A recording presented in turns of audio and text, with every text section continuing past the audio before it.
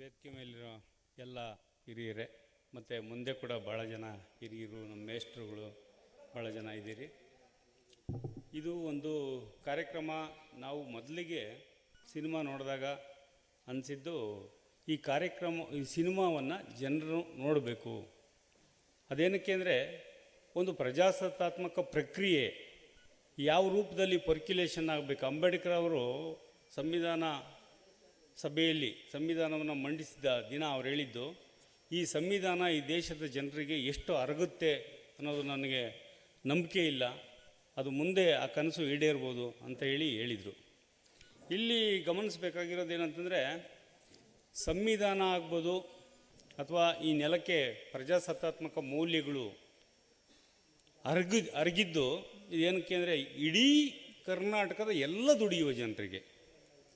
ಅಂಬೇಡ್ಕರ್ ಅವರು ಎಲ್ಲರ ವಿಮೋಚಕರು, ಎಲ್ಲ ದುಡಿಯುವ ಜನರ, ಮಹಿಳೆಯರ, ಕಾರ್ಮಿಕರ, ಕೂಲಿಕಾರರ, ರೈತರ ಈ ಬಗೆಯ ಏನು ನಮ್ಮ ಸಾಮಾಜಿಕ ಏಣಿ ಶ್ರೇಣಿಯ ಒಳಗಡೆ ಇದ್ದಂಥ ಯಾರು ತಮ್ಮ ಬೆವರು ಶ್ರಮವನ್ನು ಹರಿಸಿ ಉತ್ಪಾದನಾ ಚಟುವಟಿಕೆಗಳಲ್ಲಿ ತೊಡಗಿದ್ರು ಎಲ್ಲ ಸಮುದಾಯಗಳ ವಿಮೋಚಕರು ಅವರು. ಬರೀ ದಲಿತ ವಿಮೋಚಕರು ಅನ್ನೋದ್ರ ಬಗ್ಗೆ ನಂದು ಹಿಂದಿನಿಂದನೂ ತಕರಾರಿದೆ. ಅಥವಾ ಬೇರೆಯವರೆಲ್ಲ ದಲಿತ ವಿಮೋಚಕರು ಅಂತ ನೋಡೋ ಒಂದು ಕಣ್ಣಿಂದನೂ ಆ ಕಣ್ಣಲ್ಲೂ ದೋಷ ಇದೆ. ಇವರು ದಲಿತ ವಿಮೋಚಕರು ಮಾತ್ರ ಅಂತ ಭಾವಿಸೋರ ಭಾವನೆಯಿಂದನೂ ದೋಷ ಇದೆ ಅನ್ನೋದು ನನ್ನ ಭಾವನೆ. ಏಕೆಂದರೆ ಎಲ್ಲ ಶೂದ್ರ, ಅತಿಶೂದ್ರ, ಹಿಂದುಳಿದ, ದಲಿತ, ಅಸ್ಪೃಶ್ಯ ಸಮುದಾಯಗಳಿಗೆ ಎಲ್ಲರಿಗೂ ಈ ಸಂವಿಧಾನ ಒಂದು ಮಾಂತ್ರಿಕ ಶಕ್ತಿಯನ್ನು ಕರುಣಿಸಿದೆ. ಆ ಮಾಂತ್ರಿಕ ಶಕ್ತಿ ಯಾವುದು ಅಂತಂದರೆ, ನಾವು ಎಷ್ಟರ ಮಟ್ಟಿಗೆ ಇನ್ನೊಬ್ಬರು ಮುಟ್ಸ್ಕೊಳ್ಳದೆ ಇರೋದಕ್ಕೆ ಕಾರಣ ಆಗಿದ್ದೀವಿ. ಆ ಹೈರಾರ್ಕಿ ಏನು ನಮ್ಮಲ್ಲಿ ಸೃಷ್ಟಿ ಮಾಡಿದೆ ಅನ್ನೋದು ಒಂದು ವಿಚಾರ. ಆದರೆ ಈ ಹೈರಾರ್ಕಿಯನ್ನು ಒಬ್ಬರ ಹೆಗಲ ಮೇಲೆ ಒಬ್ಬರು ನಿಂತು ಹೆಂಗೆ ಬೇರ್ ಮಾಡ್ತಿದ್ದೀವಿ ಅನ್ನೋ ಸತ್ಯನ ಅರ್ಥ ಮಾಡ್ಕೊಳ್ಬೇಕಾಗಿರೋ ಅನಿವಾರ್ಯತೆ ಇದೆ. ನಿಮಗೆಲ್ಲ ಗೊತ್ತಿದೆ, ಒಬ್ಬ ಗೌಡ ಆಗ್ಬೋದು, ಒಬ್ಬ ಕುಲಕರ್ಣಿ ಆಗ್ಬೋದು, ಒಬ್ಬ ಶಾನ್ಭೋಗ ಆಗ್ಬೋದು, ಒಬ್ಬ ಕೊತ್ವಾಲ ಆಗ್ಬೋದು, ಊರು ಕಾಯ್ತಿದ್ದು, ಒಬ್ಬ ನೀರ್ಗಂಟಿ ಆಗ್ಬೋದು, ಒಬ್ಬ ತಳವಾರ ಆಗ್ಬೋದು. ಇವೆಲ್ಲೂ ಸರ್ಕಾರಿ ಹುದ್ದೆಗಳು ರಾಜಮನೆತನದ ಕಾಲಕ್ಕೆ. ಅವತ್ತಿಂದ ಈ ಭಾರತೀಯ ಏನು ಸಂಸ್ಕೃತಿ ಅಂತ ಬಿಂಬಿಸ್ತಾ ನಾವು ನಂಬ್ಕೊಳ್ಬೇಕಾಗಿ ಬಂದಿತ್ತು, ಅದರೊಳಗೆ ಇದ್ದಂಥ ಅಂಶ ಏನಂದರೆ ಇವೆಲ್ಲ ಸರ್ಕಾರಿ ಹುದ್ದೆಗಳು. ಸೊ ಸರ್ಕಾರಿ ಹುದ್ದೆಗಳು ಅವತ್ತು ಯಾವ ಮಟ್ಟದ ಪ್ರಭಾವವನ್ನು ಇಟ್ಕೊಂಡಿದ್ದ ಸಮಾಜದ ಮೇಲೆ ಅಂದರೆ, ಅನೇಕ ರೈತರ ಮೇಲೆ ವಿಧಿಸ್ತಿದ್ದಂಥ ತೆರಿಗೆಗಳಿದ್ವಲ್ಲ, ಆ ತೆರಿಗೆಗಳನ್ನು ವಸೂಲಿ ಮಾಡೋಕ್ಕೆ 50 ಮಣದ ಕಲ್ಲೆತ್ತಿ ತಲೆ ಮೇಲೆ ನಿಂತ್ಕೋಬೇಕಿತ್ತು ಚಾವಡಿಲಿ. ಇದನ್ನು ಚಿದಾನಂದ ಮೂರ್ತಿಯವರು ಕರ್ನಾಟಕದ ತೆರಿಗೆ ಪದ್ಧತಿಗಳ ಬಗ್ಗೆ ಅವರು 100 ವರ್ಷಗಳ ಕಾಲದ ಅವಧಿಯಲ್ಲಿ ಅಧ್ಯಯನ ಮಾಡಿರೋಂಥ ಅಧ್ಯಯನದಲ್ಲಿದೆ. ಸೊ ಬೇರೆ ಬೇರೆ ಥರದ ತೆರಿಗೆ, ಮಗ್ಗಲು ತೆರಿಗೆ ಇತ್ತು, ಮದುವೆ ಆಗಬೇಕಾದ್ರೆ ತೆರಿಗೆ ಇತ್ತು, ಮೊಲೆ ತೆರಿಗೆ ಇತ್ತು, ಜಾಕೆಟ್ ಹಾಕ್ಬೇಕಾದ್ರೆ ಕೆಳವರ್ಗದವರು ಜಾಕೆಟ್ ಹಾಕೋಂಗಿರಲಿಲ್ಲ. ಅಂದರೆ ಆ ದಿನಗಳು ಆಗಿತ್ತು. ಅದನ್ನು ಇವತ್ತು ಈ 75 ವರ್ಷಗಳ ಜರ್ನಿಲಿ ಯಾವ ಹಂತಕ್ಕೆ ಒಂದು ಸಂವಿಧಾನ ಅನ್ನೋ ಮಾಂತ್ರಿಕ ಶಕ್ತಿ ನಮ್ಮನ್ನು ಮುನ್ನಡೆಸ್ಕೊಂಡು ಮುಂದಕ್ಕೆ ತಂದಿದೆ ಅಂದರೆ, ಅದನ್ನು ಎಲ್ಲರೂ ನಾವು ಒಪ್ಪಿದ್ದೀವಿ. ಭಾರತ ದೇಶದ ಪಾರ್ಲಿಮೆಂಟ್ ಒಪ್ಪಿದೆ, ಭಾರತ ದೇಶದ ಜನ ಒಪ್ಪಿದ್ದೀವಿ. ನಾವು ಅದರ ಅಂಶಗಳನ್ನು ಆಚರಣೆಗೆ ತರೋದ್ರಲ್ಲಿ ಇರುವಂಥ ಇನ್ನೂ ದೋಷಗಳನ್ನ ಸರಿಪಡಿಸ್ತಾ ಹೋಗಬೇಕಾಗತ್ತೆ. ಅದು ಒಂದು ಸೈಂಟಿಫಿಕ್ ಮೆಥಡಲ್ಲಿ ಮುಂದೆ ಹೋತ ಅಳವಡಿಕೆಯನ್ನು ಮಾಡ್ಕೊಳ್ಬೇಕಾಗಿದೆ ನಾವು. ಸೊ ಇದಕ್ಕಾಗಿಯೇ ನಾನು ಈ ಥರದ ನಮ್ಮ KYN ಸರ್ ಕೊಟ್ಟಂಥ ಒಂದು ಗೈಡೆನ್ಸಿನ ಮೇಲೆ ನಾನು ಕರ್ನಾಟಕದ ಪ್ರಜಾಸತ್ತಾತ್ಮಕ ಪ್ರಕ್ರಿಯೆಯಲ್ಲಿ ಡಾಕ್ಟರ್ ರಾಜ್ಕುಮಾರ್ ಅವ್ರ ಪಾತ್ರ ಏನು ಅನ್ನೋದನ್ನು ಕುರಿತು ಸ್ಟಡಿ ಮಾಡಿದೆ. ಸೊ ಈ ಸಿನಿಮಾದಲ್ಲಿ ಈ ಅಂಶಗಳು ಬತ್ತಿರೋದು ಕೂಡ ಒಂದು ರೀತಿ ದೊಡ್ಡ ಸಂಗತಿ ಅದು. ಯಾಕೆಂದರೆ ಈ ಥರದ ಸಿನಿಮಾಗಳು ಎಲ್ಲರಿಗೂ ಮುಟ್ಟಿಸ್ತವೆ, ಎಲ್ಲರಿಗೂ ವಿಚಾರ. ಹೆಂಗೆ ಕುವೆಂಪು ಅವರು ಬೌದ್ಧಿಕ ನಿರ್ಮಾಣದಲ್ಲಿ ಆಧುನಿಕ ಕರ್ನಾಟಕದಲ್ಲಿ ಕೆಲಸ ಮಾಡಿದ್ರೋ, ಹಂಗೇ ಈ ಆಧುನಿಕ ಕರ್ನಾಟಕದಲ್ಲಿ ರಾಜ್ಕುಮಾರ್ ಅವರು ಅಕ್ಷರ ಬಲ್ಲದ ಜನರಿಗೆ ವಿಚಾರಗಳನ್ನ ತಿಳಿಸಿದ್ದಾರೆ. ಅಂಥದ್ದೊಂದು ಪ್ರಯತ್ನವನ್ನು ನಮ್ಮ ವಿಜಿಯವರು ಮಾಡಿದ್ದಾರೆ, ನಮ್ಮ ಹಳೆಯ ಸ್ನೇಹಿತರು. ಆ ಪ್ರಯತ್ನ ದೊಡ್ಡ ಪ್ರಯತ್ನ ಅದು. ಸೊ ಈ ಸಂವಿಧಾನಾತ್ಮಕ ಅಂಶಗಳು ಹಳ್ಳಿಲಿ ಅರ್ಥ ಮಾಡ್ಕೊಳ್ಬೇಕಾಗಿದೆ. ಪ್ರತಿ ಮನೆಯ ಮಹಿಳೆ ಅರ್ಥ ಮಾಡ್ಕೊಳ್ಬೇಕಾಗಿದೆ. ಅದು ಯಾವ ಜಾತಿಗೆ ಸೇರಿರಲಿ, ಯಾವ ಧರ್ಮಕ್ಕೆ ಸೇರಿರಲಿ, ಪ್ರತಿ ಮಹಿಳೆ ಅರ್ಥ ಮಾಡ್ಕೊಳ್ಬೇಕಾಗಿದೆ. ಆಮೇಲೆ ದುಡಿಯುವ ಜನರು, ಕಾರ್ಮಿಕರು ಅರ್ಥ ಮಾಡ್ಕೊಳ್ಬೇಕಾಗಿದೆ. ಕುಶಲಕರ್ಮಿಗಳು, ನೇಕಾರರು, ಕಂಬಾರರು, ಕುಂಬಾರರು ಇವರೆಲ್ಲ ಅರ್ಥ ಮಾಡ್ಕೊಳ್ಬೇಕಾಗಿದೆ. ಸೊ ಅಂದರೆ ಎಲ್ಲರ ವಿಮೋಚನೆಯ ಒಂದು ಮಾಂತ್ರಿಕ ಶಕ್ತಿಯ, ಆ ವೈಚಾರಿಕ ಶಕ್ತಿಯನ್ನು ನಾವು ಜನರಿಗೆ ತಲುಪಿಸೋದು ಬಹಳ ಮುಖ್ಯವಾದ ಸಂಗತಿ. ಅದಕ್ಕೆ ಇದನ್ನು ಮೊದಲಿಗೆ ನಾವು ಒಂದು 250 ಜನ ಆಯ್ದ ದೊಡ್ಡ ವ್ಯಕ್ತಿಗಳು, ಸಿದ್ದನಗೌಡ ಪಾಟೀಲರು, ಮಾವಳ್ಳಿಯವರು ಎಲ್ಲರೂ ಬಂದಿದ್ದರು. ಎಲ್ಲರೂ ಸಿನಿಮಾ ನೋಡಬೇಕು ಅಂತೇಳಿ ಅದನ್ನು ಸೇರಿಸಿ ಒಂದು ದೊಡ್ಡ ಡಿಬೇಟ್ ಶುರುವಾಯಿತು. ಅವರೆಲ್ಲ ಹೋಗಿ 250 ಜನ 250 ಆರ್ಟಿಕಲ್ಗಳನ್ನ ಬರೆದಿದ್ದಾರೆ ಈ ಸಿನಿಮಾ ಬಗ್ಗೆ. ಆ ಆರ್ಟಿಕಲ್ಗಳು ಸಾವಿರಾರು ಸಂಖ್ಯೆಯಲ್ಲಿ ಶೇರ್ ಆಗಿದ್ದಾವೆ, ಲಕ್ಷಾಂತರ ಸಂಖ್ಯೆಯಲ್ಲಿ ಶೇರ್ ಆಗಿದ್ದಾವೆ. ಅವನ್ನ ಎಡಿಟ್ ಮಾಡಿದ್ರೆ ಲ್ಯಾಂಡ್ ಲಾರ್ಡು ಇದು ಸಿನಿಮಾದ ಬಗ್ಗೆ ಒಂದು ಪುಸ್ತಕ ಕೂಡ ಮಾಡ್ಬೋದು. ಅಷ್ಟು ದೊಡ್ಡ ವಿಸ್ತಾರವಾದಂಥ ಒಂದು ಇದು ಕರ್ನಾಟಕದಗ್ಲಿಕ್ಕೆ ಒಂದು ಸಂಚಲನ ಮೂಡಿಸಿದೆ. ಬಹಳ ಮುಖ್ಯವಾಗಿ ಏನಂದರೆ ಕಾಲೇಜಿನ ಮೇಷ್ಟ್ರುಗಳು, ನಾನೊಬ್ಬ ಪತ್ರಕರ್ತ ಆಗಿ 16-17 ವರ್ಷ ಕೆಲಸ ಮಾಡಿ ಏನು ಕರ್ನಾಟಕದ ಪ್ರತಿ ತಾಲೂಕಲ್ಲಿ ನನಗೆ ಸಂಪರ್ಕ ಇತ್ತು, ಆ ಎಲ್ಲ ಮೇಷ್ಟ್ರುಗಳನ್ನ ನಮ್ಮ ಮೇಷ್ಟ್ರುಗಳು, ನಮ್ಮ ಸಂಘಟನೆಗಳವರು ಎಲ್ಲರೂ ಕೂಡ ಹಬ್ಬಿಸಿ ಆ ಮೇಷ್ಟ್ರುಗಳು ಹುಡುಗರಲ್ಲಿ ಪ್ರೇರೇಪಿಸಿ ಈ ಸಿನಿಮಾ ತೋರಿಸಿದ್ರಲ್ಲ. ಯಾಕೆಂದರೆ ಇವತ್ತು 2 ಕಥನಗಳು ನಡೀತಾವೆ ಸಬ್ಜೆಕ್ಟಿವ್ ಆಗಿ, ವಿಷಯಾತ್ಮಕವಾಗಿ 2 ಬಗೆಯ ಹಿತಾಸಕ್ತಿಗಳ ನಡುವೆ ಕಥನ ಇದೆ. ಒಂದು ಏನು ಪಟ್ಟಭದ್ರ ಹಿತಾಸಕ್ತಿಗಳು ಏನಿದ್ದೋ ಆ ಪಟ್ಟಭದ್ರ ಹಿತಾಸಕ್ತಿಗಳ ಮೌಲ್ಯಗಳನ್ನು ರಕ್ಷಣೆ ಮಾಡ್ಕೊಳ್ಳೋಕ್ಕೆ ಒಂದು ಟೀಮ್ ಸರ್ಕಸ್ ಮಾಡ್ತಿದ್ರೆ, ಇನ್ನೊಂದು ಟೀಮು ಒಂದು ಸಾವಯವತೆ, ಬದುಕಿನ ಸಾವಯವತೆ, ಪ್ರತಿಯೊಬ್ಬರ ನಡುವಿನ ಸಂಬಂಧವನ್ನು ಅರ್ಥ ಮಾಡಿಸ್ಲಿಕ್ಕೆ ಪ್ರಯತ್ನಿಸ್ತಿದೆ, ಸಂವಿಧಾನವನ್ನು ಅರ್ಥ ಮಾಡಿಸ್ಲಿಕ್ಕೆ ಪ್ರಯತ್ನ ಪಡ್ತಿದೆ. ಸೊ ಇದು ಒಂದು ಸೌಹಾರ್ದತೆಯ ಚೌಕಟ್ಟಲ್ಲಿ ನಡಿಬೇಕಿದು. ಸೊ ಈ ಸಿನಿಮಾನ ಬಹಳ ದೊಡ್ಡವ್ರು ನೋಡಿದ್ದಾರೆ. ನಿನ್ನೆ ನಿರ್ಮಲಾನಂದ ಸ್ವಾಮೀಜಿ ಅವರ ಆಡಿಟೋರಿಯಮ್ಮಲ್ಲೇ ಹಾಕ್ಸಿ ಅವ್ರ ಕಾಲೇಜ್ ಹುಡುಗರಿಗೆಲ್ಲ ತೋರಿಸಿದ್ದಾರೆ, ಅವರು ಕುಂತು ನೋಡಿದ್ದಾರೆ ಸಿನಿಮಾನ. ಸೊ ಅದಾಗೋದ್ರಿಂದ ಏನಾಗುತ್ತೆ ಅಂದರೆ ನಮ್ಮ ದುಡಿಯುವ ವರ್ಗಗಳ ಸಾವಯವತೆ ಯಾವುದೋ ಒಂದು ಪಟ್ಟಭದ್ರ ಹಿತಾಸಕ್ತಿಗೆ ಬಲಿಯಾಗದೆ ನಮಗೊಂದು ಗಟ್ಟಿತನ ರೂಪುಗೊಳ್ಳುತ್ತೆ.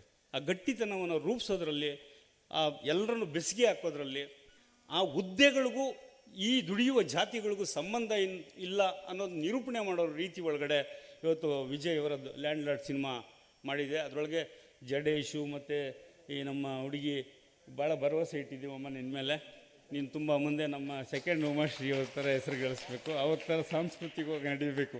ಸೊ ಆ ಜವಾಬ್ದಾರಿಗಳನ್ನ ಇವತ್ತು ಬೇರ್ ಮಾಡಿದಾಗ ನಾವು ಟಾರ್ಚ್ ಬೇರರ್ ಅಂತಾರೆ ಅದನ್ನು, ಸಾಂಸ್ಕೃತಿಕ ಅಂಶಗಳನ್ನು ಒಂದು ತಲೆಮಾರಿನಿಂದ ಇನ್ನೊಂದು ತಲೆಮಾರಿಗೆ, ಒಬ್ಬರಿಂದ ಇನ್ನೊಬ್ಬರಿಗೆ ತಲುಪಿಸುವವ್ರನ್ನ ಟಾರ್ಚ್ ಬೇರರ್ಸ್ ಅಂತ. ಕತ್ತಲಿಗೆ ಇವು ಬ್ರೆಕ್ಟ್ ಒಂದು ಪದ್ಯ ಇದೆಯಲ್ಲ, ಕತ್ತಲನ್ನು ಕುರಿತು ನಾವು ಆಡ್ತೀವಿ ಅಂತ. ಕತ್ತಲನ್ನು ಕುರಿತು ನೀವು ಇವ್ರು ಆಡ್ತಾರಾ ಅಂತೇಳಿ ಆಶ್ಚರ್ಯ ವ್ಯಕ್ತಪಡಿಸೋರಿಗೆ ಏನಂದರೆ ಕತ್ತಲೆಯನ್ನೇ ಕುರಿತು ಆಡ್ತೀವಿ ಅಂತ ಹೇಳೋದು. ಸೊ ಹಂಗಾಗಿ ಈ ಪ್ರಯತ್ನವನ್ನು ನಾವು ಎಡೆಬಿಡದೆ ಮಾಡಬೇಕು ಅನ್ನೋ ಕಾರಣಕ್ಕೆ ಅವತ್ತು ಆರಂಭ ಮಾಡಿದ್ವಿ. ಎಲ್ಲರೂ ಸಿನಿಮಾ ನೋಡಬೇಕು ಅಂತ ತುಂಬ ಜನ ಇದಕ್ಕೆ ಸಹಕಾರ ಕೊಟ್ಟರು. ಮುಲುಕುಂಟೆ ಮೂರ್ತಿ ಇರ್ಬೋದು, ಹಾಗೆಯೇ ಹರೀಶ್ ಭೈರಪ್ಪ, ಮತ್ತು ಇಲ್ಲಿ ಭಾಳ ಸೂರ್ಯ, ಮುಖ್ಯವಾಗಿ ಸೂರ್ಯ ನಾನು ಫಸ್ಟು ಇದನ್ನು ಒಂದು ಬುನಾದಿ ಹಾಕೊಂಡ್ವಿ, ಅಲ್ಲಿ 3 ದಿನ ಮಾತಾಡಿ ಎಲ್ಲ ಕರೆದ್ವಿ. ಸೊ ಹಂಗೇನೆ ಭಾಳ ಜನ ಇಲ್ಲಿದ್ದಾರೆ ಅದಕ್ಕೆ ದುಡ್ದಂಥವ್ರು, ಇದು ಮಾಡಿದವರು. ಮಾವಳ್ಳಿಯವರು ಹೆಜ್ಜೆಗೂ ನಮಗೆ ಇದಾಗಿ ನಿಂತರು, ಒತ್ತಾಸೆಯಾಗಿ ಇದಾಗಬೇಕು ಅಂತ. ಸಿದ್ದನಗೌಡರು, GN ನಾಗರಾಜು, ಎಲ್ಲ ಸಂಘಟನೆಗಳ ಎಲ್ಲ ಪ್ರಮುಖರು ಬಂದರು. ಇವತ್ತು ಹಂಗೆ ಶುರುವಾಗಿದ್ದನ್ನು ನಾವೇ ಒಂದು ಸಂವಾದದ ಮೂಲಕ ಅದನ್ನು ಘನೀಕರಿಸಿ ಜನರಿಗೆ ಕೊಡಬೇಕು ಅನ್ನೋ ಕಾರಣಕ್ಕಾಗಿ ಈ ಸಂವಾದವನ್ನು ನಾವು ಇವತ್ತು ಏರ್ಪಡಿಸಿರೋದು. ಸೊ ಈ ನಿಟ್ಟಿನಲ್ಲಿ ಅದರ ಸಾರ್ಥಕತೆ, ಈ ಸಿನಿಮಾದ ಸಾರ್ಥಕತೆಯನ್ನು ಕುರಿತು ಮಾತನಾಡಲಿಕ್ಕೆ ನಮ್ಮ ನಡುವೆ ದೊಡ್ಡ ವಿದ್ವಾಂಸರಾದ KY ನಾರಾಯಣಸ್ವಾಮಿ ಅವರು, ಕವಿಗಳು, ನಾಟಕಕಾರರು, ನನ್ನ ಗುರುಗಳು, ಹಾಗೆಯೇ ನಮ್ಮ ಸಿದ್ದನಗೌಡ ಪಾಟೀಲರು ಮತ್ತು ಮಾವಳ್ಳಿಯವರು ಎಲ್ಲರೂ ಬಂದಿದ್ದಾರೆ. ಸಂಜ್ಯೋತಿ ಬಂದಿದ್ದಾರೆ. ಸಂಜ್ಯೋತಿ ಮಹಿಳಾ ಚಳವಳಿಯಲ್ಲಿ ಭಾಳ ಸಕ್ರಿಯವಾಗಿರೋಂಥ ಹೆಣ್ಮಗಳು. ಮತ್ತು ಎಲ್ಲ ನಟರು ಮತ್ತು ನಮ್ಮ ಹೀರೋ, ನಮ್ಮ ಮೇಡಮು, ಮುಖ್ಯವಾಗಿ ಬೆಂಕಿಯಲ್ಲಿ ಅರಳಿದ ಹೂವು ಉಮಾಶ್ರೀಯವರು.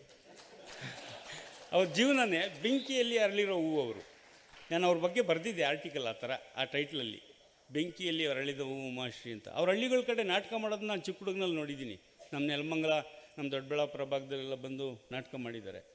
ಅವರು ಈ ಮಟ್ಟಕ್ಕೆ ಬೆಳವಣಿಗೆ ಕಾಣೋಕ್ಕೆ ಎಷ್ಟು ಏಳು ಬೀಳುಗಳು ಕಂಡವರು. ಅಂಥ ಏಳು ಬೀಳುಗಳಿಗೆ ಎದೆ ಕೊಟ್ಟು ಹೋರಾಡೋ ಯುವಕ ವರ್ಗ ಸೃಷ್ಟಿಯಾಗಬೇಕು, ಯುವತಿಯರ ವರ್ಗ ಸೃಷ್ಟಿಯಾಗಬೇಕು. ಸೊ ಮಾಡೆಲ್ಗಳು ನಮಗೆ ಆದರ್ಶ, ಅಂದರೆ ನಮ್ಮ ದಾರಿ ನಡಿಬೇಕಾಗಿರೋದಕ್ಕೆ ದಾರಿ ದೀಪಗಳವರು. ಸೊ ಇವರೆಲ್ಲರೂ ಇವತ್ತಿಲ್ಲಿ ಸೇರಿದ್ದಾರೆ, ಈ ಸಿನಿಮಾ ಕುರಿತು ಮಾತಾಡ್ತಾರೆ. ಸೊ ಇವರೆಲ್ಲರಿಗೂ ನಾನು ಈ ಪ್ರಾಸ್ತಾವಿಕ ಮಾತುಗಳನ್ನ ಆಡಲಿಕ್ಕೆ ಅವಕಾಶ ಕೊಟ್ಟ ನನ್ನೆಲ್ಲ ಗೆಳೆಯರಿಗೆ ವಂದಿಸಿ ನನ್ನ ಮಾತು ಮುಗಿಸ್ತೀನಿ. ಗೆಳೆಯ ಅದ್ದೆಯವರು ಮೊದಲು ಸಿನಿಮಾ ನೋಡೋಕ್ಕೆ ಓರಿಯನ್ ಮಾಲಿಗೆ ಕರೆದಾಗ ಅದರ ಬಗ್ಗೆ ಬರ್ತಾ ಇರ್ತಕ್ಕಂಥ ಸಾಮಾಜಿಕ ಜಾಲತಾಣದಲ್ಲಿರ್ತಕ್ಕಂಥ ಮಾಹಿತಿಗಳನ್ನು ನೋಡೋಣ ಅಂತಿದ್ದೆ. ನಾನು ಸಿನಿಮಾಗಳನ್ನು ನೋಡಿ ಒಂದು 8-10 ವರ್ಷ ಆಯಿತು. ಸೊ ನೋಡೋಣ, ಹೋಗೋಣ ಅಂಥೇಳಿ ಆಲೋಚನೆ ಮಾಡಿದ್ದೆ. ಅಷ್ಟೊಟ್ಟಿಗೆ ಅದ್ದೆಯವರು ಕರೆದ್ರು. ಗೆಳೆಯ ವಿಜಯ್ ಅವ್ರ ಜೊತೆಗೇ ಆ ಸಿನಿಮಾ ನೋಡ್ತಕ್ಕಂಥ ಒಂದು ಅವಕಾಶ ಸಿಕ್ತು. ಆಫ್ರಿಕಾದ ಕಪ್ಪು ಜನಾಂಗದ ಹೋರಾಟದಲ್ಲಿ ಬ್ಲ್ಯಾಕ್ ಈಸ್ ಬ್ಯೂಟಿಫುಲ್ ಅಂತಕ್ಕಂಥ ಒಂದು ಕಾನ್ಸೆಪ್ಟನ್ನು ಕೊಟ್ಟರು. ನಮ್ಮ ಬರಗೂರವರು ಕಾಗೆ ಯಾಕೆ ಭಾಳ ಮಹತ್ವದ ಪಕ್ಷಿ ಅಂತ ಅನ್ನೋದನ್ನು ಅವರು ಹೇಳಿದರು. ಸೊ ಹಾಗೆ ಕನ್ನಡ ಸಿನಿಮಾ ರಂಗಕ್ಕೆ ಕರಿಯ ಐ ಲವ್ ಯು ಅಂತ ಬಂದವರು ವಿಜಯ. ಸೊ ಈಗ ಕರಿಯ ಐ ಲವ್ ಯು ಅಂತ ಬಂದು ಭಾಳ ಜನ ಕರಿಯ ನಾಯಕರು ಹೀರೋ ಆಗಿದ್ದಾರೆ, ಆದರೆ ಅವರು ಸ್ಕ್ರೀನ್ ಮೇಲೆ ಬೆಳ್ಳಗೆ ಕಾಣ್ತಾರೆ. ಆದರೆ ನಮ್ಮ ಕರಿಯ ಸ್ಕ್ರೀನ್ ಮೇಲೆ ಬೆಳ್ಳಗೆ ಕಾಣಲಿಲ್ಲ ಲ್ಯಾಂಡ್ಲಾರ್ಡ್ ಒಳಗೆ. ಅಂದರೆ ನಮ್ಮ ಬಣ್ಣವನ್ನು ವ್ಯಕ್ತಿತ್ವವನ್ನು ಮುಚ್ಚಿ ಇನ್ನೊಂದು ಗೌರವವರ್ಣ ಅಂತ ಕರೀತಾರೆ. ನಮ್ಮ ಕನ್ನಡದ ಸಾಹಿತ್ಯಿಕ ಪರಿಭಾಷೆಯಲ್ಲಿ ಗೌರವವರ್ಣ ಅಂತಿದೆ. ಅಂದರೆ ಬೆಳಗಿದ್ದವರು ಗೌರವಾನ್ವಿತರು, ಕಪ್ಪಗಿರೋರು ಗೌರವಾನ್ವಿತರು ಅಲ್ಲ ಅಂತಕ್ಕಂಥದ್ದು. ಇಂಥ ಮಿತ್ತುಗಳನ್ನು ಒಡೆದು ಹಾಕಿದ್ರಲ್ಲ, ಅದಕ್ಕೆ ನಾವು ಧನ್ಯವಾದಗಳು. ಒಂದು ವ್ಯಕ್ತಿಗತ ನೆಲೆಯಲ್ಲಿ ಡಾಕ್ಟರ್ ರಾಜ್ಕುಮಾರ್ ಅವರು ಹಿಂದುಳಿದ ವರ್ಗದಿಂದ ಬಂದು ಒಬ್ಬ ಕಲಾವಿದರಾಗಿ ಬೆಳೆದು ಅವರು ಜನಮನದಲ್ಲಿ ತಮ್ಮ ಪ್ರೀತಿಯನ್ನು ಬೆಳೆಸಿದ್ರಿಂದಾಗಿ ಆ ದೇವರು ಅದರ ಬಗ್ಗೆ ಒಂದು ರಿಸರ್ಚು ಮಾಡಿದ್ದಾರೆ. ಜನಮನದಲ್ಲಿ ಅವರು ಅಕ್ಸೆಪ್ಟ್ ಆಗಿದ್ದ ಕಾರಣಕ್ಕಾಗಿ ಯಾವ ಲಾಬಿಗಳು ಅವರನ್ನು ತಡೆಯೋಕ್ಕಾಗಲಿಲ್ಲ. ಜನ ಅಕ್ಸೆಪ್ಟ್ ಮಾಡ್ಕೊಂಡ್ಬಿಟ್ಟಿದ್ರು, ಒಂದು ಮಾಡೆಲ್ ಅಂತ, ನಾಯಕ ಅಂತ.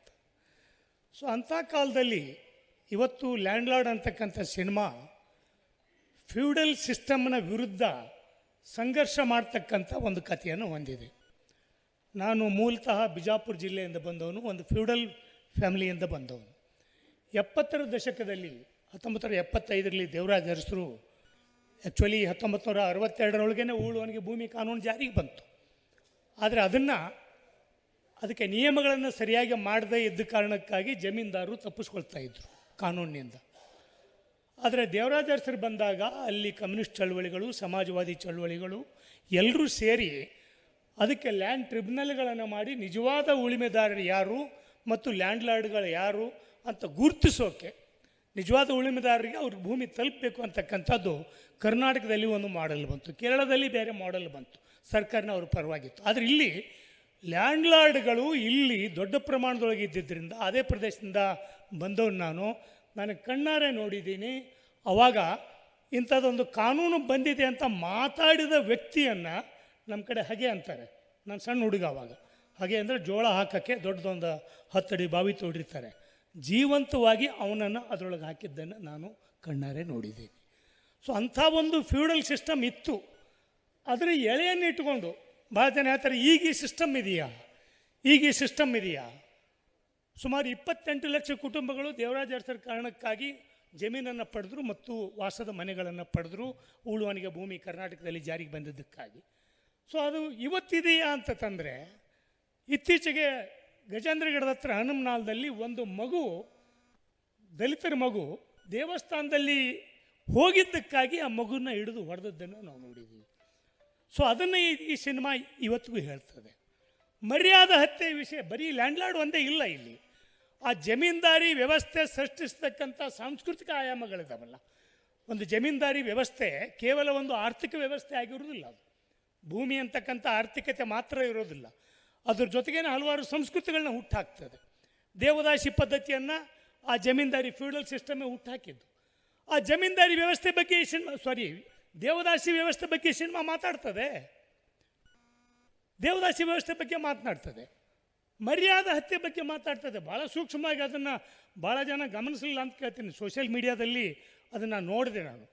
ಮರ್ಯಾದಾ ಹತ್ಯೆ ಮೊನ್ನೆನೇ ಆಯಿತು, ಒಂದು ತಿಂಗಳ ಹಿಂದೆ ಹುಬ್ಬಳ್ಳಿ ಹತ್ರ ಗದಗ ತಾಲೂಕಿನಲ್ಲಿ ಮರ್ಯಾದೆ ಹತ್ಯೆ ಆಯಿತು. ಸ್ವತಃ ತಂದೆನೇ ತನ್ನ ಮಗಳನ್ನು ಕೊಲೆ ಮಾಡಿದಂಥ ಘಟನೆ ನಡೀತು. ಸೊ ಹಾಗಿದ್ದರೆ ಇದು ಸಮಕಾಲೀನ ಸಿನಿಮಾ ಯಾಕೆ ಅಲ್ಲ ಅಂತೀರಾ? ಸೊ ಗೆಳೆಯರೇ, ಜನ ಜಾಸ್ತಿ ಮಾತಾಡೋರಿರೋದ್ರಿಂದ ಈ ಸಿನಿಮಾದಲ್ಲಿ ವಿಭಿನ್ನವಾಗಿದ್ದೇನು ಅಂತಂತಂದರೆ ಹಲವಾರು ವಿಷಯಗಳನ್ನ, ಅದನ್ನು ಕಮರ್ಷಿಯಲ್ ಅಂತ ಕರಿಬಾರ್ದು ನಾವು. ಒಂದೇ ಒಂದು ಜೀವ ವಿರೋಧಿನ, ಜೀವ ಪರನ. ಇದಕ್ಕೆ ಕಮರ್ಷಿಯಲ್ಲು ಕಮರ್ಷಿಯಲ್ ಅಂದರೆ ಜಾಸ್ತಿ ದುಡ್ಡು ಹಾಕಿದರೆ ಕಮರ್ಷಿಯಲ್. ನಾನು ನೋಡಿದ್ದೀನಿ, ನಾವು ಹಲವಾರು ಬೀದಿ ನಾಟಕ ಮಾಡುವಾಗ ನಾರಾಯಣ ಸ್ವಾಮಿಗೆ ಹೇಳಿದ್ವಿ, ಕೋಟ್ಯಾಂತರ ದುಡ್ಡು ಹಾಕಿರ್ತಕ್ಕಂಥ ಸಿನಿಮಾಗಳು, ಕೋಟ್ಯಾಂತರ ದುಡ್ಡು ಹಾಕಿ ಮಾಡಿರ್ತಕ್ಕಂಥ ಸಿನಿಮಾಗಳು ಒಂದು 500-600 ಜನ, ಭಾಳ ಅಂದ್ರೆ 1000 ಜನ ನೋಡಿರ್ತಾರೆ. ನಾವು ಕರ್ನಾಟಕದಾದ್ಯಂತ ಬೀದಿ ನಾಟಕ ಮಾಡುವಾಗ ಲಕ್ಷಾಂತರ ಜನರಿಗೆ ತೋರಿಸಿದ್ದೀವಿ, ಒಂದು 5,000 10,000 ಖರ್ಚು ಮಾಡಿ. ಸೊ ಇಲ್ಲಿ ದುಡ್ಡು ಹಾಕಿದ ತಕ್ಷಣ ಅದು ಕಮರ್ಷಿಯಲ್ಲು ಸಕ್ಸಸ್ಫುಲ್ಲು ಅಂತ ಅಲ್ಲ. ದುಡ್ಡು ಹಾಕಿದ ಮೂಲಕ ನೀವು ಏನನ್ನು ತೋರಿಸ್ತೀರಿ, ಯಾರಿಗೆ ತೋರಿಸ್ತೀರಿ, ಏನನ್ನು ಹೇಳ್ತೀರಿ ಅನ್ನೋದು. ಸೊ ಕೊನೆಯದಾಗಿ ಒಂದು, ನಾವು ಜನಪರವಾಗಿರ್ತಕ್ಕಂಥ ಗೆಳೆಯರು ಒಂದು ಕೆಲಸ ಮಾಡಬೇಕಾಗಿದೆ. ಅದಕ್ಕೆ ಅಫ್ಕೋರ್ಸ್ ಇದರೊಳಗೆ ಕೆಲವು ನಾಯಕತ್ವ ಕೇಂದ್ರಿತ ಅಂಶಗಳೂ ಇದ್ದಾವೆ, ಇನ್ನೊಂದು ಕಡೆ ಒಂಥರದ ಕಲಾತ್ಮಕವಾಗಿರ್ತಕ್ಕಂಥ ಅಂಶಗಳೂ ಇದ್ದಾವೆ. 2 ಸಿನಿಮಾನ ಏಕಕಾಲಕ್ಕೆ ನೋಡ್ದಂಗೆ ಆಯ್ತು ನನಗೆ. 2 ಸಿನಿಮಾನ ಈ ಫೈಟಿಂಗ್ಗಳು ಬಂದಾಗ ಒಂಥರದ ಸಿನಿಮಾನ ನೋಡ್ದಂಗೆ ಆಯಿತು. ಇನ್ನೊಂದು ಕಡೆ ವಿಜಯ್ ಅವರಾಗಲಿ ಅಥವಾ ರಚಿತಾರಾಮ್ ಅವರಾಗಲಿ, ಅಮ್ಮ ಮಾಲಶ್ರೀ ಅವರಾಗಲಿ, ಮಗಳು ಭಾಳ ಜನ ಸಿನಿಮಾ ಹೀರೋಗಳನ್ನ ತಮ್ಮ ಮಕ್ಕಳನ್ನ ಎಂಟ್ರಿ ಕೊಡುವಾಗ ಬಿರುಗಾಳಿ, ಮಳೆ, ಗುಡುಗು, ಸಿಡ್ಲು ಎಲ್ಲ ಬರ್ತಿರ್ತವೆ. ಈ ಹುಡುಗಿ ತಣ್ಣಗೆ ಬಂದು ಸಿನಿಮಾದಲ್ಲಿ ಎಂಟ್ರಿ ಆಯಿತು. ಸೊ ಆ ಥರದ ಫೋಕಸ್ ಏನಿಲ್ಲ. ಸೊ ವಿಜಯ್ ಅವರು ಸಹಿತ ಅವ್ರ ಮೇಕಪ್ಗಳು ಸುಂದರವಾಗಿ ಕಾಣಬೇಕು, ಅದೇ ಬಿಳಿ ಬಣ್ಣ ಹೊಡ್ಕೊಂಡು ಸುಂದರವಾಗಿರ್ಬೇಕು ಹೀರೋ, ಏನಿಲ್ಲ. ಒಬ್ಬ ಸಾಮಾನ್ಯ, ಅಫ್ಕೋರ್ಸ್ ಹೊರಗೆ ಅವರು ಹೇಗಿದ್ದಾರೆ ಹಾಗೇನೆ ಒಬ್ಬ ಶೋಷಿತ ಜನಾಂಗದ ವ್ಯಕ್ತಿ ಹೇಗಿರ್ತಾನೆ ಹಾಗೇನೆ ಅವರು ಆ ಸಿನಿಮಾದಲ್ಲಿ ಬಂದರೆ. ಆ ಕಾರಣಕ್ಕಾಗಿ ಇದನ್ನು ಕಲಾತ್ಮಕನ ಅಥವಾ ಕಮರ್ಷಿಯಲ್ ಅಂತ ನೋಡಬೇಕಂತ ಅವಶ್ಯಕತೆ ಇಲ್ಲ. ಇದೊಂದು ಜನಪರವಾಗಿರ್ತಕ್ಕಂಥ ಮತ್ತು ಜೀವಪರವಾಗಿರ್ತಕ್ಕಂಥ ಒಂದು ಸಿನಿಮಾ. ಇದನ್ನು ನಾವು ಸ್ವಲ್ಪ ಪ್ರಗತಿಪರ, ನಾವು ಅದೇವ್ರಿಗೆ ಹೇಳಿದೆ, ಎಲ್ಲ ಸ್ನೇಹಿತರು ನಾವು ಈ ಕೆಲವು ಸಿನಿಮಾದವರು ಇದ್ದಾರೆ,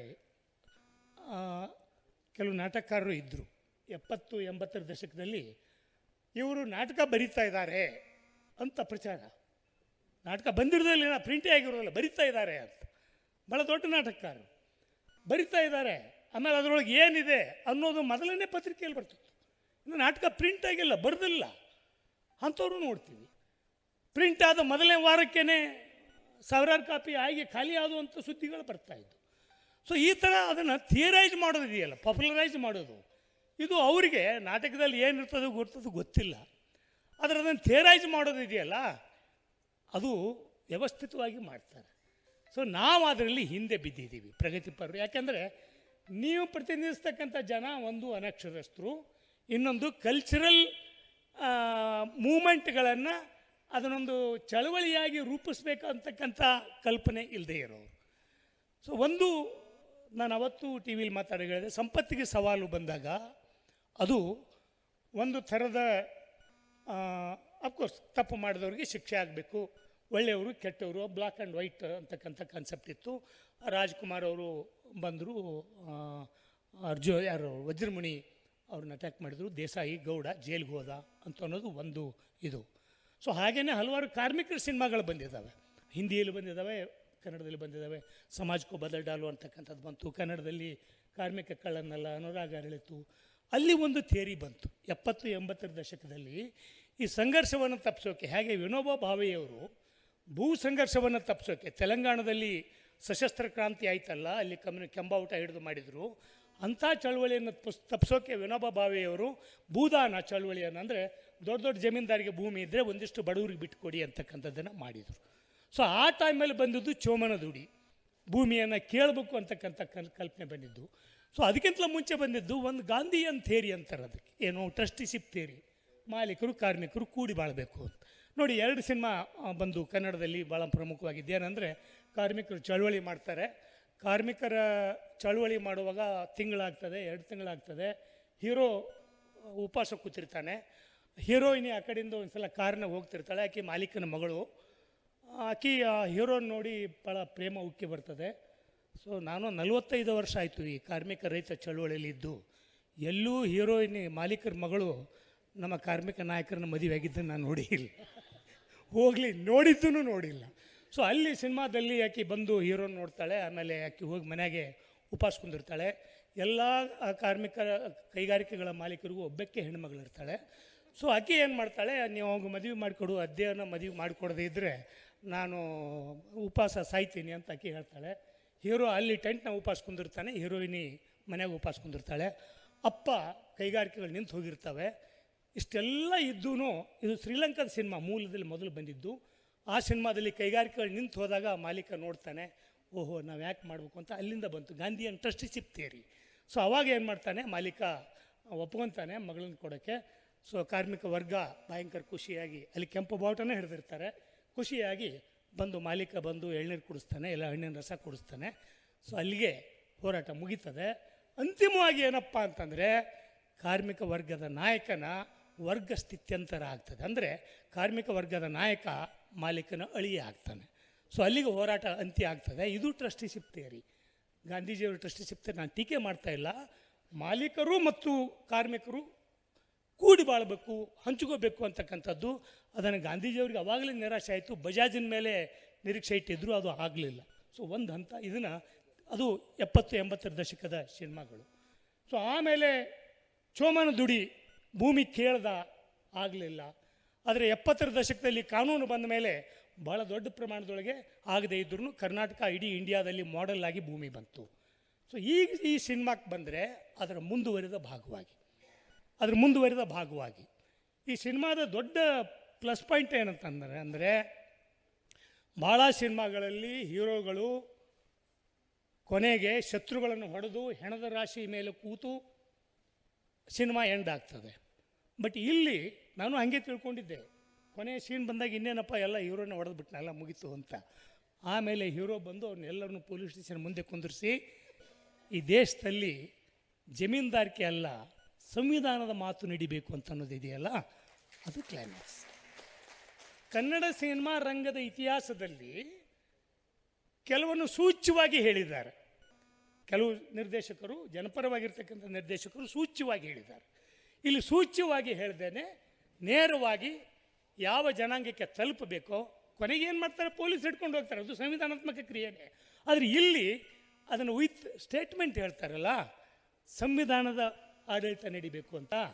ಮತ್ತು ಇನ್ನೂ ಸೂಚ್ಯವಾಗಿ ಕೋಟ್ ಹಾಕೊಂಡು ಹೇಳ್ತಾರಲ್ಲ, ಆ ಕೋಟ್ ಹಾಕೊಂಡು ಹೇಳೋದು ಒಂದು ಸಿಂಬಲೈಸ್ ಮಾಡ್ತದೆ. ಇವೆಲ್ಲ ಮೈನ್ಯೂಟ್ ಸೂಕ್ಷ್ಮಗಳಿದಾವಲ್ಲ, ಇವು ನಮ್ಮ ಜನಪರ ಚಳವಳಿಗಾರರಿಗೆ ಅರ್ಥ ಆಗಬೇಕು. ಜನಪರ ಚಳವಳಿಗಾರರಿಗೆ ಅರ್ಥ ಆದಾಗ ಆಮೇಲೆ ಅವ್ರು ಹೋಗಿ ಇನ್ನೊಮ್ಮೆ ಸಿನಿಮಾ ಥಿಯೇಟ್ರಿಗೆ ಹೋಗಿ ಮತ್ತೆ ಹುಡುಕಕ್ಕೆ ಚಾಲೂ ಮಾಡ್ತಾರೆ. ನಾನು ಸಿನಿಮಾ ನೋಡಿದಾಗ ಈ ಕೆಲವು ವಿಷಯಗಳನ್ನ ಬರೆದಿದ್ದೆ. ಅಲ್ಲಿ ಬೇರೆ ಬೇರೆ ಕಡೆ ನನ್ನ ಫೇಸ್ಬುಕ್ಕಲ್ಲಿ ಬರೆದಾಗ ಬೇರೆ ಬೇರೆ ಕಡೆ ಇದ್ದವರು ಅದನ್ನು ನೋಡಿ ಹೋಗಿ ಸಿನಿಮಾ ನೋಡಿ ಬಂದು, ಇಲ್ಲ ಸರ್ ನಾವು ಒಳ್ಳೆ ಸಿನಿಮಾ ನೋಡೋದನ್ನು ತಪ್ಪಿಸ್ಕೋತಿದ್ದೀವಿ ಅಂತಲೂ ಹೇಳಿದರು. ಸೊ ಈ ಥರದ ಸಂವಾದಗಳನ್ನು ಮಾಡಿ ನಾವು ದೊಡ್ಡ ಪ್ರಮಾಣದೊಳಗೆ ಹೋಗಬೇಕು. ಸೊ ಅದಕ್ಕಾಗಿ ಇಂಥ ಒಂದು ಸಿನಿಮಾ ತಂದಿರ್ತಕ್ಕಂಥ ಈ ಸಿನಿಮಾ ತಂಡಕ್ಕೆ ಉಮಾಶ್ರೀಯವರಂತೂ ನಮ್ಮ ಕನ್ನಡದ ಸಾಕವ್ವ. ಆಕೆ ಆ ಕನ್ನಡದ ಸಾಕವ್ವ ಮತ್ತು ವಿಜಯ್ ಮತ್ತು ರಿತನ್ಯ ಎಲ್ಲ ಜಡೇಜಾ ಅವರು ಎಲ್ಲರೂ ಒಳ್ಳೆಯ ಸಿನಿಮಾನ ಕೊಟ್ಟಿದ್ದೀರಿ. ಇದು ಒಂದು ಟರ್ನಿಂಗ್ ಪಾಯಿಂಟ್. ಅದರಲ್ಲಿರ್ತಕ್ಕಂಥ ಯಾವುದನ್ನು ಕಮರ್ಷಿಯಲು ಅಂತಾರೆ, ಅದು ನಮ್ಮ ಕನ್ನಡದ ಪ್ರೇಕ್ಷಕರನ್ನು, ನಾವು ಎಷ್ಟು ಕನ್ನಡ ಸಿನಿಮಾ ಇಂಡಸ್ಟ್ರಿ ನಮ್ಮ ಪ್ರೇಕ್ಷಕರನ್ನ ಹಾಳು ಮಾಡಿದೆ ಅಂತಂದರೆ, ಇವತ್ತು ರೇಪ್ಗಳು ಇಲ್ಲದೆ ಇದ್ದರೆ, ಬೆತ್ತಲೆ ಕುಣಿತಗಳು ಇಲ್ಲದೆ ಇದ್ದರೆ, ಒಬ್ಬ ಹೀರೋ ಕನಿಷ್ಠ ಒಂದು 20 ಜನರನ್ನು ಹೊಡಿದೇ ಇದ್ದರೆ ಅವ್ರಿಗೆ ಥ್ರಿಲ್ಲೇ ಆಗೋದಿಲ್ಲ. ನೀವು ಎಷ್ಟಂತ ಥ್ರಿಲ್ಲನ್ನು ಬೆನ್ನು ಹತ್ತೀರಿ? ಈಗಾಗಲೇ ಇವತ್ತು ಬೈಕ್ ಹಾರಿಸ್ತೀರಾ, ಕಾರ್ ಜಿಗಿಸ್ತೀರಾ, ಹೆಲಿಕಾಪ್ಟರ್ ಜಿಗಿಸ್ತೀರಾ. ಅವರು ಅಮೇರಿಕಾದ ಹಾಲಿವುಡ್ ಸಿನಿಮಾಗಳು ಅಲ್ಲಿ ಚಂದ್ರಲೋಕದಲ್ಲಿ ಫೈಟ್ ಮಾಡ್ತಾ ಇದ್ದಾರೆ ಅವರು. ಸೊ ಈ ಥ್ರಿಲ್ಲನ್ನು ಎಲ್ಲಿವರೆಗೆ ತೊಗೊಂಡು ಹೋಗ್ತೀರಿ? ಈ ಥ್ರಿಲ್ಲನ್ನು ಬೆನ್ನು ಹತ್ತದೇನೆ, ಥ್ರಿಲ್ ಅನ್ನೋದು ಸೈಕಿಕ್ ಮನೋರೋಗ. ಈ ಮನೋರೋಗದ ಬೆನ್ನು ಹತ್ತದೇನೆ ಮನೋ ಆರೋಗ್ಯವನ್ನು ಕಾಪಾಡ್ತಕ್ಕಂಥ, ಸಾಮಾಜಿಕ ಆರೋಗ್ಯವನ್ನು ಕಾಪಾಡ್ತಕ್ಕಂಥ ಸಿನಿಮಾಗಳ ಒಂದು ಹುಟ್ಟು ಹಾಕಬೇಕಾಗಿದೆ. ನಿಜ, ಈ ದೊಡ್ಡ ಬಜೆಟ್ ಸಿನಿಮಾಗಳ ಮೂಲಕನೇ ಅಂಥದ್ದನ್ನು ಹುಟ್ಟು ಹಾಕಬೇಕಾಗಿದೆ. ಅದನ್ನು ಗೆಳೆಯ ವಿಜಯ ಮತ್ತು ತಂಡದವರು ಮಾಡಿದ್ದಾರೆ. ಅದೊಂದು ಸ್ವಾಗತಾರ್ಹ ಕ್ರಮ. ಇದನ್ನು ನಾವು ಸ್ವಲ್ಪ ಕೂಲಂಕುಷವಾಗಿ ಮಾತನಾಡಿದಾಗ ಮಾತ್ರ ಈ ಥರದ ಇದು ಆಗ್ತವೆ. ಹಿಂದೆ ಗೆಳೆಯ ಕೇಸರಿ ಅರಿವು ನಾವು ಕೂತು ಮಾತಾಡುವಾಗ ಮತ್ತು ಬರಗು ರಾಮಚಂದ್ರಪ್ಪನವರು ಈ ಸಿನಿಮಾ ಯಾತ್ರೆ ಮಾಡಿದ್ರಲ್ಲ, ಶಾಂತಿ ಸಿನಿಮಾದಿಂದ ಯಾತ್ರೆ ಮಾಡಿದ್ರಲ್ಲ, ನಾವು ಇನ್ನೊಂದು ಆಲೋಚನೆ ಮಾಡ್ತಿದ್ದ ಒಂದು ಸೂಚನೆ, ಅದು ಎಷ್ಟರ ಮಟ್ಟಿಗೆ ಸಾಧ್ಯನೋ ಗೊತ್ತಿಲ್ಲ. ಅವತ್ತು ಹಿಂದೆ ಇಂಡಿಯನ್ ಪೀಪಲ್ಸ್ ಥಿಯೇಟರ್ ಅಸೋಸಿಯೇಷನ್ ಸ್ವಾತಂತ್ರ್ಯ ಹೋರಾಟದ ಸಂದರ್ಭದಲ್ಲಿ ಅವರು ಹಳ್ಳಿಗೆ ನಾಟಕಗಳು ತೊಗೊಂಡು ಹೋಗ್ತಾಯಿದ್ರು ಸ್ವಾತಂತ್ರ್ಯದ ಇದನ್ನು. ಆಮೇಲೆ ಕೆಲವು ಕಡೆ ಆಂಧ್ರದ ಪ್ರಜಾನಾಟ್ಯ ಮಂಡಳಿ ಅವರೆಲ್ಲ ಸೇರಿ ಅವ್ರೇನು ಮಾಡಿದರು, ಒಂದು ಸಣ್ಣ ವಿಡಿಯೋ ಮಾಡೋದು, ಸಿನಿಮಾ ಮಾಡೋದು, ಹಳ್ಳಿಗೆ ತೊಗೊಂಡು ಹೋಗಿ ಅದನ್ನು ತೋರಿಸೋದು.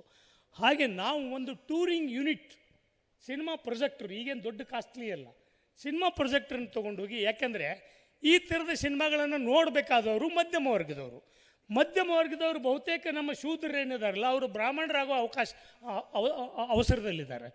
ಬಹುತೇಕ ನಮ್ಮ ಶೂದ್ರರು ಮತ್ತು ದಲಿತರು ಆ ಬ್ರಾಹ್ಮಣ್ಯದ ಸಂಸ್ಕೃತಿ ಅದಲ್ಲ, ಅದು ಶ್ರೇಷ್ಠ ಅಂತ ಬಿಂಬಿಸಿದ್ದಾರೆ. ಸೊ ನಾವು ಆ ಸಂಸ್ಕೃತಿಗೆ ಹೋಗ್ಬೇಕು ಅಂತಕ್ಕಂಥ ರೀತಿಯೊಳಗೆ ಅವರಿದ್ದಾರೆ. ಕಾರ್ಮಿಕ ವರ್ಗ ಅವರು ಈ ಥ್ರಿಲ್ಗಾಗಿ ಅವರು ಓಡಾಡ್ತಾ ಇದ್ದಾರೆ. ಇಂಥ ಸಂದರ್ಭದಲ್ಲಿ ಈ ಥರದ ಸಿನಿಮಾಗಳನ್ನು ನಾವು ಹಿಂದೆ ನಾವು ಸಣ್ಣವರಿದ್ದಾಗ ಬೇರೆ ಬೇರೆ ಫಾರೆಸ್ಟ್ದು ಮತ್ತೊಂದು ಇನ್ನೊಂದು ಸಿನಿಮಾಗಳನ್ನ ಹಳ್ಳಿಗೆ ತೊಗೊಂಬಂದು ತೋರಿಸ್ತಾ ಇದ್ರು. ಸೊ ಆ ಥರದೊಳಗೆ ನಾವೇನೇ ಜನರೆಡೆಗೆ ಈ ಚಿತ್ರಗಳನ್ನು ತೊಗೊಂಡು, ಯಾಕಂದರೆ ನಮ್ಮ ಬಹುತೇಕ ಶೂದ್ರರು ಸಿನಿಮಾ ನೋಡೋದಿಲ್ಲ, ದಲಿತರು ಅವು ಹಳ್ಳಿಯೊಳಗಿರ್ತವೆ, ಅವು ಕಲ್ತನ ಮಾಡ್ತಾರೆ, ಅದು ಮಾಡ್ತಾರೆ, ಅವರಿಗೆ ದುಡ್ಡು ಇರೋದಿಲ್ಲ ಅಥವಾ ಸಮಯ ಇರೋದಿಲ್ಲ. ಇನ್ನು ಮಧ್ಯಮ ವರ್ಗ ಅವರು ಈ ಥರದ ಥ್ರಿಲ್ಲಿಗೆ ಬಲಿಯಾಗಿಬಿಟ್ಟಿದ್ದಾರೆ. ಸೊ ಈ ಥರದ ಆಶಯದ ಸಿನಿಮಾಗಳನ್ನು ಮುಂದೇನೂ ಮಾಡಿ ನಾವು ಹಳ್ಳಿಗೆ ಇದನ್ನು ತೊಗೊಂಡು ಹೋದರೆ, ನಾವೊಂದು ಆಲೋಚನೆ ಮಾಡಿದ್ದೇವೆ. ನಾವು ಹೇಗೆ ಬೀದಿ ನಾಟಕ ಮಾಡಿದಾಗ ನಾಟಕ ಮಾಡಿ ಒಡ್ಡಿದ್ರೆ 2,000, 3,000, 10,000 ಟವೆಲಲ್ಲಿ ಹಾಕಿರ್ತಕ್ಕಂಥವು ಇದ್ದಾವೆ. ಸೊ ಲಾಸ್ ಏನಾಗೋದಿಲ್ಲ. ಆದರೆ ಈ ಥರದ ಒಂದು ಶಕ್ತಿ ಬಂದ ಮೇಲೆ ನಾವು ಆ ಥರದ ಒಂದು ಟೂರಿಂಗ್ ಯೂನಿಟನ್ನು ಮಾಡಿ ಯಾವುದೋ ಹಳ್ಳಿಗಳಲ್ಲೋ ಜಾತ್ರೆಗಳಲ್ಲೋ ಹೋಗಿ ಈ ಸಿನಿಮಾಗಳನ್ನು ತೋರಿಸಿದರೆ ಇಲ್ಲಿ ಜನರಿಗೆ ರೀಚ್ ಆಗ್ತೇವೆ. ಅದು ದುಡ್ಡಿನ ಅಂಶ ಒಂದು, ಅದು ಸಿನಿಮಾ ಅನ್ನೋದೊಂದು ವ್ಯಾಪಾರ.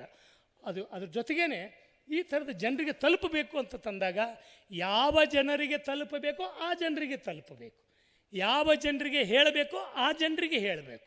ಸೊ ಆ ಥರ ಕೆಲಸ ಮಾಡಬೇಕಾದ್ರೆ ನಾವೇನೇ ಪ್ರೊಜೆಕ್ಟ್ ಮಾಡ್ತಕ್ಕಂಥ ಒಂದು ಕೆಲಸವನ್ನು ಮಾಡಬೇಕು. ಸೊ ಇದ್ರ ಬಗ್ಗೆ ಈ ಥರದ ಥೆರಾಟಿಕಲ್ ಆಸ್ಪೆಕ್ಟ್ನೊಳಗೆ ಇದನ್ನು ಚರ್ಚೆ ಮಾಡಿ ವಿಮರ್ಶೆ ಮಾಡಬೇಕು. ಮತ್ತು ಈಗ ವಿಜಯವ್ರ ಜೊತೆ ಮಾತಾಡಿದೆ, ಇದು ಬೆಂಗಳೂರಿಗೆ ಸೀಮಿತ ಆಗಬಾರ್ದು. ಬೇರೆ ಬೇರೆ ಜಿಲ್ಲೆಗಳಲ್ಲಿ ನಿಮಗೆ ಈಗಾಗಲೇ ಅಭಿಮಾನಿಗಳಿದ್ದಾರೆ. ಆ ಥರದ ಎಲ್ಲರೂ ಒಂದು ಕಡೆ ಸೇರ್ತಾರೆ. ಪ್ರಗತಿಯ ಜನಪರ ರೈತ ಚಳವಳಿ, ದಲಿತ ಚಳವಳಿ, ಕಾರ್ಮಿಕ ಚಳವಳಿ, ಮಹಿಳಾ ಚಳವಳಿಗಳು ಇವೆಲ್ಲ ಇದ್ದಾವಲ್ಲ, ಎಲ್ಲ ಅಂಶಗಳು ಈ ಸಿನಿಮಾದಲ್ಲಿದ್ದಾವೆ. ನೀವು ಈ ಥರದ ಸಂವಾದಗಳನ್ನು ಬಿಡುವು ಮಾಡ್ಕೊಂಡು ಹೋಗಿ ಬೇರೆ ಬೇರೆ ಜಿಲ್ಲೆಗಳಲ್ಲಿ ಧಾರವಾಡ, ಬಿಜಾಪುರ, ಗುಲ್ಬರ್ಗ, ಮೈಸೂರು, ಮಂಗಳೂರು, ದಾವಣಗೆರೆ ಈ ಥರದ ಮೀಡಿಯಾ ಸೆಂಟರ್ಗಳಿದ್ದಾವೆ, ಶಿವಮೊಗ್ಗ, ಅಲ್ಲೆಲ್ಲ ಹೋಗಿ ಮಾಡಿದರೆ ಹೆಚ್ಚು ಜನರಿಗೆ ವಿಷಯ ತಲುಪ್ಬೋದು.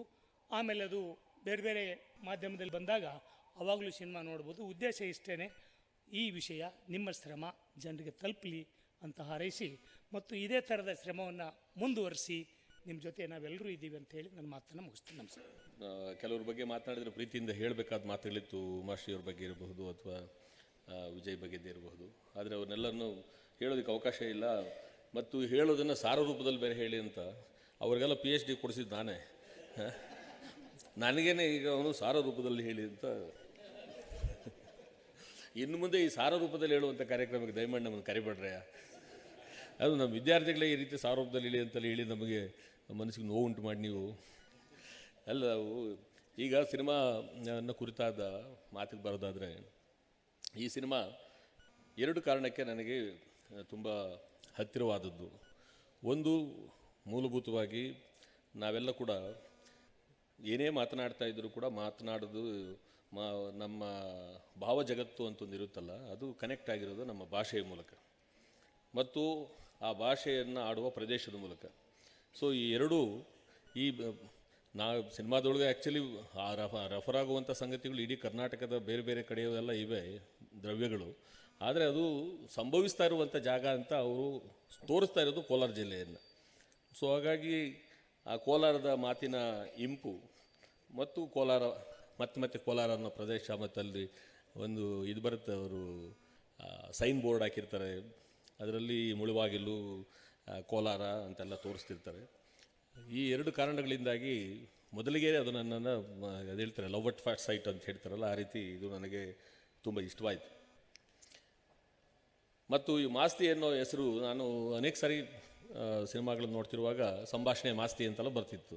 ನಾನು ಯಾರೋ ಪ್ಯಾಷನ್ಗೆ ಮಾಸ್ತಿ ಅಂತ ಇಟ್ಕೊಂಡಿದ್ದಾರೆ, ಯಾರು ಈ ಮಾಸ್ತಿ ಅಂತ ನಾನು ಅನೇಕ ಸಾರಿ ತಲೆಗೆ ಬರ್ತಿತ್ತು ಕುತೂಹಲಕ್ಕೆ. ಆಮೇಲೆ ಇವತ್ತು ಇವರು ಇನ್ವಿಟೇಷನಲ್ಲಿ ಹಾಕಿ ಒಂದು ಉಪಕಾರ ಮಾಡಿದರು. ಅವರು ಮಾಸ್ತಿ ಉಪ್ಪಾರಳ್ಳಿ ಅಂತ ಹಾಕಿದರು. ಆ್ಯಕ್ಚುಲಿ ಮಾಸ್ತಿ ಅದು ಉಪ್ಪಾರಳ್ಳಿ ಮಾಸ್ತಿ ಪಕ್ಕದಲ್ಲಿರೋದು, ನಮ್ಮೂರು ಪಕ್ಕದಲ್ಲಿರೋದು. ನನಗೆ ಗೊತ್ತಿಲ್ಲದೆ ಮಾಸ್ತಿ ಉಪ್ಪಾರಳ್ಳಿಯಿಂದ ಯಾರು ಈ ಥರದ ಕೋಲಾರದ ಈ ಉಪಭಾಷೆಯನ್ನು ಬರೆಯುವಂಥ ವ್ಯಕ್ತಿ ಇದ್ದಾನಲ್ಲ ಅಂತ ನಾನು ಅರ್ಧ ಕುತೂಹಲದಿಂದ ಇಲ್ಲಿಗೆ ಬಂದೆ. ಆಮೇಲೆ ಅವ್ರು ನೋಡಿದ್ರೆ ಅವರು ಆ್ಯಕ್ಚುಲಿ ಹುಟ್ಟಿದ ಮೇಲೆ ಸ್ವಲ್ಪ ದಿನ ಇದ್ದು ಅವರು ದೇಶಾಂತರ ಹೋಗ್ಬಿಟ್ಟವ್ರೆ. ಸೊ ಅಂದರೆ ದೇಶಾಂತರ ತುಂಬ ದೂರದ ದೇಶಕ್ಕಲ್ಲ, ನಮ್ಮ ಕೋಲಾರ ಜಿಲ್ಲೆಯ ಉತ್ತರಕ್ಕೆ ಹೋಗಿ ಅವರು ಗೌರಿಬಿದನೂರು, ಚಿಂತಾಮಣಿ ಈ ಕಡೆಲ್ಲ ಇದ್ದಿದ್ದರಿಂದಾಗಿ ಅವರ ಪರಿಚಯ ಆಗಿರಲಿಲ್ಲ. ಭಾಳ ಸಂತೋಷ ಆಯಿತು ಅವ್ರನ್ನೂ ಕೂಡ ನೋಡಿ. ಇಡೀ ಚಿತ್ರತಂಡಕ್ಕೆ ಮೊದಲಿಗೆ ನಾನು ಅಭಿನಂದನೆಗಳನ್ನು ಹೇಳ್ತೀನಿ. ಇದು ಚಿತ್ರವನ್ನು ಈಗ ಸಿದ್ದನಗೌಡರು ಭಾಳ ಅದ್ಭುತವಾದಂಥ ಒಂದು ಚೌಕಟ್ಟಿನಲ್ಲಿ ಅದನ್ನು ಹೇಗೆ ಇವತ್ತು ಈ ಸಿನಿಮಾನ ನೋಡಬೇಕು ಅಂತನ್ನೋದಕ್ಕೆ ಬೇಕಾದಂಥ ಒಂದು ಪ್ಲ್ಯಾಟ್ಫಾರ್ಮನ್ನು ಕ್ರಿಯೇಟ್ ಮಾಡಿಕೊಟ್ಟಿದ್ದಾರೆ. ನಾವು ನಮ್ಮ ಕೋಲಾರ ಭಾಷೆಯಲ್ಲಿ ಹೇಳೋದಾದರೆ, ಈಗ ಕನ್ನಡ ಚಲನಚಿತ್ರಗಳ ರಾಚನಿಕ ವಿನ್ಯಾಸ ಮತ್ತು ಅದನ್ನು ನಿರ್ಮಾಣ ಮಾಡ್ತಿರುವಂಥ ದೃಷ್ಟಿಯಿಂದ ಹೇಳೋದಾದರೆ, ಈ ಸಿನಿಮಾನ ಒಂದು ತಲಕಿಂದ್ಲು ಸಿನಿಮಾ ಅಂತ ಕರಿಬೋದು. ತಲಕಿಂದ್ಲು ಅನ್ನೋ ಪದ ಬಹುಶಃ ಮಾಸ್ತಿಗೆ ಗೊತ್ತಾಗ್ತದೆ. ನಮ್ಮಲ್ಲಿ ಏನು ಅಂತಂದರೆ, ಕ್ರಮ ವಿಪರ್ಯ ಮಾಡಿ ಯೋಚನೆ ಮಾಡೋರಿಗೆ ಕೋಲಾರ ಜಿಲ್ಲೆಯಲ್ಲಿ ತಲಕಿಂದ್ಲು ಅಂತ ಕರೀತಾರೆ. ಸೊ ನಾನು ಕೋಟೆಗಾಳ ರಾಮಯ್ಯ, ನಾವು ಲಕ್ಷ್ಮೀಪತಿ, ಚಂದ್ರಶೇಖರ್ ನಂಗ್ಲಿ, ಈ ಥರ ಕೋಲಾರ ಭಾಗದ ನಾವು ವಿದ್ವಾಂಸರು ಏನಿದ್ದೀರಿ, ನಾವೆಲ್ಲ ಆ ಸ್ಕೂಲ್ಗೆ ತಲಕಿಂದ್ಲು ಸ್ಕೂಲು ಅಂತ ಹೆಸರಿಟ್ಟಿದ್ದೀವಿ. ನಾವು ತಲಕಿಂದ್ಲು ಸ್ಕೂಲ್ನವರು ಅಂತ ನಾವು ಹೇಳ್ತಿದ್ವಿ. ಹಾಗಾಗಿ ಇದು ತಲಕಿಂದ್ಲು ಸ್ಕೂಲ್ನ ಸಿನಿಮಾ ಇದು. ಸೊ ಹಾಗಾಗಿ ಇದು ಎರಡನೇ ಅಂಶ ನನಗೆ ಈ ಸಿನಿಮಾದ ಬಗ್ಗೆ ಹೇಳೋಕ್ಕೆ ಇದ್ದಿದ್ದು. ಈ ಸಿನಿಮಾದಲ್ಲಿ ನಡೀತಿರುವಂಥ ಘಟನಾವಳಿಗಳೇನಿವೆ, ಇವು ಯಾಕೆ ಇವತ್ತು ಅವರು ಸಿದ್ನಗೌಡರು ಹೇಳದಂತೆ ಈ ರೀತಿಯಾದಂಥ ಒಂದು ಫ್ಯೂಡಲಿಸಮು, ಈ ರೀತಿಯಾದಂಥ ಒಂದು ಹಿಂಸದ ವಾತಾವರಣವನ್ನು ಇವತ್ತು ನೀವು ಕರ್ನಾಟಕದಲ್ಲಿ ಹೀಗೆ ನೋಡೋದಕ್ಕೆ ಸಾಧ್ಯವಿಲ್ಲ. ಆದರೂ ಈ ಥರ ಸಿನಿಮಾ ಮಾಡಿದಾರಲ್ಲ ಅಂತ ನೀವು ಕೇಳಿದರೆ, ನನಗೆ ಈ ಸಿನಿಮಾ ಯಾಕೆ ಮುಖ್ಯ ಅಂತ ಅನ್ನಿಸ್ತಂದರೆ, ಚರಿತ್ರೆಯನ್ನು ಮರೆತ ಯುವ ಜನಾಂಗ ನಮ್ಮ ಮಧ್ಯೆ ಇದ್ದಾರೆ ಇವತ್ತು. ಸಂಪೂರ್ಣವಾಗಿ ಈಗ ನಾನು ಡಿಗ್ರಿ ಕಾಲೇಜುಗಳಲ್ಲಿ ಕಳೆದ 30 ವರ್ಷದಿಂದ ಪಾಠ ಮಾಡ್ತಿದ್ದೀನಲ್ಲ, ಅವ್ರಿಗೆ ಎಷ್ಟು ಹಿಸ್ಟ್ರಿ ಮರ್ತೋಗಿದ್ದಾರೆ ಅಂತಂದರೆ, ಮತ್ತು ಈ ವಿಷುವಲ್ ಮೀಡಿಯಾಗಳು, ಈ ನಮ್ಮ ಸಾಮಾಜಿಕ ಜಾಲತಾಣಗಳು ಸೃಷ್ಟಿಸಿ ಹಬ್ಬಿಸುತ್ತಿರುವಂಥ ವಾಸ್ತವವನ್ನು ನಿಜ ಎಂದು ತಿಳಿದುಕೊಂಡು ಕೇವಲ 20-30 ವರ್ಷಗಳ ಹಿಂದೆ ಇದ್ದಂಥ ಕರ್ನಾಟಕದ ಸಾಮಾಜಿಕ ಚರಿತ್ರೆಯ ಯಾವ ಸಂಗತಿಗಳೂ ತಿಳಿದಿಲ್ಲದ ಮಕ್ಕಳು ಇವತ್ತು ಕಾಲೇಜುಗಳಲ್ಲಿ ಕಲಿತಾ ಇದ್ದಾರೆ. ಹಾಗಾಗಿ ಅವರಿಗೆ ಅನೇಕ ಪ್ರಶ್ನೆಗಳಿವೆ. ಅವರು ಮೀಸಲಾತಿಯನ್ನು ಅವರು ಪ್ರಶ್ನೆ ಮಾಡ್ತಾರೆ. ಆ ಕುಟುಂಬಗಳಿಂದಲೇ ಬಂದಿದ್ದರೂ ಕೂಡ ಅವರು ಮೀಸಲಾತಿ ತಪ್ಪು ಸಾರ್ ಅಂತ ನನ್ನ ಹತ್ರನೇ ಕ್ಲಾಸ್ಗಳಲ್ಲೆಲ್ಲ ಚರ್ಚೆ ಮಾಡುವಂಥದ್ದನ್ನು ನಾನು ಕಂಡಿದ್ದೇನೆ. ಇದೆಲ್ಲ ಯಾಕೆ ಆಗ್ತಿದೆ ಅಂತ ನಾನು ಅನೇಕ ಸಾರಿ ಯೋಚನೆ ಮಾಡಿದಾಗ, ಅವರಿಗೆ ಈ ಸಾಮಾಜಿಕವಾದಂಥ ದುರಂತ ಮತ್ತು ಚರಿತ್ರೆ ಇವ್ಯಾವುದರ ನೆನಪು ಕೂಡ ಅವರ ಜೊತೆಗೆ ಇಲ್ಲ ಅಂತ, ಆ ನೆನಪು ಚರಿತ್ರೆಯನ್ನು ಕೊಡಬೇಕಾಗಿರುವಂಥ ಸಂದರ್ಭಗಳು ಕೂಡ ಇವತ್ತು ಅವರು ಮಿಸ್ ಮಾಡ್ಕೊಂಡ್ಬಿಟ್ಟಿದ್ದಾರೆ. ಆ ಕಾರಣಕ್ಕಾಗಿ ಈ ಸಿನಿಮಾ ಒಂದು ರೀತಿಯಾದಂಥ ಕರ್ನಾಟಕದ ಒಳಗೆ ಈ ಅಸ್ಪೃಶ್ಯವಾದಂಥ ಜಗತ್ತು ಮತ್ತು ಅದು ಹಾದು ಬಂದಂಥ ಅಪಮಾನ, ಹಿಂಸೆಗಳ, ನೋವುಗಳ ಒಂದು ಕಾಲಸರಣಿ, ಇದನ್ನು ಈ ಹೊಸ ತಲೆಮಾರುಗಳಿಗೆ ಪರಿಚಯಿಸುವ ಕಾರಣಕ್ಕಾಗಿ ಇದೊಂದು ನೆನಪನ್ನು ಪುನರ್ನವೀಕರಿಸುವಂಥ ಒಂದು ಸಿನಿಮಾ ಇದು. ಸೊ ಒಂದು ಕಲ್ಚರಲ್ ಮೆಮರೀಸನ್ನು ಮತ್ತೆ ಅದು ಒಂದು ರೀತಿಯಾದಂಥ ರೀವಿಸಿಟ್ ಮಾಡೋ ರೀತಿಯಾದಂಥ ಸಿನಿಮಾ. ಹಾಗಾಗಿ ಈ ಸಿನಿಮಾನ ಇವತ್ತು ತಕ್ಷಣದಲ್ಲಿ ಈ ರೀತಿಯಾದಂಥ ವಾತಾವರಣ ಇದ್ದಿರಬಹುದೇ ಹುಡ್ಕೊಂಡು ಹೋಗಬಾರ್ದು. ಈ ಸಿನಿಮಾ ಈಗ ಇದ್ದ ಒಂದು ಜಗತ್ತಿನಿಂದ ಇವತ್ತು ಇಲ್ಲಿಗೆ ಪಲ್ಲಟಗೊಳ್ಳುತ್ತಿದೆ ಅಂತನ್ನೋದನ್ನು ತೋರಿಸುತ್ತಿರುವ ಹಾಗೆ ನನಗೆ ಆ ಸಿನಿಮಾ ಕಾಣಿಸ್ತು. ಅದು ಇದರ ಭಾಳ ಮುಖ್ಯವಾದ ಇವತ್ತಿನ ಮಹತ್ವ ಏನು ಅಂತಂದರೆ, ಅದು ನಮಗೆ ನಮ್ಮ ಇಂದಿನ ಚರಿತ್ರೆಯನ್ನು ಅದು ನೆನಪು ಮಾಡಿಕೊಡ್ತಿದೆ. ಒಂದು ಸಣ್ಣ ಭೂಮಿಯ ಅಪೇಕ್ಷೆ ಅದು ಎಷ್ಟು ದೊಡ್ಡ ಹಿಂಸೆಯನ್ನು ಸೃಷ್ಟಿ ಮಾಡಬಲ್ಲದು, ಅದು ಎಷ್ಟು ಅನೇಕ ರೀತಿಯಾದಂಥ ಅಪಮಾನಗಳನ್ನು ಸೃಷ್ಟಿ ಮಾಡಬಾರ್ದು ಅಂತನ್ನೋದ್ರ ಜೊತೆಗೆ, ಸಿದ್ನಗೌಡರು ಹೇಳಿದಂತೆ ಯಾವಾಗಲೂ ಕೂಡ ಒಂದು ಅಪಮಾನ ಅಥವಾ ಒಂದು ಹಿಂಸೆ ಎನ್ನುವುದು ಅದು ಕೇವಲ ಒಂದು ಬೇರಿನ ಮರ ಅಲ್ಲ, ಅದು ಹಲವು ಬೇರುಗಳುಳ್ಳ ಮರ. ಆ ಬೇರುಗಳು ಯಾವ್ಯಾವ ರೂಪದಲ್ಲಿರ್ತವೆ ಅಂತ ಹೇಳೋದಕ್ಕೆ ಅನೇಕ ಸಾಕ್ಷಿಗಳಲ್ಲಿವೆ. ಅದೊಂದು ನಿಜವಾಗಿ ಈ ದೇಶದಲ್ಲಿ ಬಹಳ ಪ್ರಧಾನವಾಗಿ ಹಿಂಸೆಯನ್ನು ಸಮರ್ಥಿಸುತ್ತಿರುವಂಥ ಒಂದು ವಲಯ ಯಾವುದು ಅಂತಂದರೆ, ಅದೊಂದು ಧಾರ್ಮಿಕವಾದ ಮತ್ತು ನಂಬಿಕೆಯ ವಲಯ, ಟ್ರಸ್ಟ್ ವರ್ಲ್ಡ್. ಅದನ್ನೇ ಅಂಬೇಡ್ಕರ್ ಅವರು ತಮ್ಮ ಇಡೀ ಬರಹಗಳಲ್ಲಿ ಯಾರು ನಿಜಕ್ಕೂ ಹಿಂಸೆಯ ಭಾಳ ದೊಡ್ಡ ಶತ್ರು ಯಾರು ಅಂತಂದರೆ, ಈ ದೈವೀಕರಣ ಮಾಡೋದು ಮತ್ತು ದೇವರ ಅಸ್ತಿತ್ವವನ್ನು ನಂಬುವಂಥ ಒಂದು ವ್ಯವಸ್ಥೆ ಇದೆಯಲ್ಲ, ಇದರಿಂದ ಪಾರಾಗದೆ ಹೊರತು ದಲಿತ ಪ್ರಜ್ಞೆ ನೀವು ಹಿಂಸೆಯಿಂದ ತಪ್ಪಿಸ್ಕೊಳ್ಳೋದಕ್ಕೆ, ಶೋಷಣೆಯಿಂದ ತಪ್ಪಿಸ್ಕೊಳ್ಳೋಕ್ಕೆ ಸಾಧ್ಯವಿಲ್ಲ ಅಂತ ನಂಬ್ತಾ ಇದ್ರು. ಸೊ ಆ ನಂಬಿಕೆಯ ವಲಯ ಎಷ್ಟು ಗಾಢವಾಗಿದೆ, ಎಷ್ಟು ಡಾಳಾಗಿದೆ ಮತ್ತು ಅದು ಹೇಗೆ ಮನಸ್ಸನ್ನು ನಿಯಂತ್ರಿಸುತ್ತಿದೆ ಅಂತನ್ನೋದನ್ನು ಈ ಸಿನಿಮಾದಲ್ಲಿ ತೋರಿಸೋದಕ್ಕೆ ಪ್ರಯತ್ನ ಪಟ್ಟಿದ್ದಾರೆ. ಬಟ್ ಇದರಲ್ಲಿ ಒಂದು ಕಾಂಟ್ರಡಿಕ್ಷನ್ಸ್ನ ಕೂಡ ಮಾಡಿದ್ದಾರೆ. ಅದರಲ್ಲಿ ಸ್ವಲ್ಪ ನನ್ನ ಪ್ರಕಾರ ಅವರು ಸಿನಿಮಾದವರು ಇನ್ನು ಸ್ವಲ್ಪ ಎಚ್ಚರ ವಹಿಸಬೇಕಾಗಿತ್ತು ಆ ವಿಷಯಗಳಲ್ಲಿ ಅಂತ ಅನಿಸುತ್ತೆ. ಅಂದರೆ ಒಮ್ಮೆ ತಿಳುವಳಿಕೆ ಪಡೆದಂಥವ್ರು, ಈಗ ಅಂಬೇಡ್ಕರನ್ನು ಓದಿ ಸಂವಿಧಾನವನ್ನು ತಿಳಿದು ವಿವೇಕವನ್ನು ಪಡೆದಂಥವರು ಮತ್ತೆ ದೈವತ್ವಕ್ಕೆ ವಾಪಸ್ ಹೋಗೋದು, ಅಲ್ಲಿಂದ ಪರಿಹಾರವಿದೆ ಅಂತ ನಂಬುವ ರೀತಿ ತೋರಿಸ್ಬಿಟ್ರೆ, ಸೊ ನಾವೇ ಒಂದು ಕಾಂಟ್ರಡಿಕ್ಷನ್ನ ಕ್ರಿಯೇಟ್ ಮಾಡ್ಕೊಂಡಾಗುತ್ತೆ. ಅವರು ಆ ವಲಯದಿಂದ ಬಂದವರು ಅದನ್ನು ನಂಬೋ ಹಾಗೆ ನೋಡಿಸ್ತಾ ಇದ್ರೆ ಓಕೆ, ಬಟ್ ಈ ತಿಳುವಳಿಕೆ ಪಡೆದಿದ್ದಾರೆ, ಪ್ರಜ್ಞೆ ಬಂದುಬಿಟ್ಟಿದೆ, ಪ್ರಜ್ಞೆ ಬಂದವರು ಮತ್ತೆ ಅದಕ್ಕೆ ವಾಪಸ್ ಹೋಗುವ ಹಾಗೆ ಸಿನಿಮಾದಲ್ಲಿ ಕೆಲವು ದೃಶ್ಯಗಳನ್ನು ಜೋಡಿಸಲಾಗಿದೆ. ಹಾಗಾಗಿ ಆ ಎರಡು ಊರುಗಳ ಕತೆ ಅವಶ್ಯಕತೆ ಇರಲಿಲ್ಲ ಅಂತ ನನಗನ್ನಿಸ್ತು. ರಾಮದುರ್ಗದ ಕತೆ ಮತ್ತು ಹುಲಿ ದುರ್ಗದ ಕಥೆಯಲ್ಲಿ ಒಂದು ದುರ್ಗದ ಕಥೆಯೇ ಸಾಕಾಗಿತ್ತು. ಅದನ್ನು ಮಾಡಿದರೆ ಇದು ಮತ್ತಷ್ಟು ಬಹಳ ಒಳ್ಳೆಯ ಸಿನಿಮಾ ಆಗ್ತಿತ್ತು ಅಂತ ಕಾಣುತ್ತೆ. ಯಾಕೆ ನನಗೆ ಇನ್ನೊಂದು ಕಾರಣದಿಂದ ಈ ಸಿನಿಮಾ ಭಾಳ ಮುಖ್ಯ ಆಯಿತು ಅಂದರೆ, ಈ ವರ್ಷ ಅಂದರೆ ರಾಜ್ಯ ಚಲನಚಿತ್ರ ಪ್ರಶಸ್ತಿ ಆಯ್ಕೆ ಸಮಿತಿಯಲ್ಲಿ ನಾನು ಸದಸ್ಯನಾಗಿದ್ದೆ. ಆಗ ಆ ಸಿನಿಮಾಗಳನ್ನು, ಅಲ್ಲಿ ಸುಮಾರು ಒಂದು 60 ಸಿನಿಮಾಗಳನ್ನು ನೋಡಬೇಕಾಗಿರುವಂಥ ಒಂದು ಏನು ಹೇಳ್ತಾರೆ ಅದನ್ನು, ಒಂದು ಶಿಕ್ಷೆಗೆ ನಾನು ಗುರಿಯಾಗಿದ್ದೆ.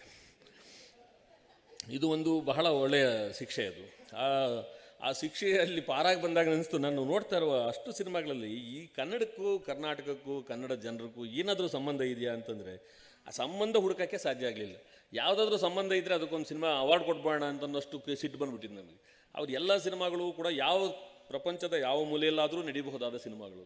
ಯಾರ ಕತೆ ಹೇಳಿದ್ರು ನಡೆಯುತ್ತೆ. ಅದು ಆಫ್ರಿಕಾದಲ್ಲಾಗ್ಬೋದು ಕತೆ, ಅಮೇರಿಕಾದಲ್ಲಾಗ್ಬೋದು, ಬೆಂಗಳೂರು, ಎಲ್ಲಿ ಬೇಕಾದ್ರೂ ನಡೆಯುವಂಥ ಕತೆಗಳನ್ನು ಮಾಡಿದ್ದಾರೆ. ಆದರೆ ಯಾವುದು ನಿಜವಾದ ಒಂದು ಸಿನಿಮಾ ಆಗುತ್ತೆ ಅಂತಂದರೆ ಅದನ್ನು ನೀವು ಕಲ್ಚರಲ್ಲಿ ಡಿಸ್ಪ್ಲೇಸ್ ಮಾಡೋದಕ್ಕೆ ಸಾಧ್ಯ ಇಲ್ಲ. ಈ ಕಥೆಯನ್ನು ನೀವು ಮಾಡಿದರೆ, ಇಲ್ಲ ಇದು ಕರ್ನಾಟಕದಲ್ಲೇ, ಇದು ಕನ್ನಡದಲ್ಲೇ ಹೇಳಬೇಕಾದ ಕತೆ, ಕನ್ನಡದಲ್ಲೇ ಸಂಭವಿಸಬೇಕಾದ ಕತೆ, ಕನ್ನಡದಲ್ಲೇ ಮತ್ತು ನಡಿಬೇಕಾದ ಕತೆ ಅನ್ನೋ ಹಾಗೆ ಅದಕ್ಕೆ ಒಂದು ಸಾಂಸ್ಕೃತಿಕವಾದ ಬೇರೆ ಇರಬೇಕು. ಇದನ್ನು ನಾವು ಸಿನಿಮಾ ಗ್ರಾಮರ್ ಅಂತ ಕರಿತೀವಿ. ಈ ಸಿನಿಮಾ ಗ್ರಾಮರ್ ಇದ್ದ ಆ ಸಿನಿಮಾ ಗ್ರಾಮರ್ನ ಎಲ್ಲ ಅವರಾಗಲೇ ಹೇಳಿದ್ರಲ್ಲ, ಯಾವುದಾದ್ರೂ ಒಂದು ಇದರ ಬೆನ್ನತ್ತಿ ಕೊಂಡು ಹೋಗಿ ಒಂದು ಪದ ಬಳಸಿದ್ರು ಸಿದ್ದನಗೌಡರು, ಸೈಕಾಲಜಿಕಲ್ ಆಗಿ ಥ್ರಿಲ್ ಅನ್ನೋ ಪದವನ್ನೇನೋ ಬಳಸ್ತಾರೆ, ಥ್ರಿಲ್ ಕೊಡ್ತೀವಿ ಅಂತೇನೋ ಹೋಗಿ ಅವರು ಎಷ್ಟು ಥ್ರಿಲ್ ಕೊಡೋಕ್ಕೆ ಮುಂದೆ ಹೋಗ್ಬಿಟ್ಟಿದ್ದಾರೆ ಅಂತಂದರೆ, ಆದರೆ ಮಾನವ ಸ್ವಭಾವಗಳೇ ಇಲ್ಲದೇ ಇರುವಂಥ ಒಂದು ಸಿನಿಮಾ ಜಗತ್ತು ಕೊಟ್ಟೋಗಿದೆ. ಅವರು ಹ್ಯೂಮನ್ ಕಂಡೀಷನ್ಸೇ ಇಲ್ಲ ಅಲ್ಲಿನ ಕ್ಯಾರೆಕ್ಟರ್ಗಳಿಗೆ. ಹ್ಯೂಮನ್ ಕಂಡೀಷನ್ಸ್ ಅಂದರೆ ಹಸಿವಾದರೆ ಹಸಿವಾಗಬೇಕು, ಕಣ್ಣೀರು ಬಂದರೆ ಕಣ್ಣೀರು ಬರಬೇಕು, ಆ ರೀತಿ ಇಲ್ಲವೇ ಇಲ್ಲ. ಅವರು ಬಸವಣ್ಣವರೇ ಹೇಳಿದ್ರು, ಪಾಪ ನೀನು ದೇವ್ರಿಗೆ ಕೂರ್ತು ಮಾತಾಡುವಾಗ, ಅಲ್ಲ ನಿನಗೆ ಹೊಟ್ಟೆ ಇದ್ದಿದ್ರೆ ಗೊತ್ತಾಗ್ತಾ ಇತ್ತು ನಿನಗೆ, ಅವನು ಹೊಟ್ಟೆ ಇದ್ದವನಿಗೆ ಸುಳ್ಳು ಹೇಳ್ತಾನೆ, ಹೊಟ್ಟೆ ಇದ್ದವನಿಗೆ ಅವನಿಗೆ ನೋವಾಗತ್ತೆ, ಒಡಲುಗೊಂಡು ನೋಡ ಅಂತ. ಒಡಲಿದ್ದವನು ಅವನು ಉಸಿತಾನೆ, ಅವನು ಒಡಲಿದ್ದವನು ಹಸಿತಾನೆ ಅಂತ. ಒಡಲಿದ್ರೆ ತಾನೇ ಹಸಿವಾಗೋದು, ಒಡಲಿದ್ರೆ ತಾನೇ ನೀನು ಆ ಅನ್ನ ತಿನ್ನೋದಕ್ಕಾಗಿ ಸುಳ್ಳು ಹೇಳಬೇಕಾಗಿ ಬರ್ಬೋದು. ಅದರಿಂದ ನಿನಗೂ ನನ್ನ ಅವಸರ, ನನ್ನ ನೋವು ಗೊತ್ತಾಗಬೇಕಾದ್ರೆ ನೀನು ನನ್ನಂತೆ ಒಡಲುಗೊಂಡು ನೋಡ ಅಂತ ಬಸವಣ್ಣವ್ರು ಹೇಳಿದರು. ಹಾಗೆ ಈ ಸಿನಿಮಾದಲ್ಲಿ ಒಡಲುಗೊಂಡು ನೋಡುವ ಒಂದು ಪ್ರಕ್ರಿಯೆ ಇದೆ. ಅಂದರೆ ಇಲ್ಲಿರೋ ಪಾತ್ರಗಳಿಗೆಲ್ಲವೂ ಕೂಡ ಇವು ಮನುಷ್ಯತ್ವದ, ಅವು ಅನುಭವಿಸ್ತಿರುವಂಥ ನೋವು, ತವಕ, ತಲ್ಲಣ, ಅವೆಲ್ಲವೂ ಕೂಡ ಅವು ಕಾಣುವ ಕನಸು, ಅವು ಅನುಭವಿಸುವಂಥ ನೋವು, ಅವು ಸಂಭ್ರಮಿಸುವಂಥ ಸಂಗತಿಗಳು, ಇವೆಲ್ಲವೂ ಕೂಡ ಸಾಧಾರಣೀಕರಣಗೊಳ್ಳಬೇಕು. ಸಾಧಾರಣೀಕರಣಗೊಳ್ಳೋದು ಅಂತಂದರೆ ಆ ನೋವು ನನ್ನ ನೋವು ಅಂತ ಅನಿಸ್ಬೇಕು. ಆ ಕಣ್ಣೀರು, ಅಲ್ಲಿ ಕಣ್ಣೀರು ಬರ್ತಾ ಇರೋದು ನನ್ನ ಕಣ್ಣಲ್ಲೂ ಜಿನುಗಬೇಕು. ಅಂಥ ಹಾಗೆ ಅದನ್ನು ಸಾಧಾರಣೀಕರಣ ಅಂತ ನಾವು ಕಾವ್ಯಮೀಮಾಂಸೆಯಲ್ಲಿ ಕಲಿತೀವಿ. ಈ ಸಿನಿಮಾದೊಳಗೆ ಆ ರೀತಿಯಾದಂಥ ಕಣ್ಣೀರನ್ನು ಸಾಧಾರಣೀಕರಣಗೊಳಿಸುವ, ನೋವನ್ನು ಸಾಧಾರಣೀಕರಣಗೊಳಿಸುವ, ಕನಸನ್ನು ಸಾಧಾರಣೀಕರಣಗೊಳಿಸುವಂಥ ಅಂಶಗಳಿವೆ. ಇನ್ನು ಸಿನಿಮ್ಯಾಟಿಕ್ ಆಗಿ ಇರುವಂಥ ಅನೇಕ ಇವುಗಳನ್ನ ಸೌಂದರ್ಯಾತ್ಮಕವಾದ, ಅಂದರೆ ನಾವು ಕಲಾತ್ಮಕವಾಗಿ ಒಂದು ಒಳ್ಳೆಯ ಸಿನಿಮಾ ಅಂತ ಮಾತಾಡುವಾಗ ಏನೇನು ಇವಿವೆ, ಚೌಕಟ್ಟುಗಳಿವೆ, ಅವುಗಳನ್ನೆಲ್ಲ ಇಟ್ಕೊಂಡು ಮಾತಾಡಿ ಈ ಸಿನಿಮಾನ ಮತ್ತಷ್ಟು ಹೇಗೆ ಚಂದ ಮಾಡ್ಬೋದಾಗಿತ್ತು ಅಂತ ಮಾತಾಡೋಕ್ಕೆಲ್ಲ ಅವಕಾಶವಿದೆ. ಅದು ಎರಡನೇ ಪ್ರಶ್ನೆ. ಆದರೆ ಈಗ ಇರೋ ಸಿನಿಮಾನೇ ಯಾಕೆ ಅದು ಇವತ್ತು ನಮ್ಮ ವರ್ತಮಾನದಲ್ಲಿ ಅದು ನಮಗೆ ಮುಖ್ಯವಾಗ್ತದೆ? ನಾನು ಆಗಲೇ ಹೇಳಿದಂತೆ, ಇದು ಹೊಸ ತಲೆಮಾರುಗಳಿಗೆ, ಚರಿತ್ರೆಯೇ ಗೊತ್ತಿಲ್ಲದ ತಲೆಮಾರುಗಳಿಗೆ ಇದೊಂದು ಶೋಷಣೆಯ ಚರಿತ್ರೆಯನ್ನು ಹೇಳುವ ಸಿನಿಮಾ. ಸಿದ್ದನಗೌಡ ಪಾಟೀಲರು ಹೇಳಿದ ಹಾಗೆ, ಇದು ನಾವು ಯಾರ ಪರ ಇದ್ದೇವೆ ಮತ್ತು ಇವತ್ತು ಲೋಕ ಯಾರ ಪರ ಇರಬೇಕು ಅಂತ ಹೇಳುವಂಥ ಒಂದು ಸಿನಿಮಾ. ನಾವು ನೋವಿನ ಪರ ಇರಬೇಕು, ನಾವು ಜನರ ಪರ ಇರಬೇಕು, ದುಃಖಿತರ ಪರ ಇರಬೇಕು ಅಂತ ಹೇಳುವ ಸಿನಿಮಾ. ಮತ್ತು ಹೆಣ್ಣು ಮಕ್ಕಳು ಈ ಸಿನಿಮಾದೊಳಗೆ ಒಂದು ನಿರ್ಣಾಯಕವಾದಂಥ ಪಾತ್ರವನ್ನು ವಹಿಸುವಂಥದ್ದು ಭಾಳ ಮುಖ್ಯವಾದ. ಯಾಕೆಂದರೆ ಸಿನಿಮಾ ಅಂದರೆ ಅದು ಗಂಡು ಕೇಂದ್ರಿತವಾದ ಸಿನಿಮಾಗಳು ಎಲ್ಲ ಇರ್ತಾಯಿದ್ವು. ಸೊ ಅನುಷಂಗಿಕವಾಗಿರುವಂಥ ಹೆಣ್ಣು ಪಾತ್ರಗಳು ಇರ್ತಾಯಿದ್ವು ಹೊರತು ನಿರ್ಣಯಗಳನ್ನು ಮಾಡುವಂಥ ಪಾತ್ರಗಳು ಇರ್ತಿಲ್ಲ. ಬಟ್ ಈ ಸಿನಿಮಾದಲ್ಲಿ ಈ ರಾಚೆಯ ಮಗಳಾಗಿ ಅವಳು ಆ್ಯಕ್ಚುಲಿ ಹಿಂದೆ ನಿಂತು ಇಡೀ ಅಲ್ಲಿ ನಡೆಯುವಂಥ ಹೋರಾಟಗಳನ್ನು ಪ್ರಚೋದಿಸುವ ಸಾಮರ್ಥ್ಯ ಇರುವಂಥ ಒಂದು ನಿಯೋಗಿ ಅಂತ ನಾವು ಕರಿತೀವಿ, agent. The agent of this cinema is A female. ಅದು ಈ ಸಿನಿಮಾ, ಕನ್ನಡ ಸಿನಿಮಾದಲ್ಲಿ ಮಾಡಿರುವ ಒಂದು ಪಲ್ಲಟ ಅಂತ ನನಗನ್ನಿಸುತ್ತೆ. ಇದೊಂದು ಹೊಸ ರೀತಿಯಾದಂಥ ಒಂದು ಪಲ್ಲಟ. ಆ ಹೆಣ್ಣು ಮಗಳ ಮೂಲಕವಾಗಿ ಈ ಹೋರಾಟ ಮತ್ತು ಕಥೆಯನ್ನು ಅವರು ಬಿಂಬಿಸೋದಕ್ಕೆ ಪ್ರಯತ್ನ ಪಟ್ಟಿದ್ದಾರೆ. ಆ ಕಾರಣಕ್ಕಾಗಿ ಇದು ನನಗೆ ತುಂಬ ಇಷ್ಟವಾಯಿತು. ಈ ಸಿನಿಮಾದ ಕುರಿತಾದ ಇನ್ನೂ ಅನೇಕ ಅಂಶಗಳನ್ನು ನಾವು ಚರ್ಚೆ ಮಾಡ್ಬೋದಾಗಿದೆ. ಅವನ್ನೆಲ್ಲವನ್ನು ಸಿದ್ದನಗೌಡರು ಹೇಳಿದ್ದೆಲ್ಲವೂ ಕೂಡ ಸರಿ ಇದೆ ಮತ್ತು ಸೂಕ್ತವಾಗಿದೆ. ಹಾಗಾಗಿ ಆ ಮಾತನ್ನು ನಾನು ಪುನರುಕ್ತಿ ಮಾಡದೆ, ಅದಕ್ಕೆ ಬೇರೆ ಅನಾಲಜಿಗಳನ್ನು ಕೊಡದೆ ಅವೆಲ್ಲವನ್ನು ಒಪ್ಪಿ, ಅವ್ರು ಹೇಳಿದ ಮಾತು ನಮ್ಮೆಲ್ಲರ ಮಾತುಗಳು ಹೌದು ಅಂತ ನಾನು ಒಪ್ಪಿ, ಕೊನೆಯದಾಗಿ ನಾನು ಹೇಳಬೇಕಾದ ಮಾತೇನೆಂದರೆ, ಇವತ್ತು ಊಳಿಗಮಾನ್ಯ ಪದ್ಧತಿ ಅದು ಭೌತಿಕ ರೂಪದಿಂದ ಮಾನಸಿಕ ರೂಪಕ್ಕೆ ಪಲ್ಲಟವಾಗಿದೆ. ಇವತ್ತಿನ violence it is not in physical form, ಅದು ಒಂದು ರೀತಿಯಾದಂಥ ಒಂದು ಬಗೆಯಾಗಿ ಅದು ಒಂದು ಮಾನಸಿಕ ರೂಪಕ್ಕೆ ಟ್ರಾನ್ಸ್ಫರ್ ಆಗಿದೆ. ಅದು ಇವಾಗ ಜ್ಞಾನದ ಮೂಲಕ ಅದು ಆಪರೇಟ್ ಮಾಡ್ತಾ ಇದೆ. ಇನ್ನು ಮುಂದೆ ಮಾಡಬೇಕಾಗಿರೋ ಸಿನಿಮಾ, ಅದಕ್ಕೆ ಹೇಳಿದ್ದು ಇದು ಫಾಸ್ಟಿನ ಸಿನಿಮಾ. ದುನಿಯಾ ವಿಜಯ್ ಅಂತ ಅವರೆಲ್ಲ ಮಾಡಬೇಕಾದ್ದು, ಮುಂದೆ ಮಾಡಬೇಕಾದದ್ದು ಈ ಥರ ಫ್ಯೂಚರ್ನಾಗ ಏನು ಮಾಡಬೇಕು ಅಂದರೆ, ಇವತ್ತು ಶೋಷಣೆ ಎನ್ನುವುದು, ಹಿಂಸೆ ಎನ್ನುವುದು ಮತ್ತು ಜಾತೀಯತೆ ಅಂತನ್ನುವುದು, ಅಸ್ಪೃಶ್ಯತೆ ಎನ್ನುವುದು ಯಾವ ಹೊಸ ರೂಪಗಳಿಗೆ ಅದು ಟ್ರಾನ್ಸ್ಫರ್ ಆಗಿದೆ ಮತ್ತು ಡೆಮಾಕ್ರಸಿಯನ್ನು ಅದು ಹೇಗೆ ಸೋಲಿಸ್ತಾ ಇದೆ ಅನ್ನುವಂಥ ಕಥೆಗಳು ಇವತ್ತು ನಮಗೆ ಬೇಕಾಗಿದೆ. ಆ ಕಡೆ ಈ ಸಿನಿಮಾ ತಂಡ ಯೋಚನೆ ಮಾಡಬೇಕು ಮತ್ತು ಯೋಚನೆ ಮಾಡೋದಕ್ಕೆ ಬೇಕಾದಂಥ ಒಂದು ಕಮಿಟ್ಮೆಂಟನ್ನು ಅವ್ರು ತೋರಿಸಿದ್ದಾರೆ. ಆ ಕಾರಣಕ್ಕೆ ಈ ಮಾತು ಹೇಳ್ತಾ ಇದ್ದೀವಿ. ಎಲ್ಲ ನಾನು ಸಿನಿಮಾದವ್ರ ಜೊತೆ ನನಗೆ ತುಂಬ ಅವಿನಾಭಾವವಾದ ಒಡನಾಟ ಇದೆ, ನಿಮಗೆಲ್ಲ ಗೊತ್ತಿದೆ. ಹಂಸಲೇಖ ಅವರು ನನ್ನಲ್ಲಿ PhD ಮಾಡೋಕ್ಕೆ ಶುರು ಮಾಡಿದ ಕಾಲದಿಂದ ಸಿನಿಮಾದವರು ಜಯಮಾಲಾ ಅವರು, ಎಸ್ ವಿ ರಾಜೇಂದ್ರ ಸಿಂಗ್ ಬಾಬು ಅವರಿಂದ ಹಿಡಿದು ಆ ಕಾಲದಿಂದ ಹಿಡಿದು ಈ ಕಾಲದವರೆಗೆ ಮತ್ತು ನನ್ನ ಸ್ಟೂಡೆಂಟ್ಸೇ ಭಾಳ ಜನ ಸಿನಿಮಾ ಮಾಡೋರಿದ್ದಾರೆ. ಚೈತನ್ಯ, ಅರವಿಂದ ಇವರೆಲ್ಲ ಡೈರೆಕ್ಟರ್ಗಳಾಗಿ ಕೆಲಸ ಮಾಡ್ತಿದ್ದಾರೆ. ಹಾಗಾಗಿ ಸಿನಿಮಾ ನಂಗೆ ತುಂಬ ಹತ್ತಿರದಿಂದ ಆ ಲೋಕ ಗೊತ್ತಿದೆ. ನಾನು ಅವ್ರು ಯಾರಿಗೂ ಏನೂ ಹೇಳಬೇಕು ಅಂತ ಅನಿಸೋದಿಲ್ಲ. ಯಾಕೆಂತಂದರೆ ಆ ಸಿನಿಮಾಗಳನ್ನು ಇವತ್ತು ಕನ್ನಡ ಸಿನಿಮಾ ನಡೀತಾ ಇರುವಂಥ ದಾರಿ, ತೋರಿಸ್ತಾ ಇರುವಂಥ ವೇಗ್ತಾರಂಥ ವೇಗ ಅದೆಲ್ಲ ನೋಡಿದ್ರೆ ಅವ್ರ ಜೊತೆ ಡೈಲಾಗೇ ಸಾಧ್ಯ ಇಲ್ಲ ಅಂತ ಅನಿಸುತ್ತೆ. ಬಟ್ ಈ ಸಿನಿಮಾದವ್ರಿಗೆ ಏನಾದರೂ ಇವ್ರ ಜೊತೆ ಮಾತಾಡ್ಬೋದು, ಇವ್ರ ಜೊತೆ ಜಗಳನೂ ಮಾಡ್ಬೋದು, ಹೀಗೆ ಮಾಡಿ ಅಂತ ಹೇಳ್ಬೋದು ಅನ್ನುವಂಥ ಧೈರ್ಯವನ್ನು ಈ ಸಿನಿಮಾ ತಂಡ ತೋರಿಸಿ ಮತ್ತು ವಿಶ್ವಾಸವನ್ನು ಹುಟ್ಟಿಸಿದ್ರಿಂದ ನಾನು ಹದ್ದೆ ಮತ್ತು ಹುಲಿಕುಂಟೆ ಮೂರ್ತಿ ಅವ್ರನ್ನ ಫೋನ್ ಮಾಡಿ ಹೇಳಿದಾಗ ನಾನು ಇಲ್ಲೆಲ್ಲ ನನ್ನ ಕೆಲವು ಅನುಭವಗಳನ್ನು, ಅಭಿಪ್ರಾಯಗಳನ್ನು ಅವ್ರ ಜೊತೆ ಹಂಚ್ಕೋಬೇಕು ಅನ್ನೋಂಥ ಧೈರ್ಯ ಮಾಡಿದ್ದಕ್ಕೆ ಇದು ಕಾರಣ. ಸೊ ಹಾಗಾಗಿ ದಯಮಾಡಿ ಮುಂದಿನ ಕಾಲದಲ್ಲಿ ಮಾಡುವ ಸಿನಿಮಾಗಳನ್ನು ಮತ್ತಷ್ಟು ಒಂದು ಸೂಕ್ಷ್ಮವಾಗಿ ಈ ಹಿಂಸೆ ಪ್ರಜಾಪ್ರಭುತ್ವವನ್ನು ಸೋಲಿಸುತ್ತಿರುವಂಥ ಸಂಗತಿಗಳು ಹೇಗೆ ಹೊಸ ರೂಪಗಳಲ್ಲಿ, ಹೊಸ ಅವತಾರಗಳಲ್ಲಿವೆ ಅಂತನ್ನೋದನ್ನು ನಾವು ಗುರುತಿಸಿ ನಮ್ಮ ಹೊಸ ತಲೆಮಾರುಗಳಿಗೆ ಹೇಳಬೇಕು. ಆ ಮೂಲಕವಾಗಿ ನಾವು ಪ್ರಜಾಪ್ರಭುತ್ವವನ್ನು ನಾವು ಉಳಿಸ್ಕೋಬೇಕು ಮತ್ತು ಅಂಬೇಡ್ಕರ್ ಅವರನ್ನ ಸರಿಯಾದ ರೀತಿಯಲ್ಲಿ ಅರ್ಥ ಮಾಡಿಸ್ಬೇಕು. ಅಂಬೇಡ್ಕರ್ ಅವರನ್ನು ಅರ್ಥ ಮಾಡಿಸ್ತೀವಿ ಅಂತ ತಪ್ಪಾಗಿ ಕೂಡ ಅರ್ಥ ಮಾಡಿಸ್ಬಾರ್ದು. ಅದು ಕೂಡ ಭಾಳ ದೊಡ್ಡದಾಗಿ ನಡೀತದೆ ಆ ಪ್ರಮಾಣದಲ್ಲಿ. ಅದನ್ನು ಅಂಬೇಡ್ಕರ್ ಅವ್ರನ್ನ ಸರಿಯಾಗಿ ಅರ್ಥ ಮಾಡಿಸೋದು ಕೂಡ ಇವತ್ತು ನಮ್ಮ ಹೊಣೆಗಾರಿಕೆ ಆಗಬೇಕು. ಅದನ್ನು ಸಿನಿಮಾ ಕೂಡ ನಿಭಾಯಿಸಬೇಕು. ಅಂಥ ದಿಕ್ಕಿನಲ್ಲಿ ದುನಿಯಾ ವಿಜಯ್ ಮತ್ತು ಅವರ ತಂಡ ಕೆಲಸ ಮಾಡಲಿ. ಅವರೆಲ್ಲರಿಗೂ ಕೂಡ ನಾನು ಮತ್ತೊಮ್ಮೆ ಶುಭಾಶಯಗಳನ್ನು ಕೋರ್ತೇನೆ. ಈ ಅವಕಾಶ ಕೊಟ್ಟಿದ್ದಕ್ಕಾಗಿ ನಿಮಗೆಲ್ಲ ವಂದಿಸಿ ನಾನು ಮಾತು ಮುಗಿಸ್ತೇನೆ. ನಮಸ್ಕಾರ. ಪ್ರೀತಿಯ ಸಂಗಾತಿಗಳೇ, ಹಿರಿಯರೇ ಮತ್ತು ಸ್ನೇಹಿತರೆ, ವೇದಿಕೆ ಮೇಲೆ ಆಸೀನರಾಗಿರುವಂಥ ಎಲ್ಲರಿಗೂ ಮೊದಲಿಗೆ ನನ್ನ ನಮಸ್ಕಾರಗಳು. ಲ್ಯಾಂಡ್ಲಾರ್ಡ್ ಸಿನಿಮಾ ನೋಡಿದಾಗ ಭಾಳ ಮುಖ್ಯವಾಗಿ ನನಗನ್ನಿಸಿದ್ದು, ಅಥವಾ ಈಗ KYN ಮೇಷ್ಟ್ರು ಮತ್ತು ಸಿದ್ದನಗೌಡ ಪಾಟೀಲ್ ಸರೆಲ್ಲ ಭಾಳ ವಿಸ್ತೃತವಾಗಿ ಅದ್ರ ಬಗ್ಗೆ ಮಾತಾಡಿದ್ದಾರೆ. ನನಗೆ ಭಾಳ ಮುಖ್ಯವಾಗಿ ಕಾಡಿದ್ದು ಈ ಸಿನಿಮಾ, ನನಗೆ ಚೋಮನ ದುಡಿ ಜೊತೆಗೆ ಈ ಸಿನಿಮಾನ ಇಟ್ಟು ನೋಡಬೇಕು ನಾವು ಅಂತ ನನಗೆ ಭಾಳ ಸಾರಿ ಅನ್ನಿಸ್ತು. ಅದಕ್ಕೆ ನಾನು ಸುಮ್ಮನೆ ಯೋಚನೆ ಮಾಡ್ತಾಯಿದ್ದೆ, ಚೋಮನ ದುಡಿಯಿಂದ ಲ್ಯಾಂಡ್ಲಾರ್ಡ್ವರೆಗೆ ದಲಿತರ ಭೂಮಿಯ ಪ್ರಶ್ನೆ ಮತ್ತು ಈಗ ಆಗ್ತಿರುವಂಥ ಸ್ಥಿತ್ಯಂತರಗಳು ಏನು ಅನ್ನೋದನ್ನು ಈ ಸಿನಿಮಾ ಮೂಲಕ ನಾವು ಅರ್ಥ ಮಾಡ್ಕೊಳ್ಬೋದು ಅಂತ ನನಗನ್ಸುತ್ತೆ. ಸಿನಿಮಾ ಬಗ್ಗೆ ನಾನು ಅದರ ಕಮರ್ಷಿಯಲ್ ಬಗ್ಗೆ ಆಗಲಿ, ಮೇಕಿಂಗ್ ಬಗ್ಗೆ ಆಗಲಿ, ಎಡಿಟಿಂಗ್ ಬಗ್ಗೆ ಆಗಲಿ, ಕ್ಯಾಮ್ರಾ ವರ್ಕ್ ಬಗ್ಗೆ ಆಗಲಿ ನಾನು ಮಾತಾಡಲ್ಲ. ಯಾಕಂದರೆ ಅದ್ರ ಬಗ್ಗೆ ನಮಗೇನು ಅಷ್ಟು ಐಡಿಯಾಸ್ ಇಲ್ಲ. ಆದರೆ ಒಬ್ಬ ಸಾಹಿತ್ಯ ವಿದ್ಯಾರ್ಥಿಯಾಗಿ ಚೋಮನ ದುಡಿ ಮತ್ತು ಚೋಮ ಮತ್ತು ಈ ರಾಚಯ್ಯ, ಕೊಡಲಿ ರಾಚಯ್ಯ ಇಬ್ಬರನ್ನ ನಾವು ಒಂದು ಕಂಪ್ಯಾರಿಟಿವ್ ಆಗಿ ನೋಡ್ಬೋದು. ಇವತ್ತಿಗೂ ದಲಿತರಿಗೆ ಭೂಮಿಯ ಪ್ರಶ್ನೆ ಎಷ್ಟು ದೊಡ್ಡ ಒಂದು ಪ್ರಶ್ನೆಯಾಗಿ ಉಳಿದಿದೆ ಅನ್ನೋದನ್ನು ನಾವು ಈ ಸಿನಿಮಾ ನಮ್ಮನ್ನು ಮತ್ತೆ ಆಲೋಚನೆ ಮಾಡೋ ಥರ ಮಾಡುತ್ತೆ. KYN ಸರ್ ಹೇಳಿದರು, ಇದು ಒಂದು ಚರಿತ್ರೆಯನ್ನು ಅರ್ಥ ಮಾಡ್ಕೊಳ್ಳೋ ಸಿನಿಮಾ ಇದು ಅಂತ. ನಿಜವಾಗ್ಲೂ ಚೋಮನ ದುಡಿ 1931ರಲ್ಲಿ ಆ ಕಾದಂಬರಿ ಪ್ರಕಟ ಆಗಿದೆ. ಅದು 75ರಲ್ಲಿ 1975 ಅದು ಸಿನಿಮಾ ಆಗಿದೆ. 75ರಿಂದ 2026 ನಡುವೆ 95 ವರ್ಷಗಳಾಗಿದೆ.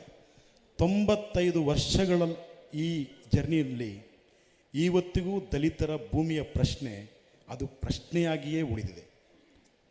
ಇವತ್ತಿಗೂ ನಾವು ಅದರ ಬಗ್ಗೆ ಮಾತಾಡಬೇಕಾಗಿದೆ. ಈ ಅಂಶವನ್ನು ನಾನು 2 ಪಾಯಿಂಟ್ಸಲ್ಲಿ ಹೇಳೋಕ್ಕೆ ಪ್ರಯತ್ನ ಪಡ್ತೀನಿ. ಇದು ಬಿಫೋರ್ ಇಂಡಿಪೆಂಡೆನ್ಸ್, ಸಂವಿಧಾನ ಬರೋಕ್ಕಿಂತ ಮೊದಲು ಚೋಮ ಭೂಮಿ ಬೇಕು ಅಂತ ಆಸೆ ಪಡ್ತಾನೆ, ಭೂಮಿಗಾಗಿ ಆಸೆ ಪಡ್ತಾನೆ. ಆದರೆ ಕಾಲವೇ ಸೃಷ್ಟಿಸಿರುವ ಒಂದು ಅಸಹಾಯಕತೆ ನಡುವೆ ಅವನಿಗೆ ಭೂಮಿಯನ್ನು ಪಡೆಯೋಕ್ಕಾಗೋದಿಲ್ಲ. ತುಂಬ ಆ ಭೂಮಿ ಪಡೆಯೋಕ್ಕೋಸ್ಕರ ಅವನು ಹೋರಾಟ ಮಾಡಿ ಆ ಹೋರಾಟವನ್ನು ಮಾಡೋಕ್ಕಾಗದೆ ನೀವು ಸಿನಿಮಾ ನೋಡಿದ್ರೂ ಗೊತ್ತಾಗುತ್ತೆ, ಕಾದಂಬರಿ ಓದಿದ್ರೂ ಗೊತ್ತಾಗುತ್ತೆ. ಅವರು ಈ ಭೂಮಿ ಕೊಡೋಕ್ಕಾಗಲ್ಲ, ಸಂಕಪ್ಪ ಅವ್ರ ಅಮ್ಮ ಏನು ಒಲೆಯನಿಗೆ ಅಷ್ಟು ಸೊಕ್ಕು ಬಂತೆ ಅಂಥೇಳಿ ಭೂಮಿ ಕೊಡಲ್ಲ ಅಂಥೇಳಿ ಇದಾದಮೇಲೆ ಅವನು ನುಡಿಸಿ ದುಡಿಯ ಮೂಲಕ ತನ್ನ ಆಕ್ರೋಶವನ್ನು ವ್ಯಕ್ತಪಡಿಸ್ಕೊಂಡು ಅವನು ತನ್ನ ಜೀವನನ ಅಂತ್ಯ ಮಾಡ್ಕೋತಾನೆ. ಆದರೆ ಸಂವಿಧಾನ ಬಂದ ಮೇಲೆ ಕೊಡಲಿ ರಾಚಯ್ಯ ಅವನಿಗೆ ಭೂಮಿ ನನ್ನ ಹಕ್ಕು ಅಂತ ಭೂಮಾಲೀಕರ ಕಣ್ಣಲ್ಲಿ ಕಣ್ಣಿಟ್ಟು ಇದು ನಮ್ಮ ಹಕ್ಕು ಅಂತ ಪ್ರಶ್ನೆ ಮಾಡ್ತಾನೆ. ಇದು ಆಗಿರುವ ಚೋಮನ ದುಡಿ ಕಾಲದಿಂದ ಇವತ್ತಿಗೆ ಆಗಿರುವ ಸ್ಥಿತ್ಯಂತರ ಅಂತ ನಾನು ಅಂದ್ಕೊಂಡಿದ್ದೀನಿ. ಇನ್ನೊಂದು ಭಾಳ ಇಂಪಾರ್ಟೆಂಟ್, ಚೋಮ ಅಸಹಾಯಕನಾಗಿದ್ದ. ಯಾಕಂದರೆ ಅವನಿಗೆ ಯಾವುದೇ ಕಾನೂನು ಸಪೋರ್ಟ್ ಇರಲಿಲ್ಲ, ಸಂವಿಧಾನ ಇರಲಿಲ್ಲ. ಆದರೆ ಕೊಡಲಿ ರಾಚಯ್ಯನಿಗೆ ಸಂವಿಧಾನ ಭಾಳ ಮುಖ್ಯವಾಗಿದೆ. ಅದಕ್ಕೆ ಅವರು ಸಂವಿಧಾನ ಮೂಲಕ ನಾವು ಹೋಗಿ ನಮ್ಮ ಹಕ್ಕನ್ನು ಪಡಿಬೇಕು ಅಂತ ಹೇಳ್ತಾರೆ. ಇವತ್ತಿಗೂ ಹಂಗಾದ್ರೆ ನಿಜವಾಗ್ಲೂ ಅದು ಇವತ್ತಿಗೂ ದಲಿತರಿಗೆ ಆ ಪ್ರಶ್ನೆ ಆಗಿದೆಯಾ ಅಂದರೆ, ಇವತ್ತಿಗೂ ಭೂಮಾಲೀಕರು, ಕಾರ್ಪೊರೇಟ್ ಕಳ್ಳರು ದಲಿತರ ಭೂಮಿಗಳನ್ನು ಹೇಗೆಲ್ಲ ವಂಚಿಸಿ ಅವ್ರನ್ನ ಇವತ್ತಿಗೂ ಭೂವಂಚಿತರನ್ನಾಗಿ ಮಾಡಿರೋದು, ಇವತ್ತಿಗೂ PTCL ಕೋರ್ಟ್ ಕೇಸ್ಗಳು ಹಾಕ್ಕೊಂಡು ನಮ್ಮ ಸ್ನೇಹಿತರು ಕೋರ್ಟ್ಗಳಿಗೆ ಅಲೀತಾ ಇರುವಂಥದ್ದು, ತುಂಡು ಭೂಮಿಗಾಗಿ ಬದುಕುಗಳನ್ನೇ ಕಳ್ಕೊಂಡಿರುವಂಥದ್ದು, ಇವತ್ತಿಗೂ ದಲಿತರ ಆ ಪ್ರಶ್ನೆಯನ್ನು ಹಾಗೇ ಉಳಿಸಿದ್ದಾರೆ. ಇವತ್ತಿಗೂ ದಲಿತರು, ಯಾಕಂದರೆ ಭೂಮಿ ಅನ್ನೋದು ಭಾರತ ದೇಶದಲ್ಲಿ ಅದು ಒಂದು ಪವರ್. ಯಾರ ಹತ್ರ ಭೂಮಿ ಇದೆ ಅವನಿಗೆ ಭಾಳ ಬೇಗ ಅಧಿಕಾರ ಸಿಗುತ್ತೆ, ಭಾಳ ಬೇಗ ಅವನನ್ನು ರೆಕಗ್ನೈಸ್ ಮಾಡ್ತಾರೆ. ಭೂಮಿ ಇರೋನು ಏಕಾಏಕಿ ಅವನು ಲೀಡ್ರ್ ಆಗ್ತಾನೆ. ಅದರಲ್ಲಿ ಸಿನಿಮಾದಲ್ಲಿ ಒಂದು ಬರುತ್ತೆ, ಒಂದು ತುಂಡು ಭೂಮಿ ಆದರೂ ಅವ್ನು ಲ್ಯಾಂಡ್ ಲಾರ್ಡೇ ಕಣೋ ಅಂತ. ಲ್ಯಾಂಡ್ ಅನ್ನೋದು ಎಷ್ಟು ಇಂಪಾರ್ಟೆಂಟ್ ಈ ದೇಶದಲ್ಲಿ. ಭೂಮಿ ಹೇಗೆ ಉಳ್ಳವರ ಒಂದು ವಸ್ತುವಾಗಿ, ಅದು ಎಷ್ಟು ಒಂದು ಶೋಷಕ ವರ್ಗದ ಒಂದು ಪ್ರತಿನಿಧಿಯಾಗಿ ಇಂಡಿಯಾದಲ್ಲಿ ಆಗಿರೋದನ್ನು ನಾವು ಗಮನಿಸ್ತೀವಿ. ಇದನ್ನು ಈ ಎರಡೂ ಸಿನಿಮಾಗಳಲ್ಲಿ, ಈ ಚೋಮನ ದುಡಿ ಮತ್ತು ಲ್ಯಾಂಡ್ ಲಾರ್ಡ್, ನಿಜವಾಗ್ಲೂ ಚೋಮನ ದುಡಿಯ ವಿಷಯವನ್ನು ಇದು ಕ್ಯಾರಿ ಮಾಡಿದೆ ಅಂತ ನನಗೆ ಅನ್ನಿಸ್ತಾ ಇದೆ. ಅಥವಾ ಚೋಮನ ದುಡಿ ಕಾಲದಿಂದ ಇವತ್ತಿಗೂ ದಲಿತರ ಭೂಮಿ ಪ್ರಶ್ನೆ ಇವತ್ತಿಗೂ ಪ್ರಶ್ನೆಯಾಗೇ ಉಳಿದಿದೆ ಅಂತ ಅನಿಸುತ್ತೆ. ಆದರೆ ನಿಜವಾಗ್ಲೂ ದಲಿತರಿಗೆ ಭೂಮಿ ಸಿಕ್ಕಿದೆಯಾ ಅಂತ ನೋಡಿದ್ರೆ ಇವತ್ತಿಗೂ ಅದೊಂದು ರೀತಿ ಮರೀಚಿಕೆಯಾಗಿಯೇ ಉಳಿದಿದೆ ಅಂತ ನನಗೆ ಅನಿಸುತ್ತೆ. ಈ ಹಿನ್ನೆಲೆಯಲ್ಲಿ ಈ ಸಿನಿಮಾನ ನಾವು ಅರ್ಥ ಮಾಡ್ಕೊಳ್ಬೋದು ಅಂತ ಅನಿಸುತ್ತೆ. ಈ ಕಾರಣಕ್ಕೆ ನಮಗೆ ಭಾಳ ಮುಖ್ಯ ಇಂಥ ಸಿನಿಮಾಗಳನ್ನು ಕಮರ್ಷಿಯಲ್ ಆಗಿ ಮಾಡೋದು, ದುಡ್ಡು ಹಾಕೋರು ಇಂಥ ಸಿನಿಮಾಗಳು ಮಾಡೋಕ್ಕಾಗುತ್ತೋ ಇಲ್ಲೋ ಗೊತ್ತಿಲ್ಲ. ಬಟ್ ಈ ಕಂಟೆಂಟ್ನ ತೊಗೊಂಡಿದ್ದಾರಲ್ಲ ಅದು ಭಾಳ ಇಂಪಾರ್ಟೆಂಟ್. ಅದಕ್ಕಾಗಿ ನಾವೆಲ್ಲರೂ ಈ ತಂಡದ ಜೊತೆ ನಿಲ್ಲೋಣ ಅಂತ ಅನಿಸುತ್ತೆ. ಎಲ್ರಿಗೂ ಜೈ ಭೀಮ್, ನಮಸ್ಕಾರ. ಸರ್ ಹೇಳಿದಾಗೆ ನಮ್ಮ ಎಲ್ಲ ದಾವಣಗೆರೆ ವಿಶ್ವವಿದ್ಯಾಲಯದ 300 ವಿದ್ಯಾರ್ಥಿಗಳಿಗೆ ಈ ಸಿನಿಮಾ ನಾವು ಆಯೋಜನೆ ಮಾಡಿದ್ವಿ. ಅವರು ತುಂಬ ಖುಷಿಪಟ್ಟರು ಅಂತ ಹೆಚ್ಚಾಗಿ ಇದು ಒಂಥರ ಥೆರಪಿಟಿಕ್ ಆಗಿತ್ತು ಆ ಮಕ್ಕಳಿಗೆ. ಯಾಕೆ ಅಂತಂದರೆ, ಈ ದೇವನೂರು ಮಹಾದೇವ್ರದೊಂದು ಕತೆ ಅಮಾಸ ಅಂತ ಎಲ್ಲರೂ ಓದಿರ್ತೀವಿ ನಾವು. ಆ ಕತೆ ಸಂತಾಲಿ ಭಾಷೆಗೆ ಅನುವಾದ ಆಗಿದೆ. ಆ ಸಂತಾಲಿ ಭಾಷೆಯಲ್ಲಿ ಓದಿದ ಒಂದು ಟ್ರೈಬಲ್ನ ಹುಡುಗ ಆ ಕತೆ ನೋಡಿ ಇದು ನನ್ನ ಕತೆ ಅಂತ ಹೇಳ್ತಾನೆ. ಅಂದರೆ ನನ್ನ ಕತೆ ಇದು ಕತೆ, ಹಾಗಾದರೆ ಈ ಬರೆದ ರೈಟರು ನನ್ನವನೇ, ನಮ್ಮ ಸಮುದಾಯದವನೇ ಇರಬೇಕು ಅಂತ ಹೇಳ್ತಾನೆ. ಸೊ ಅಲ್ಲಿಗೆ ಆ ಕತೆ ಗೆದ್ದಿದೆ ಅಂತ ಅರ್ಥ ಆಗುತ್ತೆ. ಸೊ ಈ ಲ್ಯಾಂಡ್ ಲಾರ್ಡ್ ಸಿನಿಮಾ ಇದು ಕೂಡ ನನ್ನ ಕತೆನೇ ಹೌದು. ಸೊ ಈ ಪರದೆ ಮೇಲೆ ತಂದಿದ್ದಾರೆ, ಈ ಸಿನಿಮಾದ ಬಗ್ಗೆ ಸಾಕಷ್ಟೆಲ್ಲ ಮಾತಾಡಿದ್ದಾರೆ. ಈ ಕೊಡ್ಲಿ ರಾಚಯ್ಯ ಲ್ಯಾಂಡ್ ಲಾರ್ಡ್ ಸಿನಿಮಾ ಇದೆಯಲ್ಲ, ಇದು ನನ್ನ ಕತೆನೂ ಹೌದು, ನನ್ನ ಹಾಗೆ ಸುಮಾರು ಜನ ಇರೋ ನಮ್ಮ ಭಾಗದ ವಿದ್ಯಾರ್ಥಿಗಳ ಕತೆನೂ ಹೌದು. ನಾವು ಉತ್ತರ ಕರ್ನಾಟಕದ ಹಾವೇರಿ ಜಿಲ್ಲೆ, ಹಾವೇರಿ ತಾಲೂಕು, ಹಾವನೂರಿನವನು. ಯಾಕೆ ಅಂತಂದರೆ ಇಲ್ಲಿ ಬರೋ ಎಲ್ಲ ಸಮಸ್ಯೆಗಳು, ಲೈಕ್ ದೇವದಾಸಿ ಪದ್ಧತಿಯಿಂದ ಹಿಡಿದು ಮರ್ಯಾದೆಗೇಡು ಹತ್ಯೆಯಿಂದ ಹಿಡಿದು ಭೂಮಿಯನ್ನು ಪಡೆಯೋಕ್ಕೆ ಹೋರಾಟ ಮಾಡಿದಾಗಿರ್ಬೋದು, ಮತ್ತು ಸಂವಿಧಾನ ಮುಖಾಂತರ ಶಿಕ್ಷಣದ ಮಹತ್ವವನ್ನು ಕುರಿತು ಅದೆಲ್ಲ ನಮ್ಮ ಕಥೆಯನ್ನೇ ಇರೋವಂಥದ್ದು. ಸೊ ಹಾಗಾಗಿ ತುಂಬ ಕಂಟೆಂಪ್ರರಿ, ಅಂದರೆ ಬೆಂಗಳೂರಿನಂಥ ಕಾಸ್ಮೋಪಾಲಿಟನ್ ಸಿಟಿನಲ್ಲಿ ಅಥವಾ ಸಿಟಿನಲ್ಲಿ ಏನೂ ಇಲ್ಲ, ಎಲ್ಲ ಚೆನ್ನಾಗಿದೆ ಅನ್ನೋದೇನಿದೆಯಲ್ಲ ಅದು ಒಂದು ವಂಚನೆ ಅದು. ಸೊ ಹಾಗಾಗಿ ನನ್ನ ತಾಯಿ ದೇವದಾಸಿ. ಸೊ ದೇವದಾಸಿ ಆಗಿದ್ದರಿಂದ ಅದ್ರ ನೋವು ನನಗೆ ಗೊತ್ತಿದೆ, ಅದು ತಾಯಿದೆ ಅಂತ. ಸೊ ಮೋರವರ್ ತಾಯಿ ದೇವದಾಸಿ ಅಷ್ಟೇ ಅಲ್ಲ, ನಮ್ಮ ತಾಯಿನ ದತ್ತು ಕೊಟ್ಟದ್ದು ಇನ್ನೊಬ್ಬ ದೇವದಾಸಿ ತಾಯಿಗೆ. ಸೊ ಆ ದೇವದಾಸಿ ತಾಯಿ ಅವಾಗ ನಮ್ಮ ತಾಯಿನ ಮನೆಗೆ ಬಿಡ್ಬೇಕು, ಆಕೆನೂ ದೇವದಾಸಿ ಮಾಡ್ಬೇಕಂತ ಬಯಸ್ತಾರೆ. ಆಮೇಲೆ ಸ್ವಲ್ಪ ದಿನ ಆದಮೇಲೆ ಅವ್ರಿಗೊಂದು ಮಗು ಆಗುತ್ತೆ. ಸೊ ಆ ತಾಯಿ ಏನು ಮಾಡ್ತಾಳೆ ಅಂದರೆ ತನ್ನ ಸ್ವಂತ ಮಗಳನ್ನ ಮತ್ತೆ ದೇವದಾಸಿ ಏನಾಗಿ ಮಾಡ್ಕೊಂಡು ನೋಡ್ಕೊಳ್ಳೋಕೆ ಯಾರು ಇಲ್ಲದೆ ಇರೋ ಕಾರಣಕ್ಕೆ ಆಕೆನ ದೇವಸ್ಬಿಟ್ಟು ನಮ್ಮ ತಾಯಿನ ಮದುವೆ ಮಾಡಿಕೊಡ್ತಾರೆ. ಅಂದರೆ ನಾನು ಆ ಥರ ಅನ್ನಿಸ್ಕೋಬಾರ್ದು. ಅದು ಇಂಥ ಕಥೆಗಳು ಎಷ್ಟು ಇದ್ದಾವೆ, ಸುಮಾರು ಕಥೆಗಳು ನಮ್ಮ ನಡುವೆ ಇದ್ದಾವೆ. ಸೊ ಇದೇ ಪದ್ಧತಿಯಲ್ಲಿ ಅಂದರೆ ಆಗಿರೋ ಒಂದು ಸೋಷಿಯಲ್ ಸ್ಟಿಗ್ಮಾ ಆಗಿ ಬಂದ ಕತೆ ಇಲ್ಲಿವರೆಗೂ, ನಾವು ಚಿಕ್ಕಂದಿನವರೆಗೂ ಈ ಥರ ದೇವದಾಸಿ ಪದ್ಧತಿ ಇದೆ, ಈಗಲೂ ಕೂಡ ಅಲ್ಲಲ್ಲಿ ಕದ್ದು ಮುಚ್ಚಿ ನಡೀತಾ ಇದೆ. ಸೊ ಅದನ್ನು ಈಗ ನಾವು ಉಮಾಶ್ರೀ ಅಮ್ಮವರು ಕೂಡ ಸಾಕಷ್ಟು, ಅಂದರೆ ಎಷ್ಟರ ಮಟ್ಟಿಗೆ ಅವರು ಸಾಕವ್ವ ಅಥವಾ ಬೇರೆ ಬೇರೆ ಪಾತ್ರಗಳಲ್ಲಿ ಅವ್ರು ನಾವು ನೋಡಿದ್ವಿ. ಅವ್ರ ಅದೇ ಸರ್ ಹೇಳಿದ್ರು ಅವ್ರು ಬೆಂಕಿಯಲ್ಲಿ ಅರಳಿದ ಹೂವು ಅಂತ. ಸೊ ಅಂಥ ನಮ್ಮ ತಾಯಂದ್ರೆ ಎಷ್ಟು ಜನ ಬೆಂಕಿಯಲ್ಲಿ ಅರಳಿಲ್ಲ ಅಲ್ವಾ? ಆ ಕತೆ ಅಥವಾ ಶಿಕ್ಷಣದ ಕತೆ. ಈಗ ನಾವು ಭೂಮಿಗಾಗಿ ನಮ್ಮ ತಂದೆನೂ ಕೂಡ ಒಂದು 10 ವರ್ಷ ನಾವು SC/ST ಕಾರ್ಪೊರೇಷನಿಂದ ಹೊಡೆದಾಡಿದ್ದು ನಾವು ನೋಡಿದ್ವಿ. ಸೊ 10 ವರ್ಷ ಓಡಾಡಿದ್ವಿ. ಅವರು ಈಗ ವಿಜಯ್ ಸರ್ ಕಚೇರಿಗೆ ಹೋಗೋದನ್ನು ನಮ್ಮ ತಂದೆನೂ ಹೋಗಿದ್ದಾರೆ, ಅವರು ಓಡಾಡಿದ್ದಾರೆ.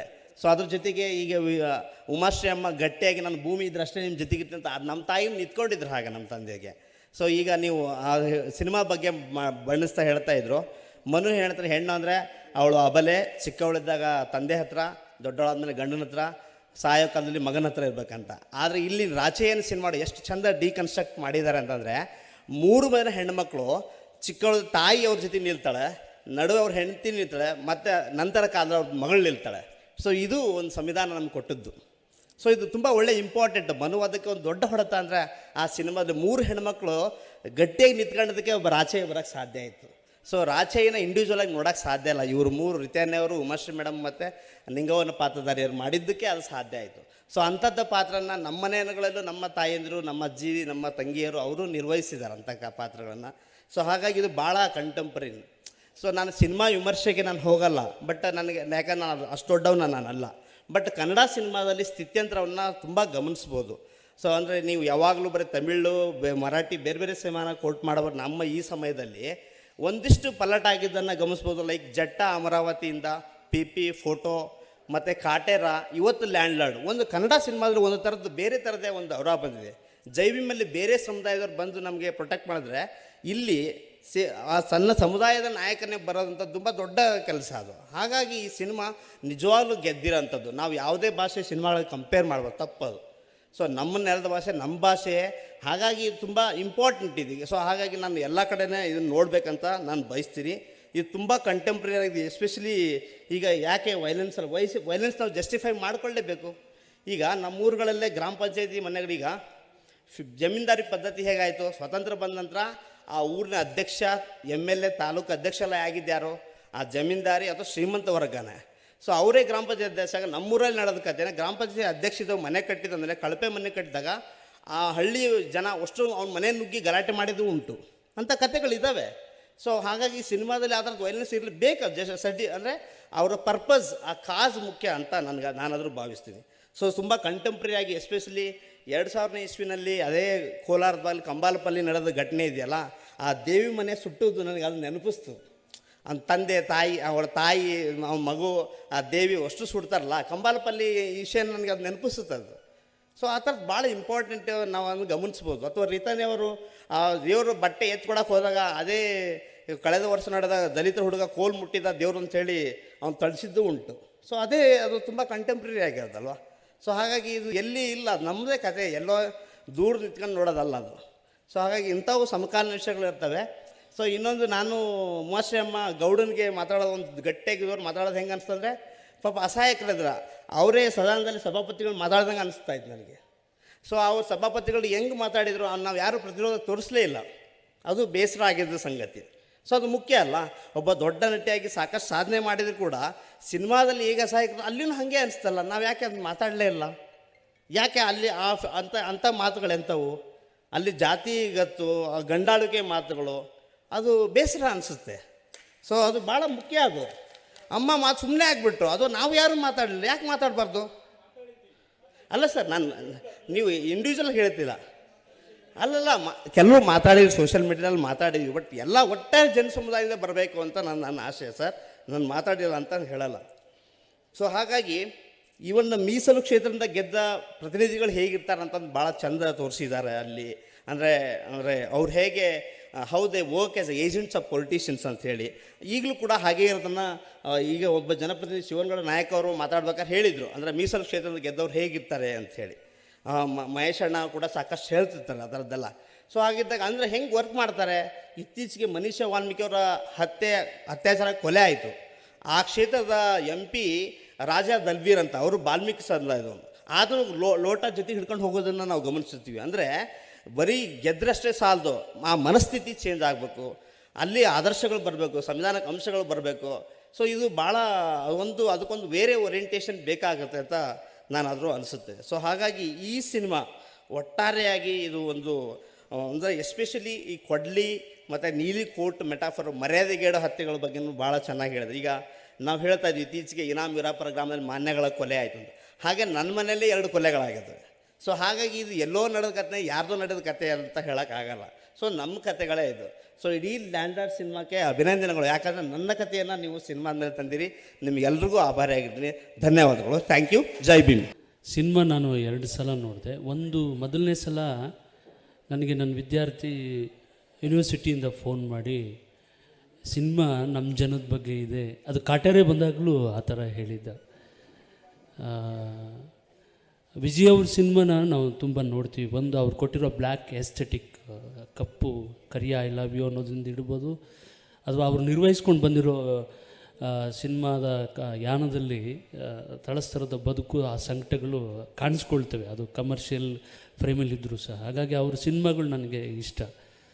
ಈ ಸಿನಿಮಾವನ್ನು ನಾನು ಮಗು ಮತ್ತು ಆಗಲೇ ಈ ಸಿನಿಮಾ ಬಗ್ಗೆ ಒಂದು ಬೇರೆ ಥರ ಶುರುವಾಗಿತ್ತು ನಮ್ಮ ಇಂಟೆಲೆಕ್ಚುಯಲ್ ವಲಯದಲ್ಲಿ ಮತ್ತು ಬೇರೆ ಬೇರೆ ವಲಯದಲ್ಲಿ ಮಾತಾಡಿಕೊಳ್ಳುವಂಥ ಒಂದು ಐಡಿಯಾಲಜಿಕಲ್ ಲೆವೆಲ್ ಮಾತಾಡುವಂಥ. ನಾನು ಅದನ್ನು ಯಾವುದು ಗಮನಿಸ್ತೇನೆ. ನಾನು ಮತ್ತು ವಿದ್ಯಾ ಅಂದರೆ ನನ್ನ ಹೆಂಡತಿ ಮತ್ತು ಮಗು ಹೋಗಿ ಸಿನಿಮಾ ನೋಡ್ದೆ. ಮತ್ತು ನಾನು ಇನ್ವೈಟ್ ಮಾಡಿದೆ ನಮ್ಮ DR ಬಳಗದ ಗೆಳೆಯರನ್ನ, ಒಂದು ಫ್ಯಾಮಿಲಿ ಸಿನಿಮಾ ನೋಡೋಣ ಬನ್ನಿ ಅಂತ.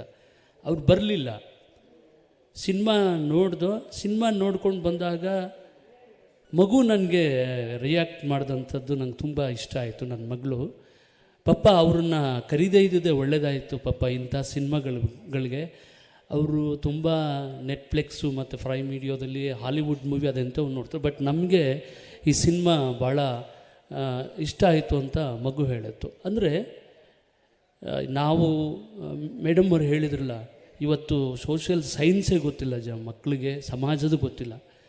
ಆ ಚರಿತ್ರೆಯನ್ನು ಮತ್ತೆ ಓಪನ್ ಮಾಡುವ, ಮತ್ತು ಇವತ್ತಿನ ಜನಾಂಗ, ಅಂದರೆ ಜನಾಂಗ ಮೀನ್ಸ್ ನಾನು ತಲೆಮಾರು ಅಂತ ಹೇಳ್ತಾ ಇರೋದು, ಭೂಮಿ ಬಗ್ಗೆ ಗೊತ್ತಿಲ್ಲ, ಮನುಷ್ಯ ಸಂಬಂಧಗಳ ಐರಾರ್ಕಿ ಗೊತ್ತಿಲ್ಲ, ಒಂದು ರೀತಿ ರೋಬೋಟ್ ಕಲ್ಚರ್ನ ಎಡೆಗೆ ಹೋಗ್ತಾ ಇರ್ಬೇಕಂತ ಸಂದರ್ಭದಲ್ಲಿ ಇನ್ನು ಇದ್ರ ಒಳಗಡೆ ಜಾತಿ ಐರಾರ್ಕಿ, ದಲಿತರು ಗೊತ್ತೇ ಇಲ್ಲ. ಈವನ್ ನಮ್ಮ ಮನೆಯಲ್ಲಿ ಓದುವಂಥ ಮಕ್ಳಿಗೂ ಅದೊಂದು ರೀತಿ ಮರೆಯಾಗ್ತದೆ. ಅಂಥ ಸಂದರ್ಭದಲ್ಲಿ ಸಮಾಜ ಹೀಗಿದೆ, ಹಳ್ಳಿ ಹೀಗಿದೆ, ಆ ಹೈರಾರ್ಕಿಲಿ ಇಂಥವ್ರ ಬದುಕು ಹೀಗಿದೆ ಅನ್ನೋದನ್ನು ತುಂಬ ಚೆನ್ನಾಗಿ ಸಿನಿಮಾ ಹೇಳಿದೆ.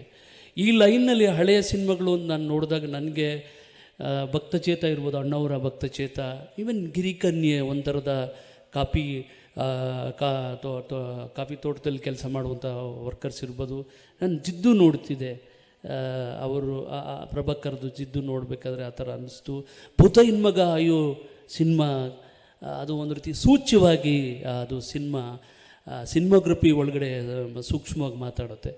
ಹಾಗಾಗಿ ಕಾಟೇರೆ ನೋಡಿದೆ. ಅದಾದಮೇಲೆ ಈ ಸಿನಿಮಾ ಈ ಒಂದು ರೀತಿ ಟ್ರಿಗರ್ ಮಾಡುತ್ತೆ. ಇದು ಈಗ ಸಂವಿಧಾನ ಅಂದರೆ ಸಂವಿಧಾನ, ಕಾನ್ಸ್ಟಿಟ್ಯೂಷನ್ ಅಂದರೆ ಎಜುಕೇಟ್ ಮಾಡುತ್ತೆ.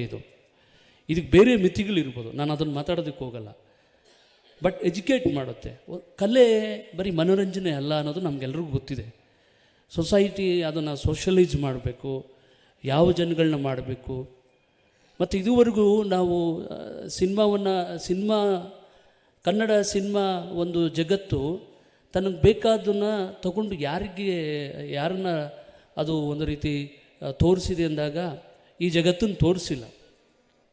ಹಾಗಾಗಿ ಕನ್ನಡ ಸಿನಿಮಾ ಚರಿತ್ರೆ ಒಳಗಡೆ ನಡೆದಿರ್ತಕ್ಕಂಥ ಒಳರಾಜಕಾರಣ ಮತ್ತು ಒಂದು ಪಾಪ್ಯುಲರ್ ಮೂವಿ ಅಂದರೆ ಹೀಗೆ ಇರಬೇಕು ಅನ್ನೋ ಇದೆಲ್ಲವನ್ನು ಕೂಡ ಸಿನಿಮಾ ತನ್ನ ಮಿತಿ ಒಳಗಡೆ ಅದು ಒಡ್ಕೊಳ್ತಾ ತುಂಬ ಚೆನ್ನಾಗಿ ಎಜುಕೇಟ್ ಮಾಡುತ್ತೆ. ಇದನ್ನು ನಾನು ಇಂಟೆಲೆಕ್ಚುಯಲ್ ಪ್ರೇಮಲ್ಲಿ ನನಗೆ ಮಾತಾಡೋಕ್ಕೆ ಇಷ್ಟ ಇಲ್ಲ. ನಾನು ಕೂತ್ಕೊಂಡು ಆ ಸಿನಿಮಾ ನೋಡ್ಬೇಕಾದ್ರೆ ನನ್ನ ಕಣ್ಣಲ್ಲಿ ನೀರು ಬಂದಿದೆ.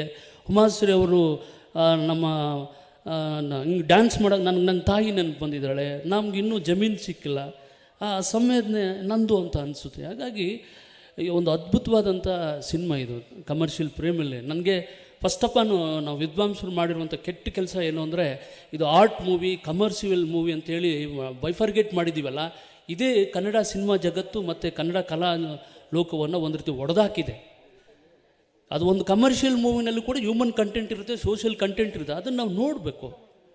ಆಮೇಲೆ ಸಿನಿಮಾ ರಿಸೀವ್ ಮಾಡೋವಂಥ ಆಡಿಯನ್ಸ್ನ ಮ್ಯಾನರ್ಸು, ಅವರು ಇದೆಲ್ಲವೂ ಕೂಡ ಬಹಳ ಮುಖ್ಯನೇ. ನಾವು ಬರೀ ಕೇವಲ ವಿದ್ವಾಂಸರಿಗೆ ಸಿನಿಮಾ ಮಾಡ್ಕೊಂಡು ಇದು ಆರ್ಟ್ ಮೂವಿ, ಇದು ಕಮರ್ಷಿಯಲ್, ಈ ಥರದ್ದೆಲ್ಲ ಹೋಗಬೇಕು.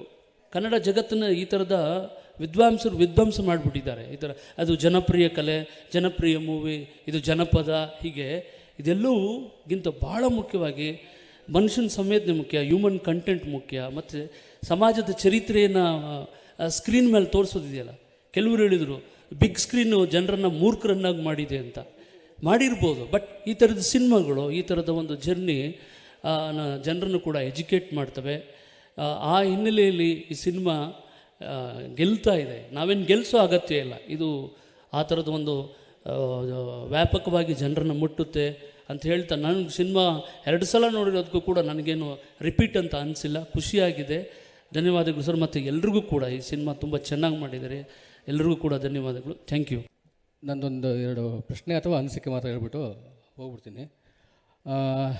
ಲಾಸ್ಟ್ ಒಂದು 3 ಇಯರ್ಸಲ್ಲಿ ಕರ್ನಾಟಕದಲ್ಲಿ 8,355 ಬಾಲ್ಯ ವಿವಾಹ ಆಗಿದ್ದಾವೆ. ಪ್ಲಸ್ ಬಾಲ್ಯ ವಿವಾಹ ಮತ್ತು ಶಾಲೆ ಬಿಟ್ಟೋ ಸಂಖ್ಯೆ ಜಾಸ್ತಿ ಇದೆ. ಇದೆಲ್ಲ ಕೂಡ ನಮ್ಮ SC/ST ಸಮುದಾಯಗಳಿಂದಲೇ ಆಗಿರೋದು. ಇನ್ನು ಅಪ್ಪರ್ ಕ್ಯಾಸ್ಟದೆಲ್ಲ ಅಂದರೆ ಶೂದ್ರರವರೆಲ್ಲ ತುಂಬ ಕಡಿಮೆ ಇರುತ್ತೆ. ಸೊ ನಾವು ನೋಡಿದ್ರೆ ಇಲ್ಲೆಲ್ಲ ಸಿನಿಮಾ ಆಗಲಿ, ಸಿನಿಮಾ ಬಿಡಿ ತುಂಬ ಚೆನ್ನಾಗಿ ಮಾಡಿದ್ದಾರೆ ಸಿನಿಮಾ. ಬಟ್ ಎಲ್ಲರೂ ಹೇಳ್ತಾರೆ ಅಂದರೆ ಭೂ ಹೋರಾಟ, ನಮಗೆ ಭೂಮಿ ಬೇಕಂತ, ಶಿಕ್ಷಣ ಬೇಕಂತ ಯಾಕೆ ಯಾರು ಇದು ಮಾಡ್ತಿಲ್ಲ? ಮುಖ್ಯ ಬೇಕಾದ್ರೆ ನಮಗೆ ಶಿಕ್ಷಣ. ಬಾಬಾ ಸಾಹೇಬರು ಅವರೇನಾದ್ರು ನನಗೆ 5 ಎಕರೆ ಬೇಕು, 10 ಎಕರೆ ಬೇಕಂತ ಅವರೇನಾದ್ರು ಫೈಟ್ ಮಾಡಿದರೆ ಅವ್ರಿಗೆ 500 ಎಕರೆ ಸಿಗ್ತಾಯಿತ್ತು ಆ ಕಾಲದಲ್ಲಿ. ಬಟ್ ಅವರು ಶಿಕ್ಷಣ ಬೇಕು ಅಂದರು, ಫಾರಿನ್ಗೆ ಹೋದರು, ಬಂದರು, ನಮಗೊಂದು ಒಳ್ಳೆಯ ಸಂವಿಧಾನ ಕೊಟ್ಟರು. ಅದ್ರ ಬಗ್ಗೆ ನಾವು ಒಂದಷ್ಟು ಮಾತಾಡಬೇಕು. ಅದೆಲ್ಲ ಆದಾಗ ಏನಾಗುತ್ತೆ, ಈ ಬಾಲ್ಯ ವಿವಾಹ ಆಗಲಿ ಅಥವಾ ಶಾಲೆ ಬಿಡೋದಾಗಲಿ ಅದ್ಯಾವುದೂ ಆಗೋದಿಲ್ಲ. ಸೊ ಅಷ್ಟು ನಾನು ಹೇಳ್ತೀನಿ. ಅಂದರೆ ನಾವು ಸಿನಿಮಾ ಬಗ್ಗೆ ಅಲ್ಲ, ಸಿನಿಮಾದ ಹೊರತಾಗಿ. ಆಮೇಲೆ ಸಿನಿಮಾದಲ್ಲಿ ಕೂಡ ಅದೊಂದು ಲೋಪ ಅಂತಲ್ಲ, ಅದೊಂದೇನೋ ಕತೆಗೆ ಒಂದೇನೋ ಥ್ರಿಲ್ ಬೇಕಂತ ಇದು ಸರ್ ಹೇಳ್ತಾರಲ್ಲ, ಆ ಥ್ರಿಲ್ಗೋಸ್ಕರ ಇದು ಮಾಡಿರ್ಬೋದು. ಈಗ ಕೊಡ್ಲಿ ರಾಚಯ್ಯನ ಮಗಳು ದೇವದಾಸಿ ಆಗೋದಕ್ಕೆ ರೆಡಿ ಆಗಲು ಕೂತಿದ್ದಾಳೆ. ತಾಳಿ ಕಟ್ಟಬೇಕು, ಎಲ್ರಿಗೂ ಒಂಥರ ಏನು ರೋಮಾಂಚನ ಏನಾಗುತ್ತೆ ಅಂತ. ಅದು ಕಾಪಾಡೋಕೆ ಅವರಪ್ಪ ಎಂಟ್ರಿ, ಜನ ಎಲ್ಲ ಕ್ಲಾಪ್ ಹೊಡಿತಾರೆ. ಇದೇನು ಹೇಳುತ್ತೆ ಇದು ಅಂದರೆ, ಅಂಥ ವಿದ್ಯಾವಂತ ಹುಡುಗಿ, ಒಬ್ಬ ಕಾನ್ಸ್ಟೇಬಲ್ಲು, ಅಂದರೆ ಆ ಹುಡುಗಿ ನೆಕ್ಸ್ಟ್ ಏನೋ PS ಎಕ್ಸಾಮ್, IPS ಏನೋ ಒಂದು ಎಕ್ಸಾಮ್ ಬರೆದಂಥ ಹುಡುಗಿ, ಆಕೆ ಕಾಪಾಡ್ಕೊಳ್ಳೋಕ್ಕೆ ಅವರಪ್ಪ ಬೇಕಾ? ಇಷ್ಟು ನನ್ನ ಪ್ರಶ್ನೆ. Thank you. ಎಲ್ಲರೂ ಸೇರಿ ಇದೊಂದು ಸಂವಾದ ಆಗಬೇಕು. ನನ್ನ ಪ್ರಶ್ನೆ ಆಮೇಲೆ ಸಿನಿಮಾ ಬಗ್ಗೆ ನನ್ನ ಅನಿಸಿಕೆ ಎರಡೂ ಚಿಕ್ಕದಾಗಿ ಹೇಳಿ ಮುಗಿಸ್ತೀನಿ, ಸಮಯಾವಕಾಶ ಕಡಿಮೆ ಇರೋದ್ರಿಂದ. ಈ ರೀತಿಯಾದಂಥ ಸಂವಾದಗಳು ಚಲನಚಿತ್ರದ ಬಗ್ಗೆ ನಾನು ಕಂಡಂಗೆ ಆಗಿರೋದು ಒಂದು 15-16 ವರ್ಷಗಳ ಹಿಂದೆ. ಅದಾದ ನಂತರ ಯಾವುದೇ ಸಂವಾದಗಳು ಆಗಿಲ್ಲ. ಅದು ಭಾಳ ಒಂದು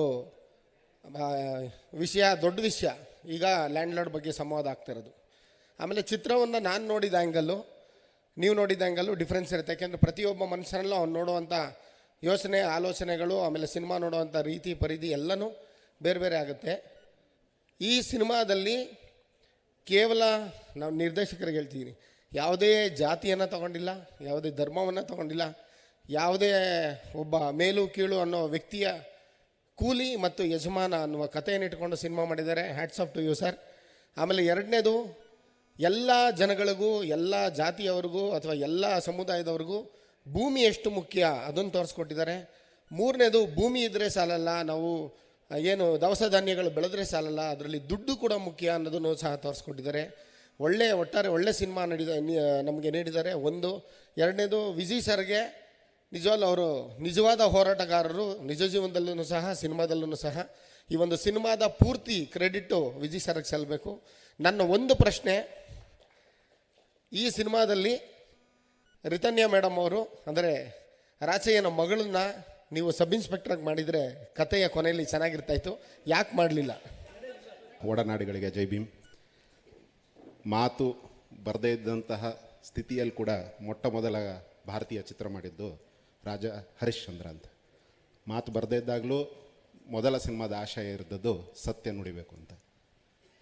ಹೋಗ್ತಾ ಹೋಗ್ತಾ ಬಂತು, 100 ವರ್ಷ ದಾಟಿದ್ವಿ, ಆ ಆಶಯ ಮರೆತುಬಿಟ್ವಿ, ತುಂಬ ಮಾತಾಡೋದು ಕಲ್ತ್ಬಿಟ್ವಿ.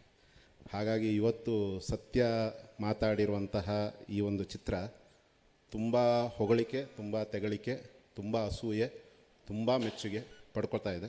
ಸೊ ಹಾಗಾಗಿ ಇಂಥ ಒಂದು ಸಿನಿಮಾಕ್ಕೆ ಅವಕಾಶ ಮಾಡಿ ಕೊಟ್ಟಂತಹ ಜಡೇಶ್ ಸರ್ಗೆ ಮತ್ತು ವಿಜಯ್ ಸರ್ಗೆ ತುಂಬ ಹೃದಯದ ನನ್ನಿಗಳು. ಯಾಕಂದರೆ ಸಿನಿಮಾದ ಒಳಗಿದ್ಕೊಂಡು ನನಗೆ ಗೊತ್ತು ಈ ಸಿನಿಮಾ ಮಾಡೋಕ್ಕಾಗಲ್ಲ, ಇಂಥ ಸಿನಿಮಾ ಮಾಡೋಕ್ಕಾಗಲ್ಲ. ಒಬ್ಬ ಹೀರೋ ನಿಜವಾಗ್ಲೂ ಹೀರೋ ಆದಾಗಲೇ ಈ ಸಿನಿಮಾ ಆಗತ್ತೆ. ಇಲ್ಲಾಂದರೆ ಇದರ ಎಲ್ಲ ಇವ್ರು ಇಲ್ಲಿ ಕೂತಿದ್ದಾರೆ ಅಂತ ಹೇಳ್ತಾ ಇಲ್ಲ, ನನಗೆ ಗೊತ್ತು ಇದರ ಇದಂಥೇಳಿ.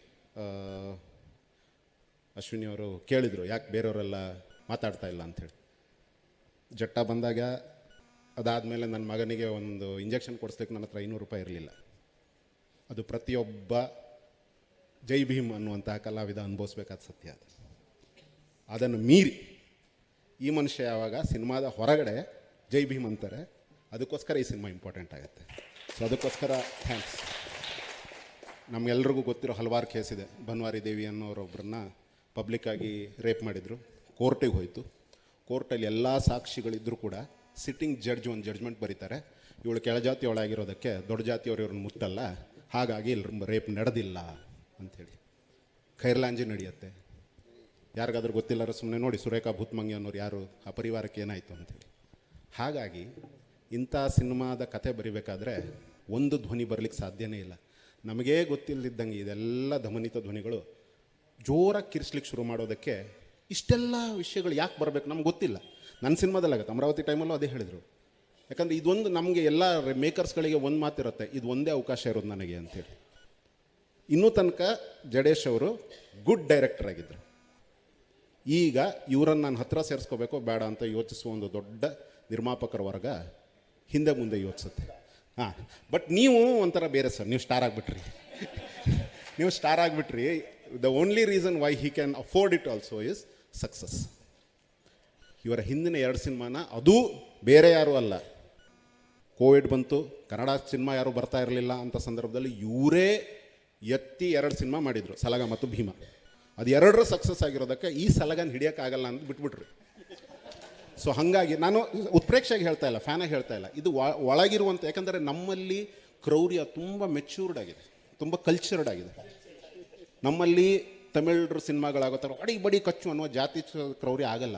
ನಮ್ಮದು ತುಂಬ ಅಂದರೆ ಕುಯ್ಸ್ಕೊಂಡವನಿಗೆ ಗೊತ್ತಿರಲ್ಲ ಕುಯ್ದಿದ್ದಾರೆ ಅಂಥೇಳಿ. ತುಂಬ ಒಂದು ಲೇಯರ್ಡ್ ಕ್ರೌರ್ಯ ಇದೆ ನಮ್ಮಲ್ಲಿ. ಅದು ಎಲ್ರಿಗೂ ಗೊತ್ತಿರೋ ವಿಷಯಗಳು, ಯಾರೆಲ್ಲ ಹೋರಾಟದಲ್ಲಿದ್ದಾರೆ ಗೊತ್ತಿರುವಂಥದ್ದು. ಇದಕ್ಕೋಸ್ಕರ ಪ್ರತಿ ಸಲ ಮೈಕ್ ಕೊಟ್ಟಾಗ ನಾವು ತುಂಬ ಹಳಸಲು ಮಾತೇ ಕೇಳ್ತಾ ಇರ್ತೀವಿ. ತುಂಬ ಖುಷಿಯಾಯಿತು, ಇದು ನಮ್ಮ ಭಾಗ್ಯ, ಇದು ನಮ್ಮ ಪುಣ್ಯ. ಒಳಗಡೆ ನನಗೆ ನಿಜಕ್ಕೂ ಎಷ್ಟೋ ಆ್ಯಕ್ಟರ್ಸ್ಗಳು ಗೊತ್ತು, ಎಷ್ಟೋ ಡೈರೆಕ್ಟರ್ಸ್ಗಳು ಗೊತ್ತು, ಯಾರು ಒಂದು ವೇಳೆ ಸಿಟ್ಟಿಂಗಲ್ಲಿ ಕೂತ್ಕೊಂಡಾಗ ತುಂಬ ಪ್ರಬುದ್ಧವಾಗಿ ಮಾತಾಡ್ತಾರೆ. ಆದರೆ ಹೊರಗಡೆ ಒಂದು ಬುದ್ಧ ಭಾರತದ ಬಗ್ಗೆ ಮಾತಾಡೋಕ್ಕೆ ಅವ್ರಿಗೆ ಧೈರ್ಯ ಇರಲ್ಲ. ಯಾಕೆ ಧೈರ್ಯ ಇರಲ್ಲ ಅಂದರೆ ಅದನ್ನು ಅನುಭವಿಸಿರೋದು ನನಗೆ ಚೆನ್ನಾಗಿ ಗೊತ್ತು. ಹಾಗಾಗಿ ನಾನು ನನಗೆ ಟೈಟಲ್ ತಕರಾರು ಆವಾಗಲೂ ಇತ್ತು. ಆವಾಗಲೂ ಇವ್ರಿಗೆ ಹೇಳಿದೆ ಲ್ಯಾಂಡ್ ಲಾರ್ಡ್ ಅಲ್ಲ, ನೀವು ಹಾರ್ಕ್ ಲಾರ್ಡು, ಅದಕ್ಕೋಸ್ಕರ ಇರಬೇಕು ಅಂಥೇಳಿ. ಈಗ ಹೇಳ್ತೀನಿ, ಇದು ಲ್ಯಾಂಡ್ ಲಾರ್ಡ್ ಅಲ್ಲ, ಲ್ಯಾಂಡ್ ಮಾರ್ಕ್ ಸಿನಿಮಾ. ಸೊ ಹಾಗಾಗಿ ಜಡೇಶ್ ಥ್ಯಾಂಕ್ಸ್ ಇಂಥ ಒಂದು ಸಿನಿಮಾಗೆ ನನಗೆ ಅವಕಾಶ ಕೊಟ್ಟಕ್ಕೆ. ಆಮೇಲೆ ಅದೇ ನಾನು ಟೆಕ್ನಿಕಲಿ ಅಥವಾ ಕ್ರಾಫ್ಟ್ಸ್ಮ್ಯಾನ್ಶಿಪ್ ಅನ್ನೋದು ಬರೋದಕ್ಕೆ ಒಂದು ವಸ್ತುವಿಂದ ತುಂಬ ದೂರ ಇರಬೇಕಾಗತ್ತೆ. ಸೊ ಹಾಗಾಗಿ ಇದೆಲ್ಲ ವಿಷಯಗಳು ಬರ್ತಾ ಇರುತ್ತೆ, ಅದು ಹೆಚ್ಚು ಧ್ವನಿಸ್ತಾ ಇರುತ್ತೆ. ನನಗೆ ಜಡೇಶ್ವರ ಕಷ್ಟ ಅರ್ಥ ಆಗುತ್ತೆ. ಅವ್ರು ಏನೆಲ್ಲ ರಿಸರ್ಚ್ ಮಾಡಿರ್ಬೋದು, ಅನುಭವಿಸಿರ್ಬೋದು, ಅದನ್ನೆಲ್ಲವನ್ನು ಹಾಕಿದಾಗ ಇದೊಂದು ಬಿಟ್ಬಿಟ್ರೆ ಮತ್ತೆ ಅವಕಾಶ ಸಿಗುತ್ತೋ ಇಲ್ವೋ, ಅದು ಸ್ಟಾರ್ ಇರಬೇಕು, ಅದು ಹೇಳ್ಬಿಡೋಣ. ಇದ್ರ ಒಂದು ತಾಯಿ ಕಷ್ಟ ಹೇಳೋಣ, ಹೆಣ್ಣಿನ ಕಷ್ಟ ಹೇಳೋಣ, ದೇವದಾಸಿ ಪದ್ಧತಿ ಬಗ್ಗೆ ಹೇಳೋಣ. ಒಬ್ಬ ಮನುಷ್ಯ ಇನ್ನೊಬ್ಬ ಮನುಷ್ಯನನ್ನು ಸಮಾನವಾಗಿ ನೋಡ್ಲಿಕ್ಕೆ ಆಗದೇ ಇರುವಂತಹ ಈ ದೇಶದ ಅತ್ಯಂತ DNA-ಯಲ್ಲಿರೋ ದೋಷವನ್ನು ಹೇಳೋಣ. ಇದನ್ನೆಲ್ಲ ಹೇಳೋಕ್ಕೆ ಪ್ರಯತ್ನ ಪಟ್ಟಿರಬೇಕಾದ್ರೆ ಹಲವಾರು ಧ್ವನಿಗಳು ಈ ಸಿನಿಮಾದಲ್ಲಿ ಇದಾಗಿದಾಗ ಎಲ್ಲೋ ಕ್ರಾಫ್ಟ್ಸ್ಮನ್ಶಿಪ್ಪಲ್ಲಿ ಇರ್ಬೋದು, ಬಟ್ ನನಗಲ್ಲ. ನನಗೆ ಥ್ಯಾಂಕ್ಸ್. ನನಗೆ ಜಸ್ಟ್ ಈ ಸಿನಿಮಾ ಅವಕಾಶ ಕೊಟ್ಟಕ್ಕೂ ಈ ಸಿನಿಮಾ ಮಾಡೋದಕ್ಕೂ ಥ್ಯಾಂಕ್ಸ್ ಅಂತೀನಿ. ಹೆಚ್ಚೆಚ್ಚಾಗಲಿ ಈ ಸಿನಿಮಾ, ಹೆಚ್ಚೆಚ್ಚು ಹಣ ಬಂದಿದ್ದರೆ ಇನ್ನೂ ಬೇರೆ ಬೇರೆ ಹೀರೋಗಳು ನಾವು ಮಾಡ್ತೀವಿ ಅಂತ ಬರ್ತದೆ. ಯಾಕಂದರೆ ಅದೇ ಆಗೋದು. ಸಿನಿಮಾ ಸಿಂಪಲಾಗಿ ಹೇಳ್ತೀನಿ. ನನಗೊಬ್ಬ ಪ್ರೊಡ್ಯೂಸರ್ ಚೆನ್ನಾಗಿ ಹೇಳಿದರು, ಡೈರೆಕ್ಟ್ರೆ ನೀವು ಅಂಬೇಡ್ಕರ್ ಹೆಸರು ಹೇಳಿ ಸಿನಿಮಾ ಗೆದ್ದರೆ 10 ರೂಪಾಯಿ ಮೇಲೆ 11 ರೂಪಾಯಿ ಬರ್ರಿ, ಇಡೀ ಸ್ಕ್ರೀನ್ನ ನಾನು ನೀಲಿ ಮಾಡಿಬಿಡ್ತೀನಿ, ಅಲ್ಲಿ make it blue, no white screen or silver screen ಅಂತ ಹೇಳಿದ್ರು. ಇದು ನಮ್ಮ ದುರಂತವೂ ಹೌದು, ಬಟ್ ಇದು ನಮ್ಮ ಹೋರಾಟವೂ ಹೌದು. ನಾವಿಲ್ಲಿ ಏನೇ ಕಷ್ಟ ಹೇಳ್ಕೊಂಡ್ರು, ಅವತ್ತು ಬಾಬಾ ಸಾಹೇಬ್ರು ಏನು ಕಷ್ಟಪಟ್ಟರು ಅದ್ರ 10% ನಾವು ಯಾರೂ ಕಷ್ಟಪಟ್ಟಿಲ್ಲ. And if he can do it, he wanted us to do it, we will do it. So ಹಾಗಾಗಿ ತುಂಬ ಈ ಹೆಚ್ಚೆಚ್ಚು ಸಿನಿಮಾಗಳು ನೀವು ಹೇಳ್ದಂಗೆ ಹೆಚ್ಚೆಚ್ಚು ಸ್ಕೂಲು ಕಾಲೇಜಸ್ಗಳಲ್ಲಿ ಸಿನಿಮಾ ಆಗಲಿ, ದೇವ್ರಿಗೆ ಥ್ಯಾಂಕ್ಸ್. ಈ ಒಂದು ಇದಕ್ಕೆ ಕಾರಣಕರ್ತರಾಗಲಿ, ಅವ್ರು ತುಂಬ ಚಂದದ ಒಂದು ಬುಕ್ ಬರೆದಿದ್ದಾರೆ, ಬಡವರ ರಾಜ್ಕುಮಾರ್ ಅಂತ. ದಯವಿಟ್ಟು ಇದು ನಮ್ಮದು ಇದ್ರ ಕಡೆ ಅಂತ ಹೇಳ್ತೀನಿ, ಎಲ್ಲರೂ ತೊಗೊಂಡೋಗಿ ಓದಿ. ತುಂಬ ಅದಕ್ಕೆ ನಿಮ್ಗೆ ಥ್ಯಾಂಕ್ಸ್. ಸೊ ಎಲ್ಲರಿಗೂ ಈ ವಂದನಾರ್ಪಣೆ ಮಾಡುತ್ತಾ ಇನ್ನೊಮ್ಮೆ ಜೈ ಭೀಮ್, ಥ್ಯಾಂಕ್ ಯು. ನಾವು ಜಡೆ ಸರ್ ಥರ ಏನು ಮಾತಾಡೋಕ್ಕೆ ಬರಲ್ಲ ಸರ್. ಈ ಇಷ್ಟು ಪ್ರಗತಿಪರರ ಯೋಚನೆ ಅಂತ ಹೇಳ್ತೀವಲ್ಲ, ಇಷ್ಟು ಜನ ಕೂತು ಇಷ್ಟು ಜನ ವಿಶ್ಲೇಷಣೆ ಮಾಡಿದ್ರು ಸರ್ ಎಲ್ಲ ಟು ದ ಪಾಯಿಂಟ್, ಎಲ್ಲನೂ ಅದೇ ಥರನೇ ಇತ್ತು ಸರ್. ಒಂದು ರಿಸರ್ಚ್ ಅಂತ ಶುರು ಮಾಡಿದಾಗ ಈ ಸಿನಿಮಾದಲ್ಲಿ ನಾನೇ ಚಿಕ್ಕವನು ಅನಿಸುತ್ತೆ. ಮೇ ಬಿ ಈ ಸಿನಿಮಾ ನಡೆಯೋ ಕತೆ ಟೈಮಲ್ಲಿ ನಾನು ಹುಟ್ಟಿರಲೇ ಇಲ್ಲ ಮೇ ಬಿ. ಆಮೇಲೆ ನಂದು ಎಂಜಿನಿಯರಿಂಗ್ ಬೇರೆ, ನನಗೆ ಹಿಸ್ಟ್ರಿ ಗೊತ್ತಿಲ್ಲ, ಏನೂ ಗೊತ್ತಿಲ್ಲ, ಕಾನ್ಸೆಪ್ಟ್ ಗೊತ್ತಿಲ್ಲ. ಸೊ ಈ ವಿಚಾರಗಳನ್ನ ಹೇಳಬೇಕು 1982, 86 ಅಂತ ವಿಚಾರ ರಿಸರ್ಚ್ ಮಾಡಿದಾಗ ನಾನು ವಿಕಿಪೀಡಿಯಾದಲ್ಲಿ, ಯೂಟ್ಯೂಬಲ್ಲಿ ಎಲ್ಲ ಕಡೆ ಹುಡುಕಿದೆ ಸರ್. ಈ ಕೆಳಜಾತಿಯವ್ರ ಮೇಲೆ ಮೇಲ್ಜಾತಿಯವ್ರು ಮಾಡೋ ಏನು ಶೋಷಣೆಗಳಿದಾವಲ್ಲ ಅದನ್ನ ರಿಸರ್ಚ್ ಮಾಡಿದೆ. ನನಗೆ ಸಾವಿರ ಲಿಂಕ್ಸು, ಡೀಟೇಲ್ಸು, ರಿಯಲ್ ಇನ್ಸಿಡೆಂಟ್ಸು ಎಲ್ಲ ಸಿಕ್ತು. ನಾನು ಸೆಕೆಂಡ್ ಹಾಫಲ್ಲಿ ಅಪೋಸಿಟ್ ಬರೀಬೇಕು. 2 ಸಿದ್ಧಾಂತಗಳ ಹೊಡೆದಾಟ ನಡೆಯುತ್ತೆ ಸೆಕೆಂಡ್ ಹಾಫಲ್ಲಿ, ಮೇಲವರು ಕೆಳಗಿರೋರು. ಸೊ ಇವಾಗ ನಾನು ಹೀರೋ ಸರು ಪವರ್ಫುಲ್ ಕ್ಯಾರೆಕ್ಟರ್, ಇವರು ಅವ್ರ ಮೇಲೆ ದೌರ್ಜನ್ಯ ಮಾಡಬೇಕಲ್ಲ, ಅದಕ್ಕೊಂದು ರಿಯಲ್ ಇನ್ಸಿಡೆಂಟ್ಸ್ ಬೇಕಾಗಿತ್ತು. ನಾನು ಹುಡುಕಿದೆ ಸರ್, ಎಷ್ಟು ಹುಡುಕಿದ್ರೂ ಒಂದು ಇನ್ಸಿಡೆಂಟು ಸಿಕ್ಕಿಲ್ಲ ಸರ್. ಇಡೀ ಇತಿಹಾಸದಲ್ಲಿ ಕೆಳಗಿನವರು ಫಸ್ಟ್ ಟೈಮ್ ಮೇಲಿನವ್ರ ಮೇಲೆ ಹೋರಾಟ ಅಲ್ಲ, ಒಂದು ಶೋಷಣೆ ಅಂತ ನೆನ್ಕೊಳ್ಳಿ, ಒಂದೇ ಒಂದು ಇನ್ಸಿಡೆಂಟು ಸಿಕ್ಕಿಲ್ಲ. ಸೊ ಅಲ್ಲಿಗೆ ಒಂದು ವಿಚಾರ ಕ್ಲಾರಿಟಿ ಏನು ಅಂತಂದರೆ, ನಾವು ಯಾರ ಪರವಾಗಿ ಹೋರಾಡಬೇಕು ಅಂತ, ಯಾರ ಪರವಾಗಿ ಕತೆ ಬರಿಬೇಕು ಅಂತ. ಸೊ ಆ ವಿಚಾರಕ್ಕೆ ಬಂದರೆ ಒಂದು ವಿಚಾರ ಕ್ಲಾರಿಟಿ ಸಿಗೋದೇನು ಅಂತಂದರೆ, ಒಂದು ಅಸಮಾನತೆ ಇದ್ದಾಗಲೇ ಹೋರಾಟ ಶುರುವಾಗುತ್ತೆ. ಆ ಹೋರಾಟ ಶುರುವಾಗೋದು ಯಾವತ್ತೂ ಪ್ರಬಲರ ವಿರುದ್ಧನೇ. ಪ್ರಬಲರ ವಿರುದ್ಧ ಹೋರಾಟ ಶುರುವಾದರೆ ಆಬ್ವಿಯಸ್ಲಿ ವೀಕ್ ಇರೋರು ಸೋಲೋ ಕಂಡೀಷನ್ಸೇ ಜಾಸ್ತಿ.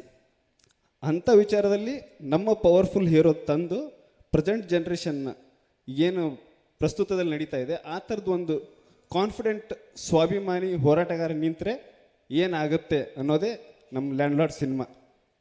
ಓಕೆನಾ? ಯಾರೂ ಸಬ್ಮಿಸಿವ್ ಆಗೋದು ಬೇಡ, ಹೋರಾಟ ಮಾಡೋಣ ಅಂತ ಹೇಳ್ತೀನಿ. Thank you. ಸಿನಿಮಾ ನೋಡಿದೆ ನಾನು, ಯಾಕೆಂದರೆ ನಾವೆಲ್ಲ ಕ್ರಾಂತಿಕಾರಿ ಬರವಣಿಗೆಯನ್ನು ಬರ್ಕೊಂಡು ಸಮಾಜದ ಕೆಂಗಣಿಗೆ ಗುರಿಯಾದಂಥವ್ರು. ನಾನು ಒಂದು ಕಡೆ ಬರೆದಿದ್ದೀನಿ, ಅನ್ಯಾಯ ಅಕ್ರಮಗಳನ್ನು ಮಸೆಯದ ಲೇಖಕ ನಿಜವಾಗ್ಲೂ ನಿಷ್ಪ್ರಯೋಜಕ ಅಂತ ಬರೆದಿದ್ದೀನಿ. ಆದರೆ ಈ ದೇಶದಲ್ಲಿ ಇಷ್ಟೆಲ್ಲ ಅನ್ಯಾಯಗಳು ನಡೀತಿದ್ರು ಕೂಡ ಅದನ್ನು ತೆರೆ ಮೇಲೆ ನಾವು ನೋಡಲಿವಲ್ಲ ಅಂತಕ್ಕಂಥ ಎಲ್ಲೋ ಒಂದು ಕಡೆ ಒಂದು ಸಲ ಮನಸ್ಸಿಗೆ ನೋವಾದಾಗ ಲ್ಯಾಂಡ್ಲಾರ್ಡ್ ಸಿನಿಮಾ ನೋಡಿದಾಗ ನನಗೆ ಅನ್ನಿಸ್ತು, ಎಸ್ ಇದು ನಮ್ಮ ಸಿನಿಮಾ. ಬಹುಶಃ ಎಲ್ಲರೂ ಹೇಳ್ತಾರೆ ಇದು ಯಾರ ಸಿನಿಮಾ, ನಮ್ಮ ಸಿನಿಮಾ ಅಂದರೆ ಏನು? ಬಹುಶಃ ನಾನು ಏನು ಅಂದ್ಕೊಂಡಿದ್ದೀನಿ ಅಂದರೆ, ನಾವೆಲ್ಲ ಸುಪ್ರೀಂ ಕ್ಯಾಸ್ಟ್ ಅಂತ ಅಂದ್ಕೊಂಡಿದ್ದೀವಿ. ಎಲ್ಲರೂ ಎಸ್ ಸಿ ಅಂತಾರೆ, ಏನಂತಾರೆ ಅಂತಂದರೆ ಶೆಡ್ಯೂಲ್ ಕ್ಯಾಸ್ಟ್ ಅಂತಾರೆ. ಆದರೆ ನಾನೇ ಅಂದ್ಕೊಂಡಿದ್ದೀನಿ ಬದುಕಿರೋದು ಹೋಗೇನೆ, we are the supreme caste ಅಂತ. ಸೊ ಇಂಥ ಸಿನಿಮಾನ ನಾವು ನೋಡಿದಾಗ ಯಾಕೆ ಜನ ಪ್ರತಿಕ್ರಿಯೆ ಪಡೋದಿಲ್ಲ ಅನ್ನೋದಕ್ಕೆ ಅವರವ್ರದ್ದಾದಂಥ ಒಂದು ದೊಡ್ಡ ಇತಿಹಾಸ ಇದೆ. ಯಾಕೆಂದರೆ ನಮ್ಮ ದೇಶದ ಬಗ್ಗೆ ಸಾಕಷ್ಟು ವಿಚಾರಗಳಿದ್ದಾವೆ, ಆದರೆ ಆ ವಿಚಾರಗಳನ್ನ ಮಾತಾಡೋದಕ್ಕೆ ಇದು ವೇದಿಕೆ ಅಲ್ಲ. ನಾನು ಸಿನಿಮಾ ಬಗ್ಗೆ ಮಾತಾಡೋದಾದರೆ, ಈ ಸಿನಿಮಾ ಶೋಷಿತ ವರ್ಗದ ಸಮುದಾಯದ ಬಗ್ಗೆ ಹೇಳ್ತದೆ. ನಾವು ಈ ತುಂಡು ಭೂಮಿಗಾಗಿ 108 ದಿನ ಫ್ರೀಡಮ್ ಪಾರ್ಕಲ್ಲಿ ನಾವು ಉಪವಾಸ ಸತ್ಯಾಗ್ರಹ ಮಾಡಿದ್ವಿ. ಅದ್ರ ಬಗ್ಗೆ ನಾನು ವಾರ್ತಾಭಾರತಿಲಿ ಏನು ಭೂಮಿ ವಂಚಿತರ ಬಗ್ಗೆ ಒಂದು ಆರ್ಟಿಕಲ್ ಕೂಡ ಬರೆದಿದ್ದೀನಿ ಸರ್. ಅದನ್ನು ತೆರೆ ಮೇಲೆ ನೋಡಿದಾಗ ನಾನು ನಿಜವಾಗ್ಲೂ ಅನಿಸಿದ್ದೆ ಅಂತಂದರೆ, ಹೌದು ಪರವಾಗಿಲ್ಲ, ಈಗ ಶುರುವಾಗಿದೆ. ನಾವು ಎಲ್ಲ ಸಿನಿಮಾಗಳನ್ನ ನೋಡ್ತೀವಿ. ನಾನು ವಿಶೇಷವಾಗಿ ಸಿನಿಮಾ ಅಭಿಮಾನಿ. ನಾನು ತಮಿಳು ಸಿನಿಮಾಗಳು ನೋಡಿದ್ದೀನಿ, ತೆಲುಗು ಸಿನಿಮಾ ನೋಡಿದ್ದೀನಿ. ಆದರೆ ಇತ್ತೀಚೆಗೆ ನಾನು ಭಾಳ ಇದು ಚೋಮನದುಡಿ ಕಾದಂಬರಿ ಓದಿದೆ, ಆ ಸಿನಿಮಾಗಳು ನೋಡಿದೆ. ಮತ್ತು ಗ್ರಹಣ ಅಂತ ಒಂದು ಸಿನಿಮಾ ಇದೆ. ಇವೆಲ್ಲವೂ ಶೋಷಿತ ವರ್ಗದ ಬಗ್ಗೆ ಸಿನಿಮಾ ಇದೆ. ಮತ್ತು ಭೂತಯ್ಯನ ಮಗ ಅಯ್ಯು ಅಂತ ಸಿನಿಮಾ ಇದೆ. ಇಂಥ ಸಿನಿಮಾಗಳನ್ನೆಲ್ಲ ನೋಡ್ಕೊಂಡು ಬಂದಾಗ ನಿಜವಾಗ್ಲೂ ವಿಜಯ್ ಸರ್ ಹೆಂಗೆ ಅನಿಸುತ್ತೆ ಅಂತಂದರೆ, ಅವ್ರ ಮೊದಲೇ ಸಿನಿಮಾ ನೋಡಿದಾಗ ಇದು ನನ್ನ ಸಿನಿಮಾ ಅನ್ನಿಸ್ತು. ದುನಿಯಾ ಸಿನಿಮಾ ನೋಡಿದಾಗ, ಲ್ಯಾಂಡ್ಲಾರ್ಡ್ ಸಿನಿಮಾ ನೋಡಿದಾಗ ಇದು ನಮ್ಮದು ಸಿನಿಮಾ ಅಂತ ಅನ್ನಿಸ್ತು. ಯಾಕೆಂದರೆ ಅಲ್ಲಿಂದ ಇಲ್ಲಿ ಬಂದಿರತಕ್ಕಂಥ ಅವರ ಜರ್ನಿಯನ್ನು ನೋಡಿದಾಗ ನಿಜವಾಗ್ಲೂ ಸಿನಿಮಾ ನಮ್ಮಂಥವ್ರ ಮೇಲೆ ಎಷ್ಟು ಪ್ರಭಾವ ಬೀರುತ್ತೆ ಅನ್ನೋದಕ್ಕೆ ನಿಜವಾಗ್ಲೂ ಒಂದೇ ಒಂದು ಉದಾಹರಣೆ ಹೇಳ್ತೀನಿ. ದುನಿಯಾ ಸಿನಿಮಾ ನನ್ನ ಕತೆ ಅದು. ಆದರೆ ಕ್ಲೈಮ್ಯಾಕ್ಸ್ ಇದೆಯಲ್ಲ, ಅದು ಭಾಳ ಡೇಂಜರ್. ಅದರಲ್ಲಿ ಸೂಸೈಡ್ ಆಗಿಬಿಡ್ತಾರೆ. ಆ ಸಿನಿಮಾ ನೋಡಿ ನಾನು ನನ್ನ ಹ್ಯಾಪಿ ಎಂಡಿಂಗ್ ಮಾಡ್ಕೊಂಬಿಟ್ಟೆ ನಾನು. ಅದರಲ್ಲಿ ಟ್ರಾಜಿಡಿ ಎಂಡಿಂಗ್ ಇದೆ. ಆದರೆ ನಾವು ಎಲ್ಲ ಹಂಗೆ ಇದ್ದವ್ರು, ಹಳ್ಳಿಯವರು ನಾವೆಲ್ಲ rough and tough Duniya Vijay ಥರನೇ. ಅವಾಗಲೂ ನಮಗೆ 6 ಪ್ಯಾಕ್ ಎಲ್ಲ ಸಖತ್ತಾಗಿತ್ತು, ಎಲ್ಲ ಸ್ಟ್ರೀಟ್ ಫೈಟು ಆ ಥರ ಇದ್ದಂಥದ್ದು. ದಿನ ಸಿನಿಮಾ ನೋಡಿದಾಗ ನಾವ್ಯಾಕೆ ಸಾಯಬೇಕು ಅನ್ನೋ ಕಾರಣಕ್ಕೆ ನಾವೇನು ಮಾಡಿದ್ವಿ, ನಾವು ಹ್ಯಾಪಿ ಎಂಡಿಂಗ್ ಮಾಡಿಕೊಂಡು ಅಲ್ಲಿಂದ ಇಲ್ಲಿ ಲ್ಯಾಂಡ್ಲಾರ್ಡ್ವರೆಗೂ ಬಂದಿದ್ದೀವಿ. ಇವತ್ತುವರೆಗೂ ಕೂಡ ನಾವು ನಮ್ಮದೇ ಸಮಸ್ಯೆ, ನಮ್ಮದೇ ದೇಶ, ನಮ್ಮದೇ ಉದ್ದೇಶಗಳಿಗೋಸ್ಕರ ನಾವು ಸಾಯೋವರೆಗೂ ಹೋರಾಟ ಮಾಡ್ತಾನೆ ಇರ್ತೀವಿ. ಆದರೆ ಆ ಸಂವಿಧಾನದ ಪ್ರಕಾರವಾಗಿ ನಾವು ಹೋರಾಟ ಮಾಡ್ತಾಯಿದ್ದೀವಿ ಅಂತಕ್ಕಂಥದ್ದು ಇಲ್ಲಿ ಮುಖ್ಯವಾದಂಥ ವಿಚಾರ.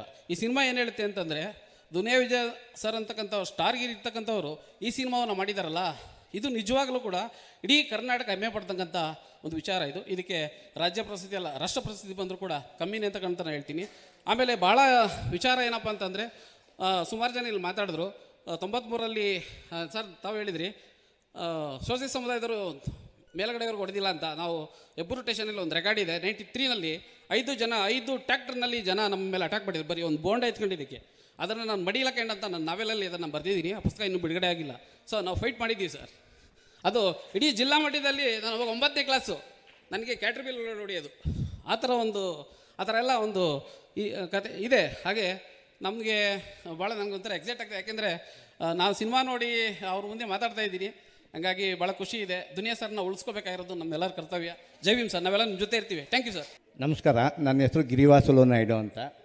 ನಾನು ಅವರು ಶಾಲೆಯ ಗೆಳೆಯರು, ಅಂದರೆ ಹೈಸ್ಕೂಲ್ ಮೇಟ್ಸು. ನಾನು ಅವರು ಹೈಸ್ಕೂಲ್ ಮೇಟ್ಸು. ಈ ಸಿನಿಮಾ ನಾನು ನೋಡಿರೋದು ಅವ್ರದ್ದು ಫಿಲಮ್ಮು, 2 ಫಿಲಮ್ಮು. ದುನಿಯಾ ವಿಜಯಲ್ಲಿ ನಾವು ಅವ್ರು ಭೇಟಿಯಾಗಿದ್ವಿ, ದುನಿಯಾ ವಿಜಯ್ ರಿಲೀಸ್ ಆಗೋಕ್ಕಿಂತ ಮುಂಚೆ. ಆದರೆ ಆ ಫಿಲಮ್ನ ನಾನು ನೋಡಲಿಲ್ಲ. ಒಂದು ಭೀಮಾ, ಇನ್ನೊಂದು ಲ್ಯಾಂಡ್ಲಾರ್ಡು. ಈ 2 ಫಿಲಮ್ ನೋಡಿದೆ. ಈ 2 ಅದ್ಭುತವಾದ ಸಿನಿಮಾವನ್ನು ಕೊಟ್ಟಿದ್ದಾರೆ. ಅವ್ರಿಗೆ ಹ್ಯಾಟ್ಸ್ ಆಫ್ ಹೇಳ್ತೀನಿ. ಯಾಕೆಂದರೆ ಇವತ್ತು ಯುವ ಪೀಳಿಗೆ ಹಾಳಾಗ್ತಿದೆ, ನಾವು ನೋಡ್ತಾನೇ ಇದ್ದೀವಿ. ಅವ್ರು ಅಪ್ಪಿ ಬೆಂಗಳೂರು ದಕ್ಷಿಣದಲ್ಲಿ ಹುಟ್ಬಿಟ್ಟಿದ್ದಾರೆ. ಯಾಕೆ ಅಂದರೆ ಅಲ್ಲಿರೋ ಮನುಸ್ಮೃತಿ ಅವ್ರನ್ನ ಹಾಳು ಮಾಡೋವಂಥ ಪರಿಸ್ಥಿತಿಗೆ ಇದೆ. ಅದು ಆಗ್ತಾ ಇರೋವಂಥ ಸಮಸ್ಯೆಗಳು. ಯಾಕೆ ಅಂದರೆ ನಾನು ಎಲ್ಲ ಕಡೆ ಓಡಾಡ್ತಾ ಇದ್ದೀನಿ, ಅದ್ಭುತವಾಗಿ ಮೂಡಿ ಬಂದಿದೆ ಅಂತ ಎಲ್ಲವರೆಗೂ ಈ ಜಂಜಿವರೆಗೂ ಅವರು ಮಾತಾಡ್ತಾ ಇದ್ದಾರೆ. ಅವ್ರಿಗೆ ಗೊತ್ತಾಗ್ತಿಲ್ಲ ಅಷ್ಟೇ, ಎಲ್ಲರೂ ನೋಡ್ತಾ ಇದ್ದಾರೆ ಫಿಲಮ್ನ ಅಂತ ನಾನು ಹೇಳೋದಕ್ಕೆ ಭಾವಿಸ್ತೀನಿ. Thank you sir. Thank you sir. ಎಲ್ರಿಗೂ ಜೈ ಭೀಮ್. ನನ್ನ ಹೆಸರು ಉದಯ ಕವಿ ರವಿಚಂದ್ರ ಅಂತೇಳಿ ಚಿಂತಾಮಣಿಯಿಂದ ಬಂದಿದ್ದೀನಿ. ನನ್ನನ್ನು ಈ ಒಂದು ಸಂವಾದ ಕಾರ್ಯಕ್ರಮಕ್ಕೆ ಬನ್ನಿ ಅಂತ ಯಾರೂ ಕರೀಲಿಲ್ಲ. ಸೊ ನನಗೆ ಈ ಸಂವಾದ ಕಾರ್ಯಕ್ರಮ ಇದೆ ಅನ್ನುವಂಥ ವಿಚಾರನೂ ಗೊತ್ತಿರಲಿಲ್ಲ. ಆದರೆ ಕೆಲವೊಂದು ವಾಟ್ಸಪ್ಪು ಸ್ಟೇಟಸ್ಗಳಲ್ಲಿ ಮತ್ತು ಫೇಸ್ಬುಕ್ಕಲ್ಲಿ ನೋಡಿ ನಿಜವಾಗಿಯೂ ಕೂಡ ದುನಿಯಾ ವಿಜಯ್ ಸರ್ ಅವ್ರನ್ನ ಹತ್ತಿರದಿಂದ ನೋಡಬೇಕು ಅಂತಕ್ಕಂಥ ಒಂದು ಆಸೆಯಿಂದ ಇವತ್ತು ಈ ಒಂದು ಕಾರ್ಯಕ್ರಮಕ್ಕೆ ಬಂದಿದ್ದೀನಿ. ಸರ್, ಇಂತಹ ಒಂದು ಕತೆ ಉಳ್ತಕ್ಕಂಥ ಒಂದು ಸಿನಿಮಾವನ್ನು ಮಾಡೋದಕ್ಕೆ ಇಂಥ ದೊಡ್ಡ ಸ್ಟಾರು ಒಪ್ಕೋಬೇಕಾದ್ರೆ ಅದಕ್ಕೆ ನಿಜವಾಗಿಯೂ ಕೂಡ ಒಂದಷ್ಟು ತುಂಬಾ ಗಟ್ಸು, ಒಂದು ಧೈರ್ಯ, ಒಂದು ದಮ್ಮು ಎಲ್ಲ ಬೇಕು. ಆ ಗಟ್ಸು, ಆ ದಮ್ಮು, ಆ ಧೈರ್ಯ ದುನಿಯಾ ವಿಜಯ್ ಸರ್ ಅವರ ಒಂದು ದೇಹದಲ್ಲಿ ಟನ್ಗಟ್ಟಲೆ ಇದೆ ಅಂತ ನಾನಾದರೂ ಭಾವಿಸ್ತೀನಿ. ಹಾಗಾಗಿ ಚಂದನವನದ ಸಿನಿ ಸಾಮ್ರಾಜ್ಯದಲ್ಲಿ ಸಮಾನತೆಯ ಸಂವಿಧಾನವೆಂಬ ದುನಿಯಾ ವಿಜಯ್ ಅವರ ದಂಡಯಾತ್ರೆ ಲ್ಯಾಂಡ್ಲಾರ್ಡ್ ಸಿನಿಮಾ ಮೂಲಕ ಆರಂಭ ಆಗಿದೆ. ಇದು ನಿರಂತರವಾಗಿ ಸಾಕ್ತಾನೆ ಇರಲಿ ಸರ್. ನಿಮ್ಮ ಜೊತೆಗೆ ಇಡೀ ಕರ್ನಾಟಕದ ಬಹುಜನ ಸಮಾಜ ನಿಮ್ಮೊಂದಿಗೆ ಯಾವತ್ತಿಗೂ ನಾವಿರ್ತೀವಿ. ಇಂತಹ ಸಿನಿಮಾಗಳನ್ನು ಮಾಡ್ತಾನೆ ಇರಿ. ದುಡ್ಡು ಬರುತ್ತೋ ಹೋಗುತ್ತೋ ಗೊತ್ತಿಲ್ಲ, ದುಡ್ಡು ಬರದೇ ಇದ್ರೂ ಪರವಾಗಿಲ್ಲ. ನಾವು ಇಲ್ಲಿ ನೆರೆದಿರ್ತಕ್ಕಂತಹ ಇನ್ನೂ ಕೋಟ್ಯಾಂತರ ಜನ ಬಾಬಾ ಸಾಹೇಬ್ ಡಾಕ್ಟರ್ BR ಅಂಬೇಡ್ಕರ್ ಅವರ ಅಭಿಮಾನಿಗಳು, ಅನುಯಾಯಿಗಳು ನಾವೆಲ್ಲರೂ ಇದ್ದೀವಿ. ನಾವೇ ನಿಮಗೆ 1 ರೂಪಾಯಿ ದುಡ್ಡನ್ನು ಹಾಕಿ ಇಂಥ ಸಿನಿಮಾಗಳನ್ನು ಮಾಡೋದಕ್ಕೆ ಪ್ರೋತ್ಸಾಹವನ್ನು ಕೊಡ್ತಾ ನಿಮ್ಮ ಜೊತೆಗಿರ್ತೀವಿ ಅಂತ ಹೇಳೋದಕ್ಕೆ ಇಷ್ಟಪಡ್ತೀನಿ ಸರ್. ಈ ಒಂದು ಮಾತುಗಳನ್ನು ಆಡೋದಕ್ಕೆ ಅವಕಾಶ ಮಾಡಿಕೊಟ್ಟ ತಮ್ಮೆಲ್ಲರಿಗೂ ವಂದಿಸ್ತಾ ಜೈ ಭೀಮ್, ವಂದನೆಗಳು. ಆತ್ಮೀಯ ಸ್ನೇಹಿತರೆ ಮತ್ತು ಬಂಧುಗಳೇ, ಈಗಾಗಲೇ ಈ ಸಂವಾದ ತುಂಬ ಅರ್ಥಪೂರ್ಣವಾಗಿ ನಡೆದಿದೆ ಅಂತೇಳಿ ಭಾವಿಸ್ತೇನೆ. ತಾವೆಲ್ಲ ಸಿನಿಮಾ ನೋಡಿದ್ದೀರಿ. ಸಿನಿಮಾದ ಎಲ್ಲ ಒಳ ಅರ್ಥಗಳನ್ನು ತಾವು ಗ್ರಹಿಸಿದ್ದೀರಿ. ಮತ್ತೆ ನಿಮ್ಮ ಮುಂದೆ ಮಾತನಾಡಿ ನಿಮ್ಮನ್ನು ಬೋರ್ ಹೊಡೆಸುವಷ್ಟು ನಾನು ಹೋಗೋದಿಲ್ಲ. ವಿಶೇಷವಾಗಿ ಸಿದ್ದರಾಮಯ್ಯನವರು ಅನೇಕ ಭಾಗ್ಯಗಳನ್ನು ಕೊಟ್ಟಿದ್ದಾರೆ. ಆದರೆ ನಮ್ಮ ದುನಿಯಾ ವಿಜಯ್ ಅವರು ಕರ್ನಾಟಕಕ್ಕೆ ಒಂದು ಅದ್ಭುತ ಅಭಿಜಾತಿಯಾದಂಥ ಭಾಗ್ಯಗಳನ್ನು ನಮಗೆ ಕೊಟ್ಟಿದ್ದಾರೆ. ಅದು ಮತ್ತು ಮಾದೇವ್ ದೇವನೂರು ಒಂದು ಮಾತನ್ನೇ ಹೇಳ್ತಾರೆ, ಭೂಮಿಗೆ ಬಿದ್ದ ಬೀಜ ಎದೆಗೆ ಬಿದ್ದ ಅಕ್ಷರ, ಎದೆಗೆ ಬಿದ್ದ ಅಕ್ಷರ ಭೂಮಿಗೆ ಬಿದ್ದ ಬೀಜ ಇವತ್ತಲ್ಲ ನಾಳೆ ಫಲ ಕೊಟ್ಟೇ ಕೊಡುತ್ತೆ. ಹಾಗೆ ಜೈ ಭೀಮ್ ಅನ್ನೋದು ಈ ಜಗತ್ತನ್ನು ಒಂದಲ್ಲ ಒಂದು ದಿನ ಆಳುತ್ತೆ ಅನ್ನುವಂಥ ಆ ಕನಸನ್ನು ನಾವು ಇಟ್ಕೊಳ್ಳೋಣ.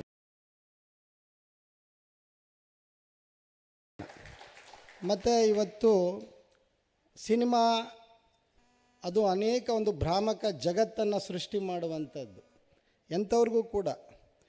ಆದರೆ ಅಂತಹ ಒಂದು ಕಾಲಘಟ್ಟದ ಸಂದರ್ಭದ ಒಳಗಡೆನೆ ಇಂಥ ಸಿನಿಮಾವನ್ನು ಕೂಡ ಕನ್ನಡದ ನೆಲದಲ್ಲಿ ಕನ್ನಡದ ಸಮುದಾಯಕ್ಕೆ ತಲುಪಿಸುವಂಥ ಬಹುದೊಡ್ಡ ಒಂದು ಪ್ರಯತ್ನವನ್ನು ಮಾಡಿದಂಥ ದುನಿಯಾ ವಿಜಯ್ ಮತ್ತು ಅವರ ಎಲ್ಲ ಸಂಗಡಿಗರಿಗೆ ನಾವು ಅಭಿನಂದನೆಗಳನ್ನು ಸಲ್ಲಿಸಬೇಕಾಗತ್ತೆ. ಮತ್ತು ಇಡೀ ಭಾರತದ ಚಲನಚಿತ್ರ ರಂಗ ಯಾವ ಒಂದು ದಿಕ್ಕಿನ ಕಡೆಗೆ ಇವತ್ತು ಚಲಿಸ್ತಾ ಇದೆ ಅನ್ನೋದನ್ನು ನಾವು ಗಮನಿಸಿದಾಗ ಅದು ತುಂಬ ಅಪಾಯಕಾರಿಯಾದಂತಹ ಸಂದರ್ಭದಲ್ಲಿ ನಾವು ನಿಂತು ನೋಡ್ತಾ ಇದ್ದೇವೆ. ಸೊ ಒಂದು ಕಡೆ ದೇಶಾಭಿಮಾನದ ಹೆಸರಿನಲ್ಲಿ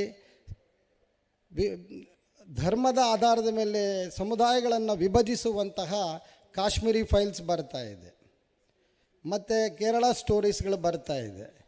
ಇಂಥ ಒಂದು ಸಂದರ್ಭದ ಒಳಗಡೆ ಇಂಥರ ಒಂದು ಚಾಲೆಂಜನ್ನು ತಗೊಂಡು ಕನ್ನಡದ ಜನತೆಗೆ ಕೊಟ್ಟರಲ್ಲ, ಅದು ದೊಡ್ಡ ಆಶಯ ಅನ್ನೋದನ್ನು ನಾವು ಹೇಳಬೇಕಾಗತ್ತೆ. ಇವತ್ತು ಆ ಸಿನಿಮಾಗಳನ್ನು ಪ್ರಮೋಟ್ ಮಾಡೋದಕ್ಕೆ ಇಡೀ ಕೇಂದ್ರ ಸರ್ಕಾರನೇ ಇವತ್ತು ಬಂತು. ಕೇಂದ್ರ ಸರ್ಕಾರ ನಿಂತ್ಕೊಳ್ತು ಇಂಥ ಸಿನಿಮಾಗಳನ್ನು ಪ್ರಮೋಟ್ ಮಾಡಬೇಕು ಅಂತ. ಆದರೆ ನಾನು ಕರ್ನಾಟಕ ಸರ್ಕಾರಕ್ಕೆ, ವಿಶೇಷವಾಗಿ ಸಿದ್ದರಾಮಯ್ಯನವರಿಗೆ ಮತ್ತು ಅವರ ಸಚಿವ ಸಂಪುಟಕ್ಕೆ ಮನವಿ ಮಾಡ್ತೇನೆ, ನಿಮ್ಮೆಲ್ಲರ ಮೂಲಕ ದಯವಿಟ್ಟು ನೀವು ಅದೇನೋ ತೆರಿಗೆ ವಿನಾಯಿತಿ ಕೊಟ್ಟಿದ್ದೀವಿ ಅಂತ ಹೇಳ್ತಾರೆ, ಅದು ಪ್ರಯೋಜನ ನನಗೆ ಗೊತ್ತಿಲ್ಲ, ಅದು ಎಷ್ಟು ಪರಿಣಾಮಕಾರಿಯಾಗಿದೆಯೋ ಗೊತ್ತಿಲ್ಲ ನನಗೆ. ಆದರೆ ಖಂಡಿತ ಮನಸ್ಸು ಮಾಡಿದ್ರೆ ಎಲ್ಲರೂ ಸಿನಿಮಾ ನೋಡೋ ರೀತಿಯಲ್ಲಿ ಸರ್ಕಾರ ಮಾಡ್ಬೋದು. ಸುಮಾರು ನಮ್ಮ ಕರ್ನಾಟಕದಲ್ಲಿ ಅನೇಕ ಡಿಗ್ರಿ ಕಾಲೇಜ್ಗಳಿದ್ದಾವೆ, ಸುಮಾರು ಕಾಲೇಜುಗಳಿದ್ದಾವೆ. ಕ್ರೈಸಲ್ಲಿ ಹೆಚ್ಚು ಕಮ್ಮಿ 1.5 ಲಕ್ಷ ಮಕ್ಕಳು ಇವತ್ತು ಕ್ರೈಸ್ನಲ್ಲಿ ಇರುವಂಥದ್ದನ್ನು ನಾನು ಕೇಳಿದ್ದೀನಿ.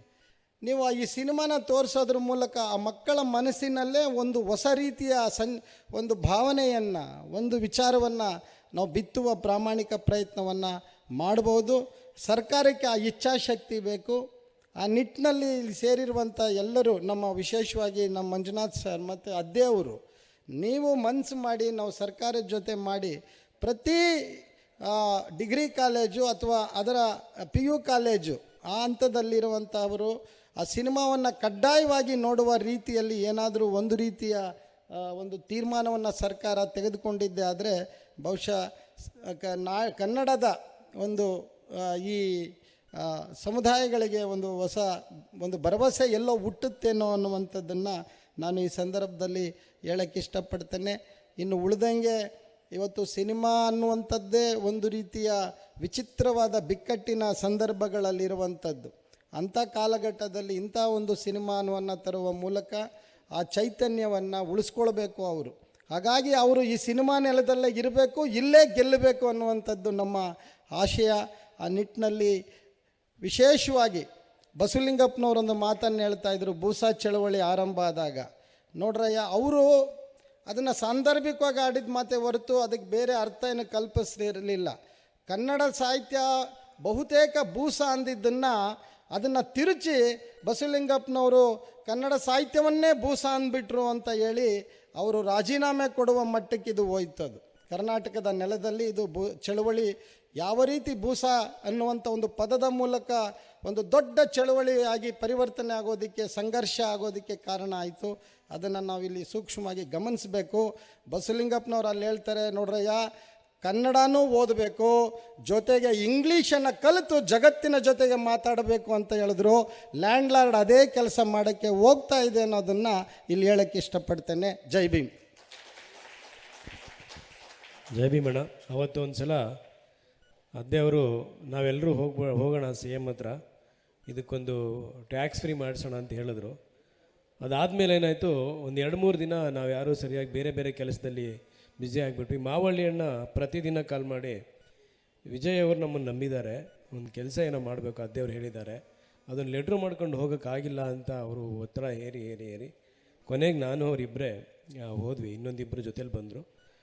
ಮಾವಳ್ಳಿ ಅವರು ಒಬ್ಬರೇ ಸಿ ಎಮ್ ಬಳಿಗೆ ಹೋಗೋಕ್ಕಾಯ್ತವತ್ತು.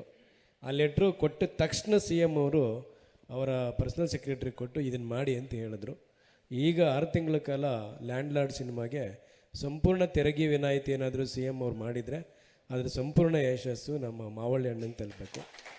ಮತ್ತು ಅದನ್ನು ಶುರು ಮಾಡಿದಂತಹ ನಮ್ಮ ಮಂಜುನಾಥ್ ಅದ್ದೆ ಅವರಿಗೆ, ಸುಬ್ಬಣ್ಣಂಗೆ, ಸುಬ್ಬು ಹೊಲೆಯರಿಗೆ ಸಲ್ಲಬೇಕು. ಅದು ಆ ಶಕ್ತಿ ಅವರಲ್ಲಿದೆ. ಈಗ ಅವ್ರು ಏನು ಹೇಳಿದ್ರು ಈ ಸಿನಿಮಾನ ಮಕ್ಳಿಗೆ ತೋರಿಸ್ಬೇಕು ಅಂತ, ಅದು ಅವ್ರ ಬಾಯಿ ಬಿಟ್ಟರೆ ಆಗೋದು. ಮಹಾದೇವಪ್ಪ ಅವ್ರ ಹತ್ರ ಹೋಗ್ಬಿಟ್ಟು ನೀವು ಇದನ್ನು ಮಾಡಿ ಅಂದರೆ ಮಾವಳ್ಳಿ ಅಣ್ಣ ಹೇಳಿದ್ದನ್ನು ಅವ್ರು ಮಾಡಲ್ಲ ಅಂತ ಹೇಳೋಕ್ಕೆ ಸಾಧ್ಯನೇ ಇಲ್ಲ. ನಾವು ಜೊತೇಲಿ ಬರ್ತೀವಿ. ಇದು ತುಂಬ ಧನ್ಯವಾದಗಳನ್ನ. ನಾವು ಕರೆದು ಮೇಲ್ ಕೂರಿಸಿ ಅಧ್ಯಕ್ಷತೆ ಕೊಟ್ವಿ. ಇಷ್ಟು ಪ್ರೀತಿಯಿಂದ ಅವ್ರು ಮಾತಾಡಿದ್ದಾರೆ. ಇದು ವಂದನಾರ್ಪಣೆ ಅನ್ನೋದು ಸಿನಿಮಾದಲ್ಲಿ ಎಂಡ್ ಟೈಟಲ್ಸ್ ಬರುತ್ತಲ್ಲ, ಆ ರೀತಿ. ಸಾಮಾನ್ಯ ಎಂಡ್ ಟೈಟಲ್ಸ್ ಬರೋವಾಗ ಎಲ್ಲರೂ ಎದ್ದೋಗ್ತಾರೆ. ಹಂಗೆ ಮಾಡಬೇಡಿ ಅಂತ ಕೇಳ್ಕೊಳ್ತೀನಿ. ಯಾಕೆಂದರೆ ಗೌರವ ಸಲ್ಲಿಸಬೇಕು ಸಿನಿಮಾಗೆ. ಮತ್ತು ಸಿನಿಮಾ ಎಂಡ್ ಟೈಟಲ್ಲು ದಯವಿಟ್ಟು ನೋಡಿ ಇನ್ಮೇಲೆ ಎಲ್ರೂ. ಅದು ವಂದನಾರ್ಪಣೆಯ ಭಾಗ. ನಾನೊಂದು ಸ್ವಲ್ಪ ಲೀನಿಯನ್ಸ್ ತೊಗೊಳ್ತೀನಿ.